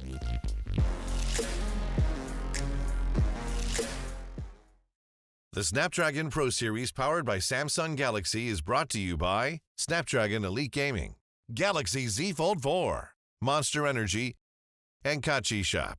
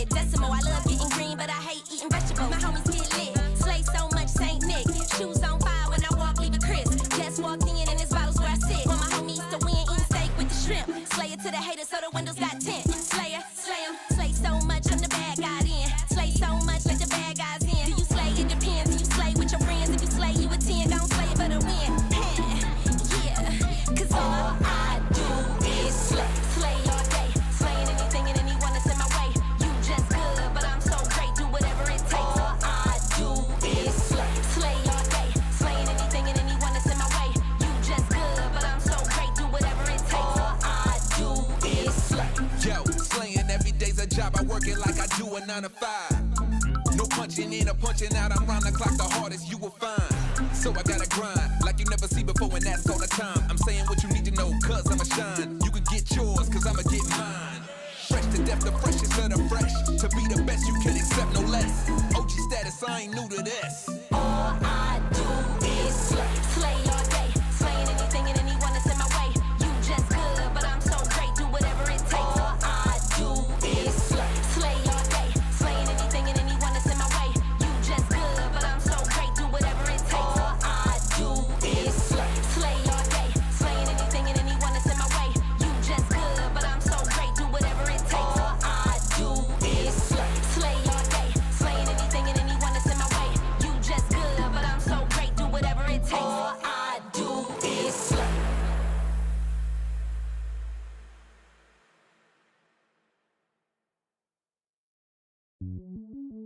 Welcome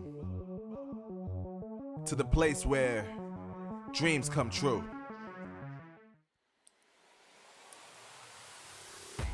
Welcome to the place where dreams come true. Ladies and gentlemen, boys and girls, this is the Snapdragon Pro Series Free Fire Grand Finals Day 1 brought to you by ESL, powered by Samsung Galaxy. My name's AJ, I'm the Mustachio down here with the one and only Victor Cax, your casters for the day. But you're not going to hear from us for now. It's the player interview. Let's see what he says. Beritahu ke salah satu jajaran petinggi dari EVOS untuk naikin gajinya Get High. Yeay! Karena dia dapat buya, Dan juga tapi dalam rupiah. Bentar. Kayaknya, aduh gue nggak tahu deh kursus kursusnya. Nggak apa-apa, selalu jadi nggak ngerti kok kita ngomong apa. Oh iya, tapi yang di sini semua ngerti ya? Ngerti. Nggak apa-apa, Tenang realistis ya aja, say. Ya. Oke. Oke, kita sudah bersama salah satu perwakilan dari EVOS Phoenix yang mendapatkan buyah di game sebelumnya. Kita punya Get High. Karena Get High ini sangat ahli berbahasa Indonesia. Dan kita juga akan bahasa Thailand. Enggak. Dia ahli bahasa Thailand. Pasti. Jadi saya punya translator saya yang bekerja dalam kegelapan di belakang sana. Nggak kegelapan juga. Okay. Are you ready, my translators? Yes. Hello, my translators. Okay, yes, yeah. So, it's same questions with all of the players that we invite to the interview. So, are your strategy and your plan on your practice is all executed well in the last game? Yep. แผนที่เราเตรียมมานั้นเราคิดว่าใช้งานได้ดีกับเกมที่ผ่านมาไหมครับ ไม่ครับกะว่าจะเล่นไล่ตีเฉยแล้ววงมันเข้าก็เลยได้แชมป์แบบงง อ๋อ We were just planning to fight all the teams that is in front of us, but the circle came to us, so we're pretty lucky. Oke. Oh, katanya hoki. Keren. Ini nih baru. Kalau kata teman-teman saya di kolom komentar menangnya hoki. Jangan dong. Enggak, dia menghadapi semua dia tim. Itu merendah untuk di meroket. Gitu. Kan Get High, meroket saya. Jadi iya kan? Get High berkata kalau dia melawan semua tim yang ada di hadapannya. Betul. Dan dia merasa kalau dia itu beruntung hari ini. Beruntung banget. Pastinya kalau kita lihat performanya tadi ya mereka ya, they're doing good ya istilahnya. Betul sekali, karena memang tadi kita juga sempat bertanya bahwa katanya ini semuanya sesuai dengan yang mereka prediksi, yang mereka latihan juga sama, maksudnya sesuai lah gitu ya kan. Jadi keren banget gameplaynya. Oke. Is there any teams or any obstacles that you feel for the that you beware of actually? Yeah. มีทีมไหนที่เราต้องระมัดระวังมากที่สุดไหมครับในทัวร์นาเมนต์นี้ ๆไม่มีครับ no No. The biggest enemy is yourself kalau katanya. Not even EVOS Divine? No? EVOS Divine no? Not even EVOS Divine? EVOS Divine number one. Ini baru nih. Ini baru. Hormat sama perusahaan ini. Ini bener nih, kok. Mantap kok. Mantap lah kok. Iya. Kontrak udah dia nomor 1 deh. Udah, Get High bener Get tambahin High, namanya lagi. Get High ya. Get High pay higher. Get High ya pokoknya ya. Oke, one last question. Ya. For the last game. Yes. What you gonna do in your team? What you and your team gonna do? Yep. เกมสุดท้ายจะเล่นยังไงเหรอครับ ก็เรื่อยๆครับตามวงเดี๋ยวมันก็มาเองครับ We'll just play it slowly and then we'll see how the game goes. Oke, jadi mereka akan bermain ya, main pelan-pelan. Kita lihat bakalan kemana gamenya berjalan. Betul. Pokoknya mereka nggak main gerusa-gerusu lah. Tapi ini benar-benar sih salah satu yang memang harus terus di hire. Karena kalau dilihat kriterianya ini benar-benar bisa bermain dengan fleksibel dan bersedia bekerja di bawah tekanan. Keren banget. Kayak ya, syarat-syarat masuk PT di Indonesia ya. Oke lah kalau begitu. Oke, thank you, get high and good luck for your next game. Terima kasih. Oh, terima kasih. Thank you. Sama-sama. Oke, Ini lucu nih. langsung aja kalau begitu nah dia game terakhir kita untuk hari ini di Snapdragon Pro Series. Langsung aja saya lemparkan ke Skyla Dan juga EVOS Divine #1 apparently according to EVOS Phoenix. He's just being nice. He's just being nice. You know? Who's the challenge for you? Nobody. How about EVOS Divine? He's #1. You know, EVOS Phoenix, they are extremely humble in the Snapdragon Pro Series. You should have seen them before they became the world champion. They were very, very, very confident that they were going to be able to get the job done. But that confidence didn't bring them anywhere at the start of the event because they were just bombing out one after the other. And I think they learned the lesson. They walked into the Snapdragon Pro Series with a little bit more of a humble shadow. And they say they got lucky, but that was totally planned. I mean, you can say humble. I think they're a little bit more matured, I think. They recognize, you know, that it's not necessarily the best of ideas to just go in, hit strong into any challenge, but they always have to kind of take it step by step. Or they drank Monster Energy. And that's exactly who our monster sponsors are. If you want to unleash the beast within, then you know exactly what you got to pump yourself with. Yeah, so again, you know, when we think about when I was looking back at like some of the previous Booyahs that we had so far today, I think out of all of them, EVOS probably had the most chaotic final fight. Do you think so? I mean, it's very hard for me to agree because every single final fight has been super chaotic. Fair enough, you know, but you know when you think about it, like you know the first one, you know, for the first map, Raiders had literally a full squad, whereas everyone else didn't. So they were it was quite advantageous for them for that final fight. And then when you look at the next one there, I mean. Attack All Around had the long range advantage, having a lot of snipers on their end. Yeah. And then in the next one there, I mean, Heavy was literally waiting for the right timing and just allowed both EARENA as well as EVOS Phoenix, Expand to just eliminate each other before coming into the sweep. Whereas this one, this circle here that, this Booyah that Phoenix managed to pick up, they literally had to fight tooth and nail for it. They was literally surrounded on all sides. A lot of CQC was happening at the same time. Blue walls were going all around, and somehow under all of that kind of chaos, EVOS Phoenix still was the one that came up and thrived in spite of that. I think you bring up a really good point there, right? And maybe that's exactly what takes for you to be a champion, for you to calm the chaos and still battle your way through that. But do you think that is the case? Do you think EVOS Phoenix is going to be the champion by the end of day one? Let us know exactly what your predictions are in our Twitch chat. And if you can, throw in the prediction as to who you think is going to be the grand champions by the end of day 2 as well. Yeah, so we're going to be going ahead and showing you guys a little bit of a video here with our top players. So let's go ahead, check it out.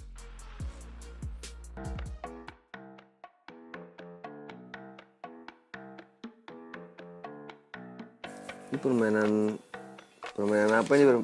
Chinese. Permainan nggak tahu ini. Mahjong kali mahjong. Bẹ. Dai phỉ á, bẹ. Cái này là bài ở Việt Nam. Random.แปลกๆอะที่ไหนเนี่ย Ini tempat letak kuaci kot. India. Tempat letak makanan kot. Iya kan kecapi kan ini. Kalau ini permainan Indonesia namanya congklak. ไม่รู้อ่ะพี่มันคือเหมือนหอยเฟลเปล่าเนี่ย Ở Mỹ. KL tahu Malaysia. Kalau ini jelasinnya apa? Nyapu 2 orang. Pandang-pandang. Ini baju. Nggak tahu lah. Bergambar kot. Gambar ni. Gambar berdua ni. Trang phục áo dài ở Việt Nam. Oh, sushi, Japan. Kayaknya sushi. Japan. Sushi. Dari Jepang. Kayak sushi. Ini hampir mirip dengan sushi tapi udang. Ini nggak tahu ini apa. Gỏi cuốn Việt Nam. Ini puzzle ya? Ini op. Nggak tahu sih dari mana puzzle kayak gini. Main kodok kayu. Indonesia, op. Farm Indonesia, op. Món đồ chơi con cóc mà tạo ra tiếng kêu á, hình như ở Thái Lan. Cái này gì quen không? Wow. Cái này cái nhà này là nhà tháp đôi này ở đâu ta? Ở Dubai. Gedung tinggi di Malaysia namanya apa? Mình không nhớ tên địa danh nhưng chắc ở Mỹ. Twin gitu sih kayaknya. Malaysia.ตึกแฝดเนี่ยดูมาเจอนี่cari emas nih อันนี้เดินเหมือนอยู่ไทยเลยอ่ะ cari emas ไม่น่าใช่อ่ะ กัมพูชา ini lagi pada nyangkul lagi pada nyari ikan di laut เที่ยวรอบโลกแล้วด้วยไง เชื่อไหมคนดูไม่เชื่อไม่ต้องเชื่อครับ I think they are not cultural experts for a reason. Meet them in a game of Free Fire, and you'll know who the best is at the game. You know, but Fudai, I believe, from Vietnam, the guy pretty much won a lot. The guy is literally a cultural connoisseur. He was able to call out exactly what it is just from an image alone. I think he's been around for Sushi killed me. I know, right? Sushi killed me. But it's okay. I mean, that's exactly what these games are for. Just so that we can have a little bit of fun tuning in.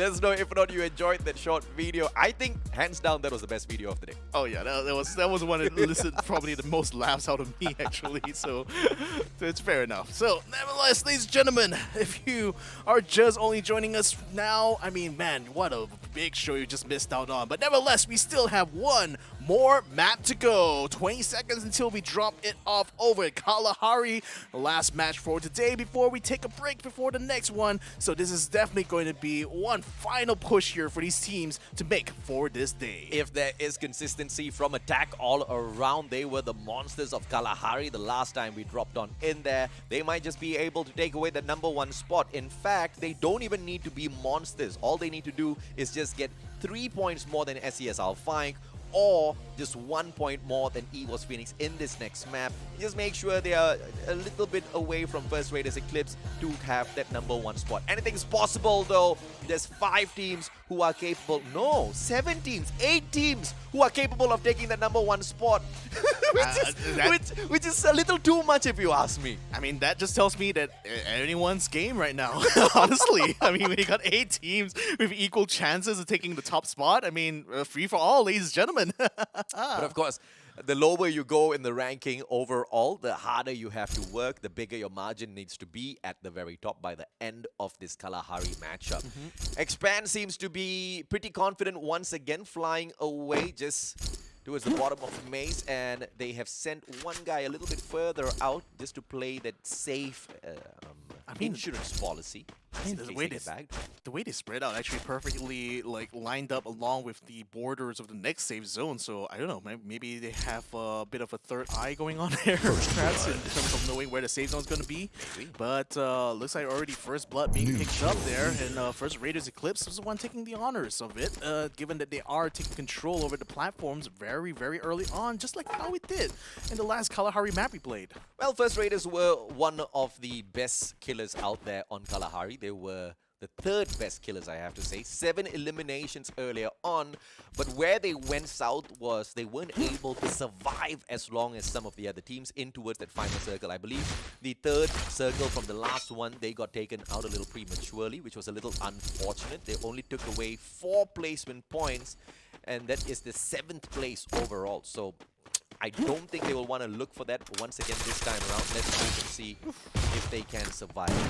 Won't be out of the equation, all thanks to Rio. That's just a quick turnaround, but Kororo shows up and puts him out of the equation. Oh boy, this is getting a little bit bad right now for Flash, because if they just taken that kill and got away with it, that would be just a trade, but then now they're going to be bogged down a little bit further on, while the revive point's already being held by attack all around at this point, so they can afford to be a little bit more aggressive now as Jump God puts out his full force now, trying to find Shin, who has only the support of a campfire, but that's not going to be enough as the follow-up comes true, and they are both going to be knocked down, and Shin will be sent to the Shadow Realm.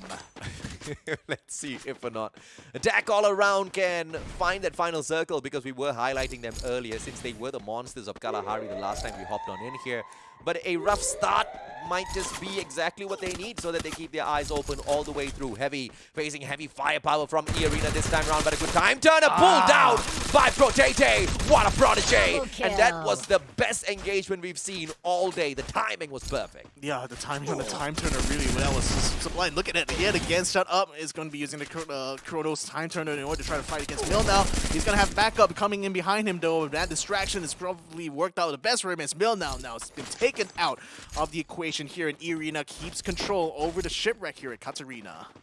So now that things are going to be settling down a little bit more, let's see whether or not this next circle is going to be favoring some of these squads here, especially on the northern side, because I think there's going to be mass migration up on the top side, given a lot of teams jumped out early in this fight here. So there's going to be a lot of maneuvering to be done, I expect.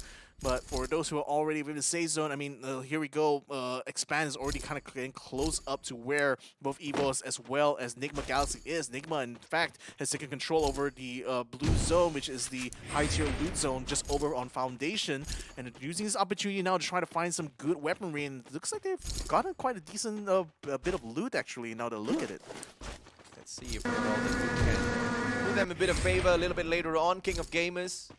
They are in the next circle already, but a little bit too out in the open if you ask me. They do have a hill just towards the right-hand side, which gives them a bit of cover.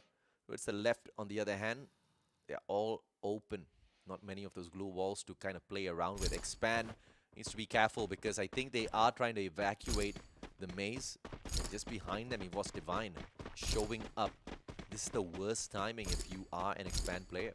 Yeah, and add to the fact that EVOS now effectively has control over a revive point. They can afford to actually be aggressive without necessarily losing too much ground. So this is giving them a nice base of opportunity here to gatekeep some of these squads, particularly Expand, who is literally right next to them. And I think maybe one or two of them may be spotted out because I'm seeing EVOS Divine literally moving towards their direction here, just trying to set up a front. Oh, yes, they already spotted them. In fact, they already got a knockdown here onto X-Roy, so he's caught out in a lurch out in open. As MRO5 is going to be brought back into the fold here, and will be able to get himself back up to full health. So EVOS now continuing their charge all the way downwards, and that's going to be forcing the rest Expand to kind of like make haste and peel out of this area.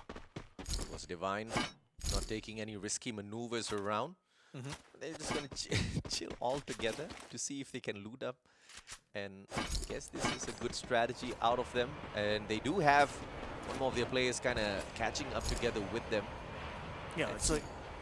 I mean, I've seen Divine actually do this in the previous map where, you know, they have 3 squad members moving up at the same time and one squad member hangs back as insurance. And in previous fights, in previous games, actually, I've seen squads typically split up 2-2. Yeah. But it seems like the 3-1 is a much safer kind of like route to go if you want to be hyper aggressive, because at least, you know, even if you because things can rapidly fall apart. Even if you're fighting as a squad. So even if you're not going for full strength, at least you have a third extra member in any kind of fight, and that will the 4th extra member who is like not involved in the fight as well. So that again gives you a lot more opportunity for a comeback if, you know, the assault doesn't go their way. Let's see if the players of Sem9 can make something go their way. Sem9 has been struggling all throughout the day. 20 points is all they have managed to pick up, and dead last in the overall leaderboard. Yeah, I mean, it's honestly a bit disappointing for them because you know that the next day of competition is going to be a lot harder than it needs to be when you're starting from this big of a deficit. But nevertheless, I think that's also a consequence of them, you know, being focused a lot, focused on, particularly by some of the other squads here.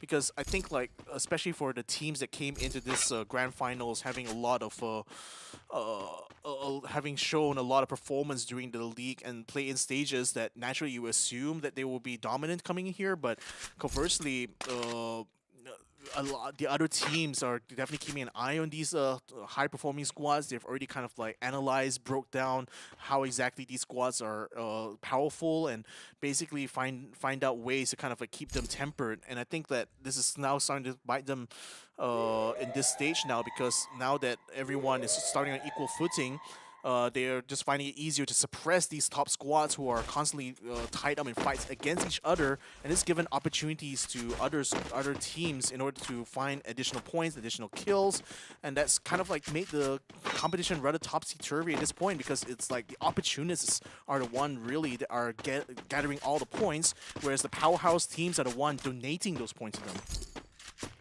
Is attack all around that is being extremely cautious in this round, and I'm not surprised at all, right? Because they've got a good opportunity to take the #1 spot. But SES ALFAINK on the other hand, they need to find a way to survive this. EARENA goes in for the ambush. One good grenade tags them up. One more shot can finish him off. Wow! It's Jojo and Ray that strike right back. Jojo long range engagement, and EARENA, they bite the dust. SES ALFAINK, they awake now. Oh boy, they're still not quite out of the woods yet, because the rest of EARENA comes in trying to finish them off, and they do finish off one of two members here.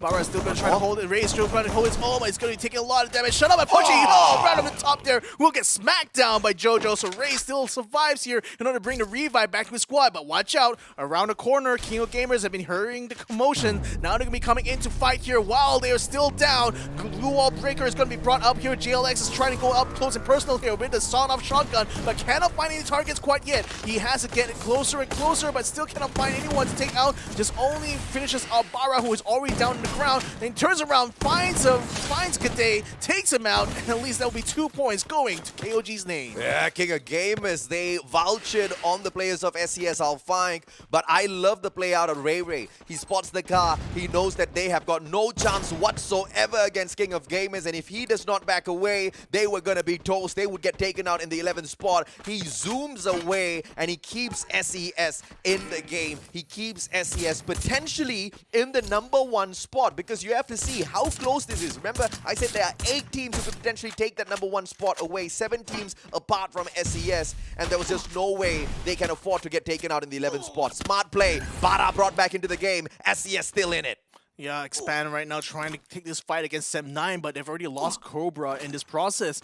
And Sem9 does have a better setup here because they're already closer to that safe zone compared to where Expand is. So they're still trying to fight from the ground onwards. This next circle actually just ends up being right next door to where Sem9 and Expand is. So whoever wins this fight is already having a free reign to walk into this next safe zone. So they need to try to clean up this little engagement as quickly as possible. But that's a good shot there from Ashura, taking down the Axel. So Expand, being already one man down, is now finding themselves in even more pressure right now to get a trade. But so far, nothing seems to have dented Sem9's spirit at this point, because they still have a full squad, still able to hold their own. Expand, on the other hand, they cannot afford this fight. Liu, that's a rare occasion. He gets a kill. No hit mark this time around. Roy from afar. The M1 in hand, and all he needs to do is just wait for Zenop. Zenop knows exactly what to expect here. Yeah. It is a position that Zenop can just play around with first, but I think this is a very smart strategy by Zen. Just holding on to that viewpoint, but waiting for backup before he does go into engage.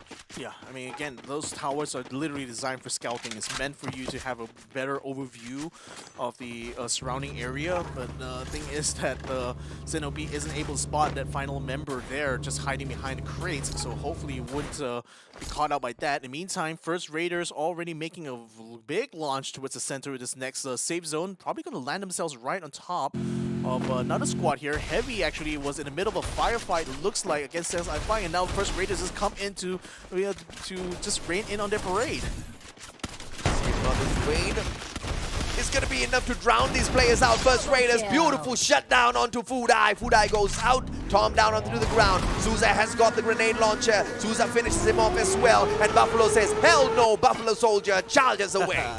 Yeah, attack all around, also joining in the fray, though, landing on top of this engagement, so it's coming a 3-way fight right now. Heavy has been eliminated in the meantime with KOG's Kelvin finding a good shot from a distance, but then now all eyes onto both EVOS Divine as well as First Raiders as they attempt to try to clear things out around this campsite, but First Raiders find themselves locked in to inside the tent right now, not able to proceed outside without risking too much damage, so they're in very much a conundrum right now. Glue wall is going to be broken down on the entrances, trying to find a way to to break in there so they can finish off the rest of First Raiders, but EVOS Define still holding her own, but look at NGX in the meantime, though, eliminating the entirety of Sem9, coming in third-partying that fight. The question is, will Team First Raiders be saved by all of these third parties that are in and around this area? Because First Raiders, they've already piled themselves into a good defensive position. Their opponents, on the other hand, EVOS Divine, are right outside. So many players around them, they can take those pot shots up against them, and First Raiders are fully barricaded in. But a couple of grenades, that's all it's going to take though, Victor.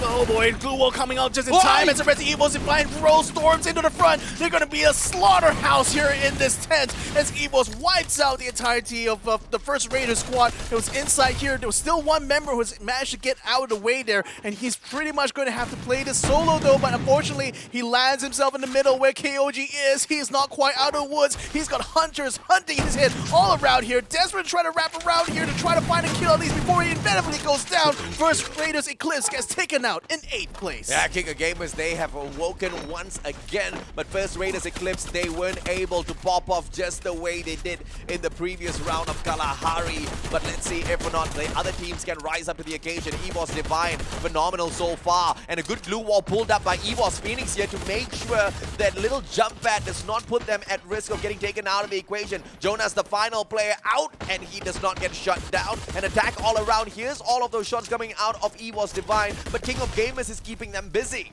Yeah, and it's getting busier and busier in this circle right now as teams are collapsing one over another. Phoenix getting in an engagement right now with NGX, and it's looking to be a bit of a bloodbath right now because I think there are already shots coming through. In fact, KOG in the meantime is also fighting against AAA, and looks like they're also sustaining damage on their end. EVOS Phoenix somehow still has 4 members roaming around, still trying to find a way to get around NGX's old blue wall setup. If Fire Mesh come out, they will be able to take him down. I think if IW God is going to get traded out, and EVOS Phoenix now looking to be quite well as NGX is down to a last member now, but so is EVOS Phoenix already, last one standing here, but he will be able to bring the revive back in. Only Moshi is the only one down. Dew is still the last man standing, a very familiar position if you recall from the last few rounds, but will Dew be able to make himself work out even well? No, it does not. He gets shut down from the big shot here from Get High. It was a good try either way. Moshi, final single bit of HP left on him, but he is going to get picked right back up. Attack all around. 2 more players left in this equation, but King of Gamers, they've got the game of numbers up against them. Jump God gets taken down real quick, and Folky as the final survivor tries to run straight at King of Gamers, getting the first knock, getting the second knock as well, but none of those knocks are going to be turning into kills anytime soon as the other teams are trying to prey on them. EVOS Phoenix from afar, they want to go for their back-to-back. Yeah, they see them at a distance. They're going to be taking pot shots from them from up high as Get High is going to be taking this high ground here with the scope, the rifle, in order to try to keep them suppressed. And it looks like it's working out well for them because King Gamers don't really have a lot of cover to work with at this stage. And the gaps in between, you got to watch out for those because Moshi will be able to take one down, headshot as well to seal the deal. And that's the way they will win the last booyah of the day. The Phoenix rises once again by the time we get to the end of the day. EVOS Phoenix in the #1 spot. World Series champions, and it looks like they want to get the Snapdragon Pro Series Cup as well. What a play, and what a dramatic setup once again as expected. You know, like I was saying early on that, you know, it's not about how you start, it's going to be how you finish. Oh, yeah. What a finish this is. EVOS Phoenix taking back-to-back booyahs on both Bermuda and Kalahari to secure themselves a really good run here. I wouldn't be surprised to see them on top of the leaderboard after this, though, but I digress. Let's go ahead and see how everyone else has performed so far. I mean, this was just a classic EVOS Phoenix, man. Just allowing, I mean, they came in super humble and they allowed so many other teams to build up that confidence, to think that maybe this is going to be possible. They allowed the Indonesians to build up that confidence, not just the players out there on the battlefield, but the poor fans who were in Taman Mall Anggrek as well, only to crush their hopes at the very end. They were just a few points behind, but now they're going to be quite dominant in that #1 spot. SES ALFAINK, they kind of bowed out a little bit too early here for my liking, and that really puts them in quite the predicament for tomorrow, because I was talking about how when EVOS Phoenix winds up, it's going to be really tough to shut them down. Now they've wound up perfectly before the start of day 2. They're in the #1 spot from being nowhere to up there. I don't know, man. Y'all gotta pray that they can come crashing down because if they don't, this is gonna be a GGWP for the Indonesians. Yeah, but I think low-key as well, like, even though Cells ALFAINK didn't manage to make it up there, but I think King of Gamers, if I recall correctly, managed to get like 10 kills towards the end of that last map. I think that's actually a really good one from them because even though they miss out on the Booyah, they're still at least gonna get like at least 10 kill points to their name. Top 3 maybe. Yeah, I think because it's of very how liable. close the leaderboard is, right? Like, you know, the top 8 teams only have like, you know, less than 15 points between them. So one really good less than 12 points between them. So one really good solid game gets to launch you all the way up to the top. And because some of these teams were bowing out without many kills to their names, just allows a team like King of Gamers. It's once again the consistency, positioning supremacy. And we saw that again, but a little bit different from earlier on. Earlier, they were vouchering on teams with the high ground advantage. This time, they were going all out aggressive. They were starting fights, and surprisingly, they were ending those fights with kill points as well. Right. I mean, I recall like Cells ALFAINK, you know, had a bit of like a moment where it had to do a bit of recovery, and that's when King of Gamers literally jumped onto them and just wiped them completely. So again, like just taking opportunities like that, you know, every single point matters, you know, in this grand finals. You can any point that you're not, any kill that you're not taking is basically points you're leaving on the table for anyone else to take, right? Yeah. So as long as they're able to just consistently keep finding opportunities like these and just being proactive in general, I think like they still stand a really good chance of being in the top 3. Maybe not quite winning it outright. That's still going to depend on how well they perform tomorrow. Correct. But at least as far as like the case to be given that they're one of the top teams in Free Fire, I think they certainly made it at this point. And this was the perfect ambush on SES ALFAINK that the players of King of Gamers kind of started off their wrecking machine on. And the First Raiders, on the other hand, I thought that they were going to take a really decent fight here, but entrapping themselves inside of this tent just was the end for them. EVOS Divine just needed walk-on in there, didn't even need to use grenades, literally shotgunned all of them down.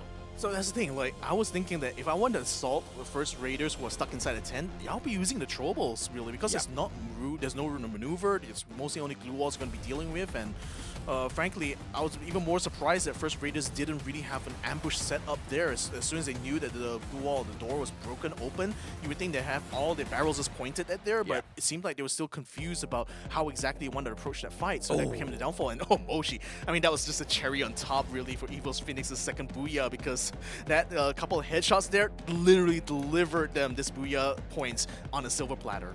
And of course, the back-to-back Booyah is the icing on the cake as well for the team of EVOS Phoenix. 60 kills this time within the lobby, and the total revival is much more believable this time.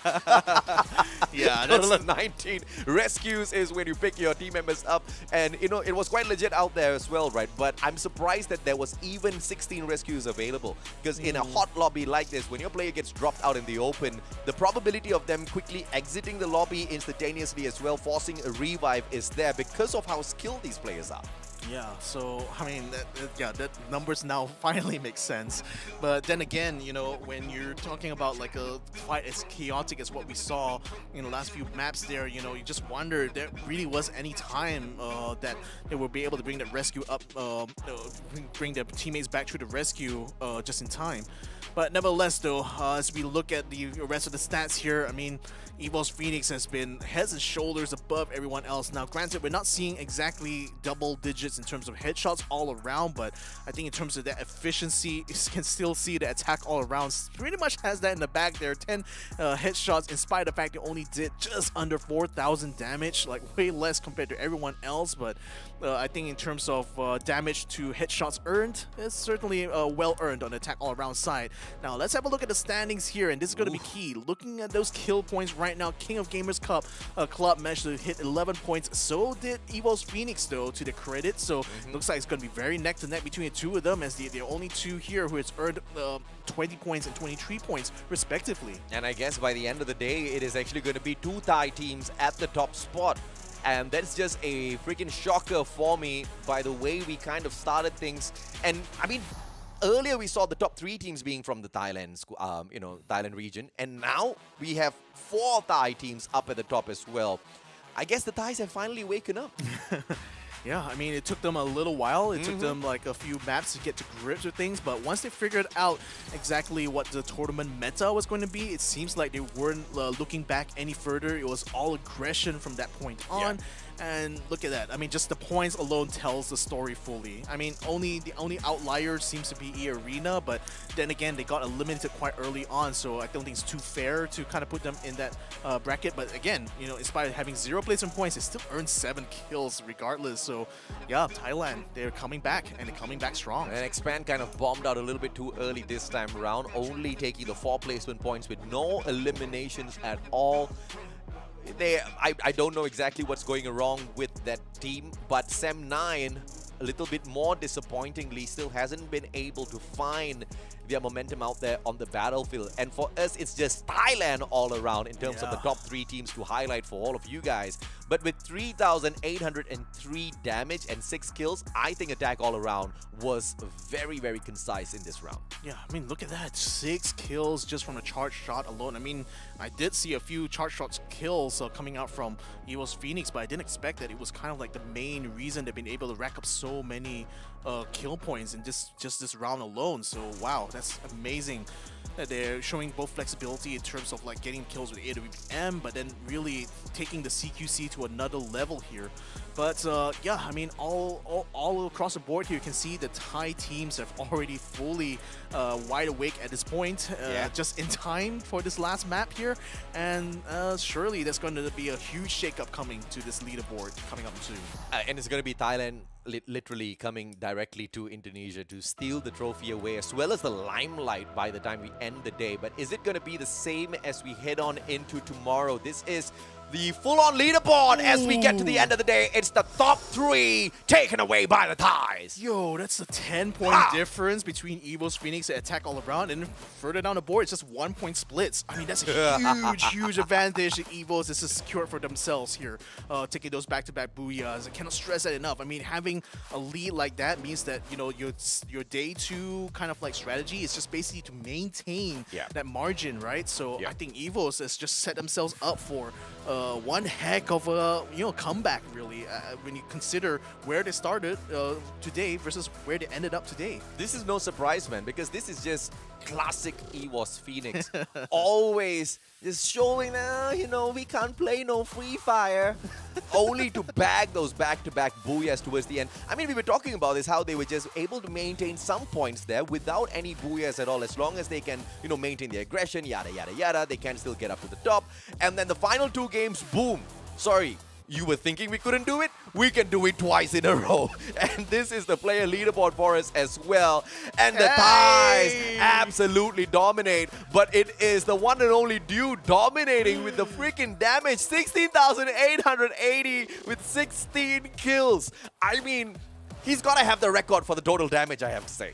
He's probably got like hit markers for days, like literally just farming hit markers compared to kills. But I think that's very indicative of what his role is. You know, as one of the snipers and main damage dealers for his squad. That's kind of like what he's doing. Basically, is like just basically keeping opponents that within his view suppressed and always constantly pulling out these plays out of his pocket. So really, kudos to him here. I mean, if you want to give like a most valuable player award, I think Jiu has made a really good case for why he should deserve that title. Yeah, and can you imagine if he had a few more extra headshots? Right. You know, all of those damage conversions turn into kills. He will be a monster in the Snapdragon Pro Series. But here are the top 3 players. 13 assists from the side of already the king of assists, the headhunter, the one and only X-Roy. He can find those heads, he can find those knocks. Can he find those kills tomorrow? We'll have to wait.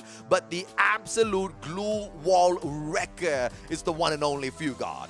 Yeah, wow. I mean, again, it's just indicative of what exactly the strengths of each of these players are. I mean, already plays pretty much in that support role, so that's why he tends to get a lot of those assists, but that really comes from him being able to feed information to the rest of his team, and that allows them to win those engagements. And X-Roy, I mean, not surprised at all. This guy has been absolute cracked when it comes to his sniping ability, and just taking hit 21 headshots just feels like another day in the office for this kid. And FIW God, you know, just making sure that any glue walls tiles that stay around his vicinity are not going to see the light of day very much, because as soon as they come up, he will be the one to break them down. Here's the schedules for tomorrow, so you know exactly what sort of maps to expect. Today we had a double Bermuda, double Kalahari, which means tomorrow we have a double Purgatory and double Alpine. We start off with those two maps. We head on into Bermuda and Kalahari. You'll only see them once for tomorrow. We hit that reset back into Purgatory and Alpine. This is where you'll see the standings shake up a little bit more, right? Because some of the teams who are a little bit more well-versed on Purgatory as well as Alpine will be able to shine. And this is why all of the other teams need to fear, shudder in the presence of EVOS Phoenix. They know how to fly on these maps. Yeah, that's the thing. Like, these are maps, this like pool of maps right now favors Phoenix a lot. So that's why I said they have the easiest job compared to all the other squads right now, because all they have to do is just maintain this level of performance, especially on their favorite maps. And very much they have a very good case of taking the grand finals overall. But again, I digress. That still depends on how they perform tomorrow, and that's where exactly you want to be. And EVOS Phoenix, you know, Purgatory is the weaker side in comparison to Alpine. Alpine, they're good with both placements as well as kills. But when it comes to Purgatory, they somehow seem to bomb out very early on. Placement points, they just can't seem to pick up for themselves. But in terms of aggression, they are one of the better slayers when it comes to Purgatory. So this is going to be exactly why you need to fear a team like them. Because they don't need no booyahs. Yeah. They can still find that #1 spot.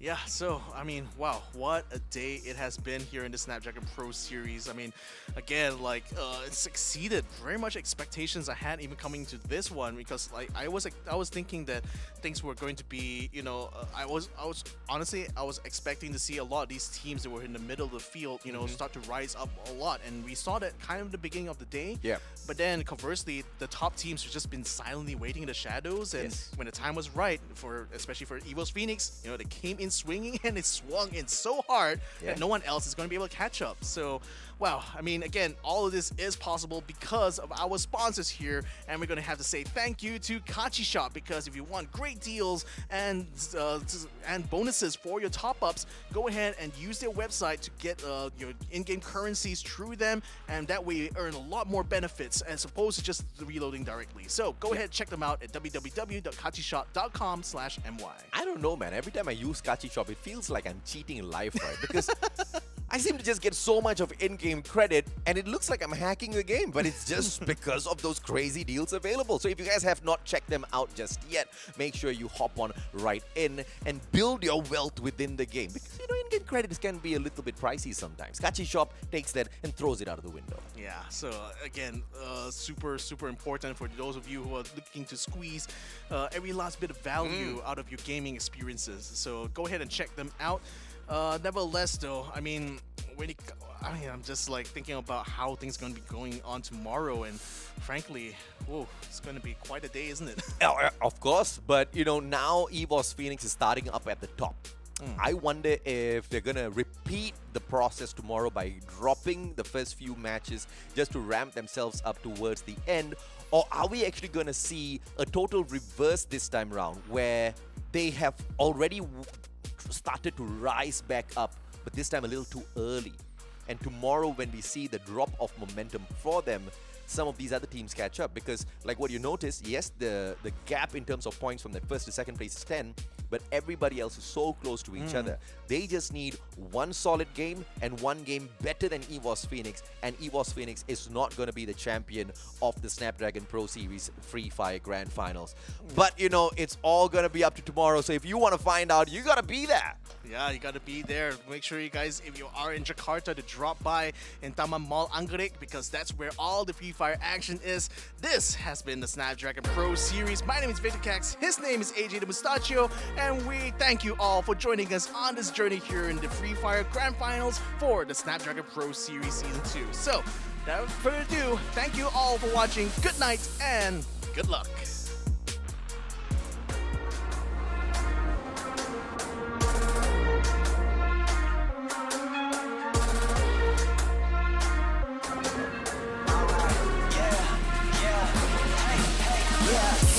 Won't stop going till a player on top know it. Rooftop, penthouse suite. If you really want it, gotta own it. Fly through it, we was was at the lowest. Blood, sweat, tears, the components. Riding all year, now's the moment. We are not friends, we are opponents. Yeah, I'm coming for mine. Yeah, I'm making a play, the game on the line. Yeah, I've been on the grind. Yeah, I jump in the spot, I made it my time. Yeah, look in the sky. Yeah, the stars align, no shade to shine. Can't stop it already. Emotional work and devotion. We put in this time. Look. You won't stop my stride. I'll just break your line. I don't tolerate wasted time. You take us down, keep fighting.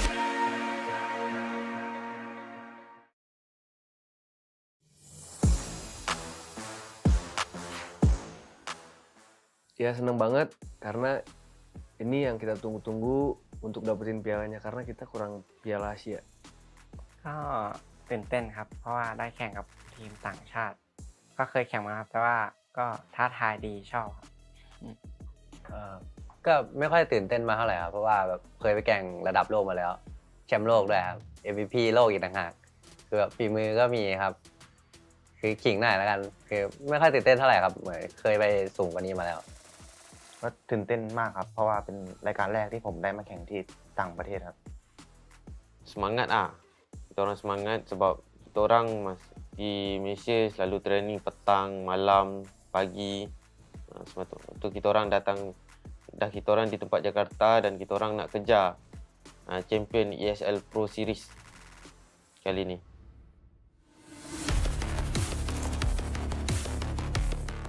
Buat tim-tim yang ada di grand final nanti, kami siap buat juara dan kami akan menunjukin hasil yang terbaik. Mình muốn gửi lời đến team Heavy là hai team chúng mình đang chiến đấu vì màu cờ sắc áo nên là hãy cố gắng hết mình nhé. ฝากกับทีมอื่นด้วยนะครับ ฝากตัวน้อยๆไว้ด้วยนะครับ ก็เป็นทีม EVOS นั่นนะครับ ALFAINK ว่าการเล่นเขาน่ากลัวครับผม ฝากถึงทุกทีมนะครับที่เจอกันใน ESL นะครับสู้ๆครับ น่าจะ EVOS Thailand นะครับ EVOS Phoenix ใช่ครับก็น่าจะน่ากลัวสุดแล้วเพราะว่าแบบการเล่นสไตล์ที่แบบเราเคยเจออยู่แล้วครับถ้าเจอกันก็แบบสู้กันยากประมาณนี้ครับ Kepada tim ALFAINK, good luck. Semoga kita berjaya sama-sama nanti.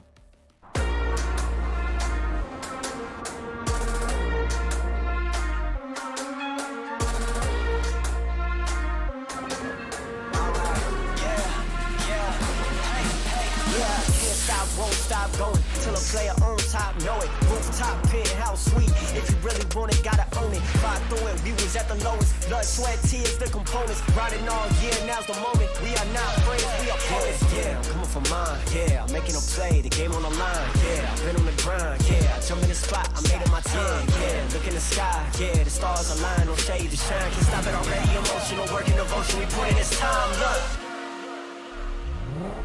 You won't stop my stride. I'll just break your line. I don't tolerate wasted time. You take us down, keep fighting. Kevin, region yang ada 3 negara di dalamnya, apa aja negaranya? Vietnam. Salah langsung salah. Oke deh, Langsung kalau gitu. salah. Nah, Ada satu region yang di dalamnya ada 3 negara yang jadi satu. Angkat tangan, nah Mas, sini. kalian penasaran? Masih mau dapat hadiahnya? Ya udah sini dulu, sini satu. Oke. Sini satu, oke. Kamu siapa namanya? Adit. Adit dari mana? Dari Kuningan, Jawa Barat. Kuningan, Jawa Barat. Tuh Kuningan di mana?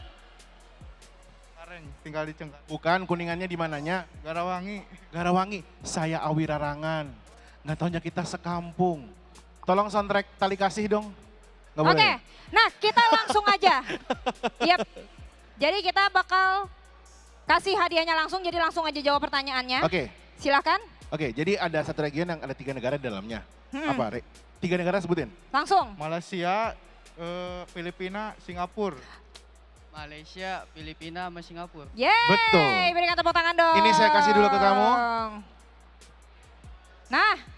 Kalau kamu ada Weapon Royal dan Diamond Royal. Ya, nanti bukan kita itu. kasih. Nanti kasih kita di situ langsung ya. ke sana. Oke. Silakan ke sebelah sana. Baiklah, terima kasih. Ini foto dulu. Ya, foto dulu sambil Foto dulu. aku juga mau kasih tahu untuk teman-teman semua, jangan sampai ketinggalan beragam hal yang akan kami hadirkan tentunya untuk kalian semua. Yes. Jadi sampai ketemu lagi pada hari esok, pastinya kita Sebentar akan Brenda, sabar. melihat Dulu. beragam Oke. turnamen yang sangat Yes. the best banget Oke, deh. Oke, sip, aman? Oke, dibuka dulu. Oke, sudah? Oke, thank you. Terima kasih sekali lagi dan nampaknya kita harus menutup acara kita hari ini dan kayaknya nih hadiahnya bakal diundi buat besok ya. Betul sekali, jadi Oke. untuk kalian jangan harus datang Yes. lagi karena besok merupakan hari terakhir. Akhir kata saya Brenda Kwan Dan saya ingin mengucapkan terima kasih, sampai jumpa di Snapdragon Pro Series hari yang kedua. See you Sampai jumpa. tomorrow. Thank you dan selamat malam.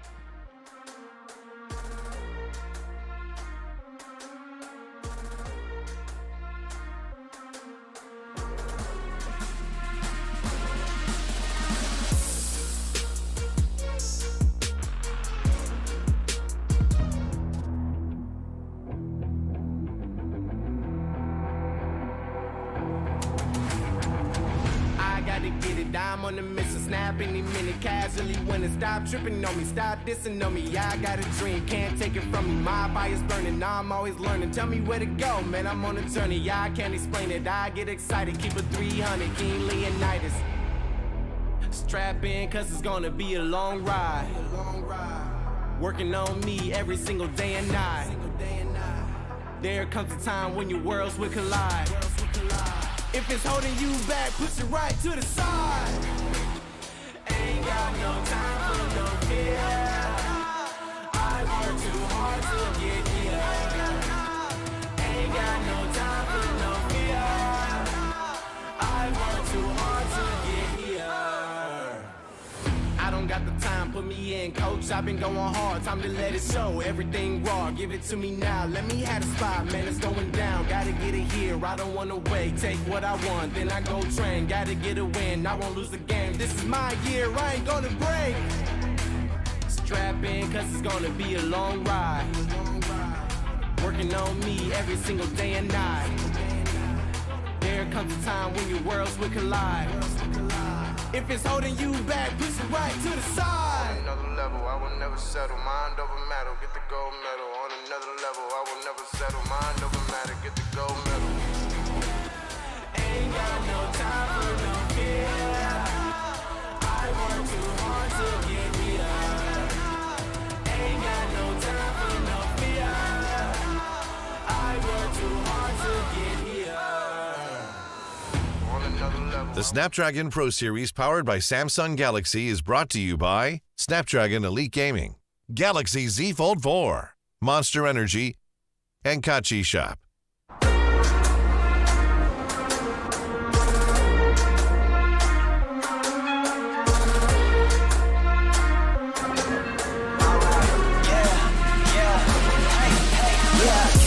Won't stop going till a player on top know it. Rooftop penthouse suite. If you really want it, gotta own it. Fight through it, we was at the lowest. Blood, sweat, tears, the components. Riding all year, now's the moment. We are not friends, we are opponents. Yeah, I'm coming for mine. Yeah, I'm making a play, the game on the line. Yeah, I've been on the grind. Yeah, I jump in the spot, I made it my time. Yeah, look in the sky. Yeah, the stars align, no shade to shine. Can't stop it already. Emotional work and devotion, we put in this time. Look. You won't stop my stride. I'll just break your line. I don't tolerate wasted time. Take us down, keep fighting.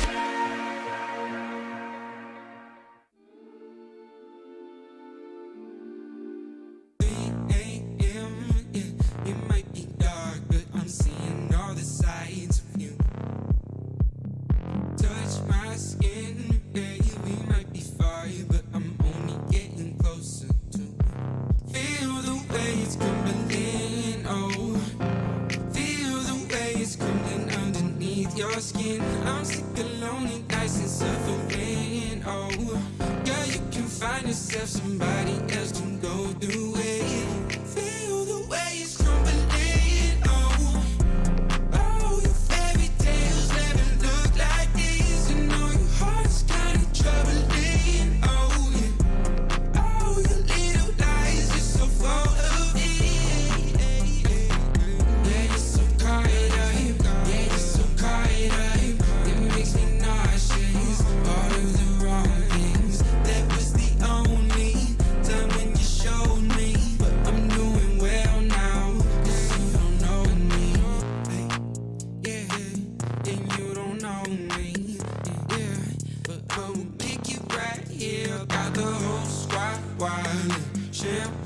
flying like an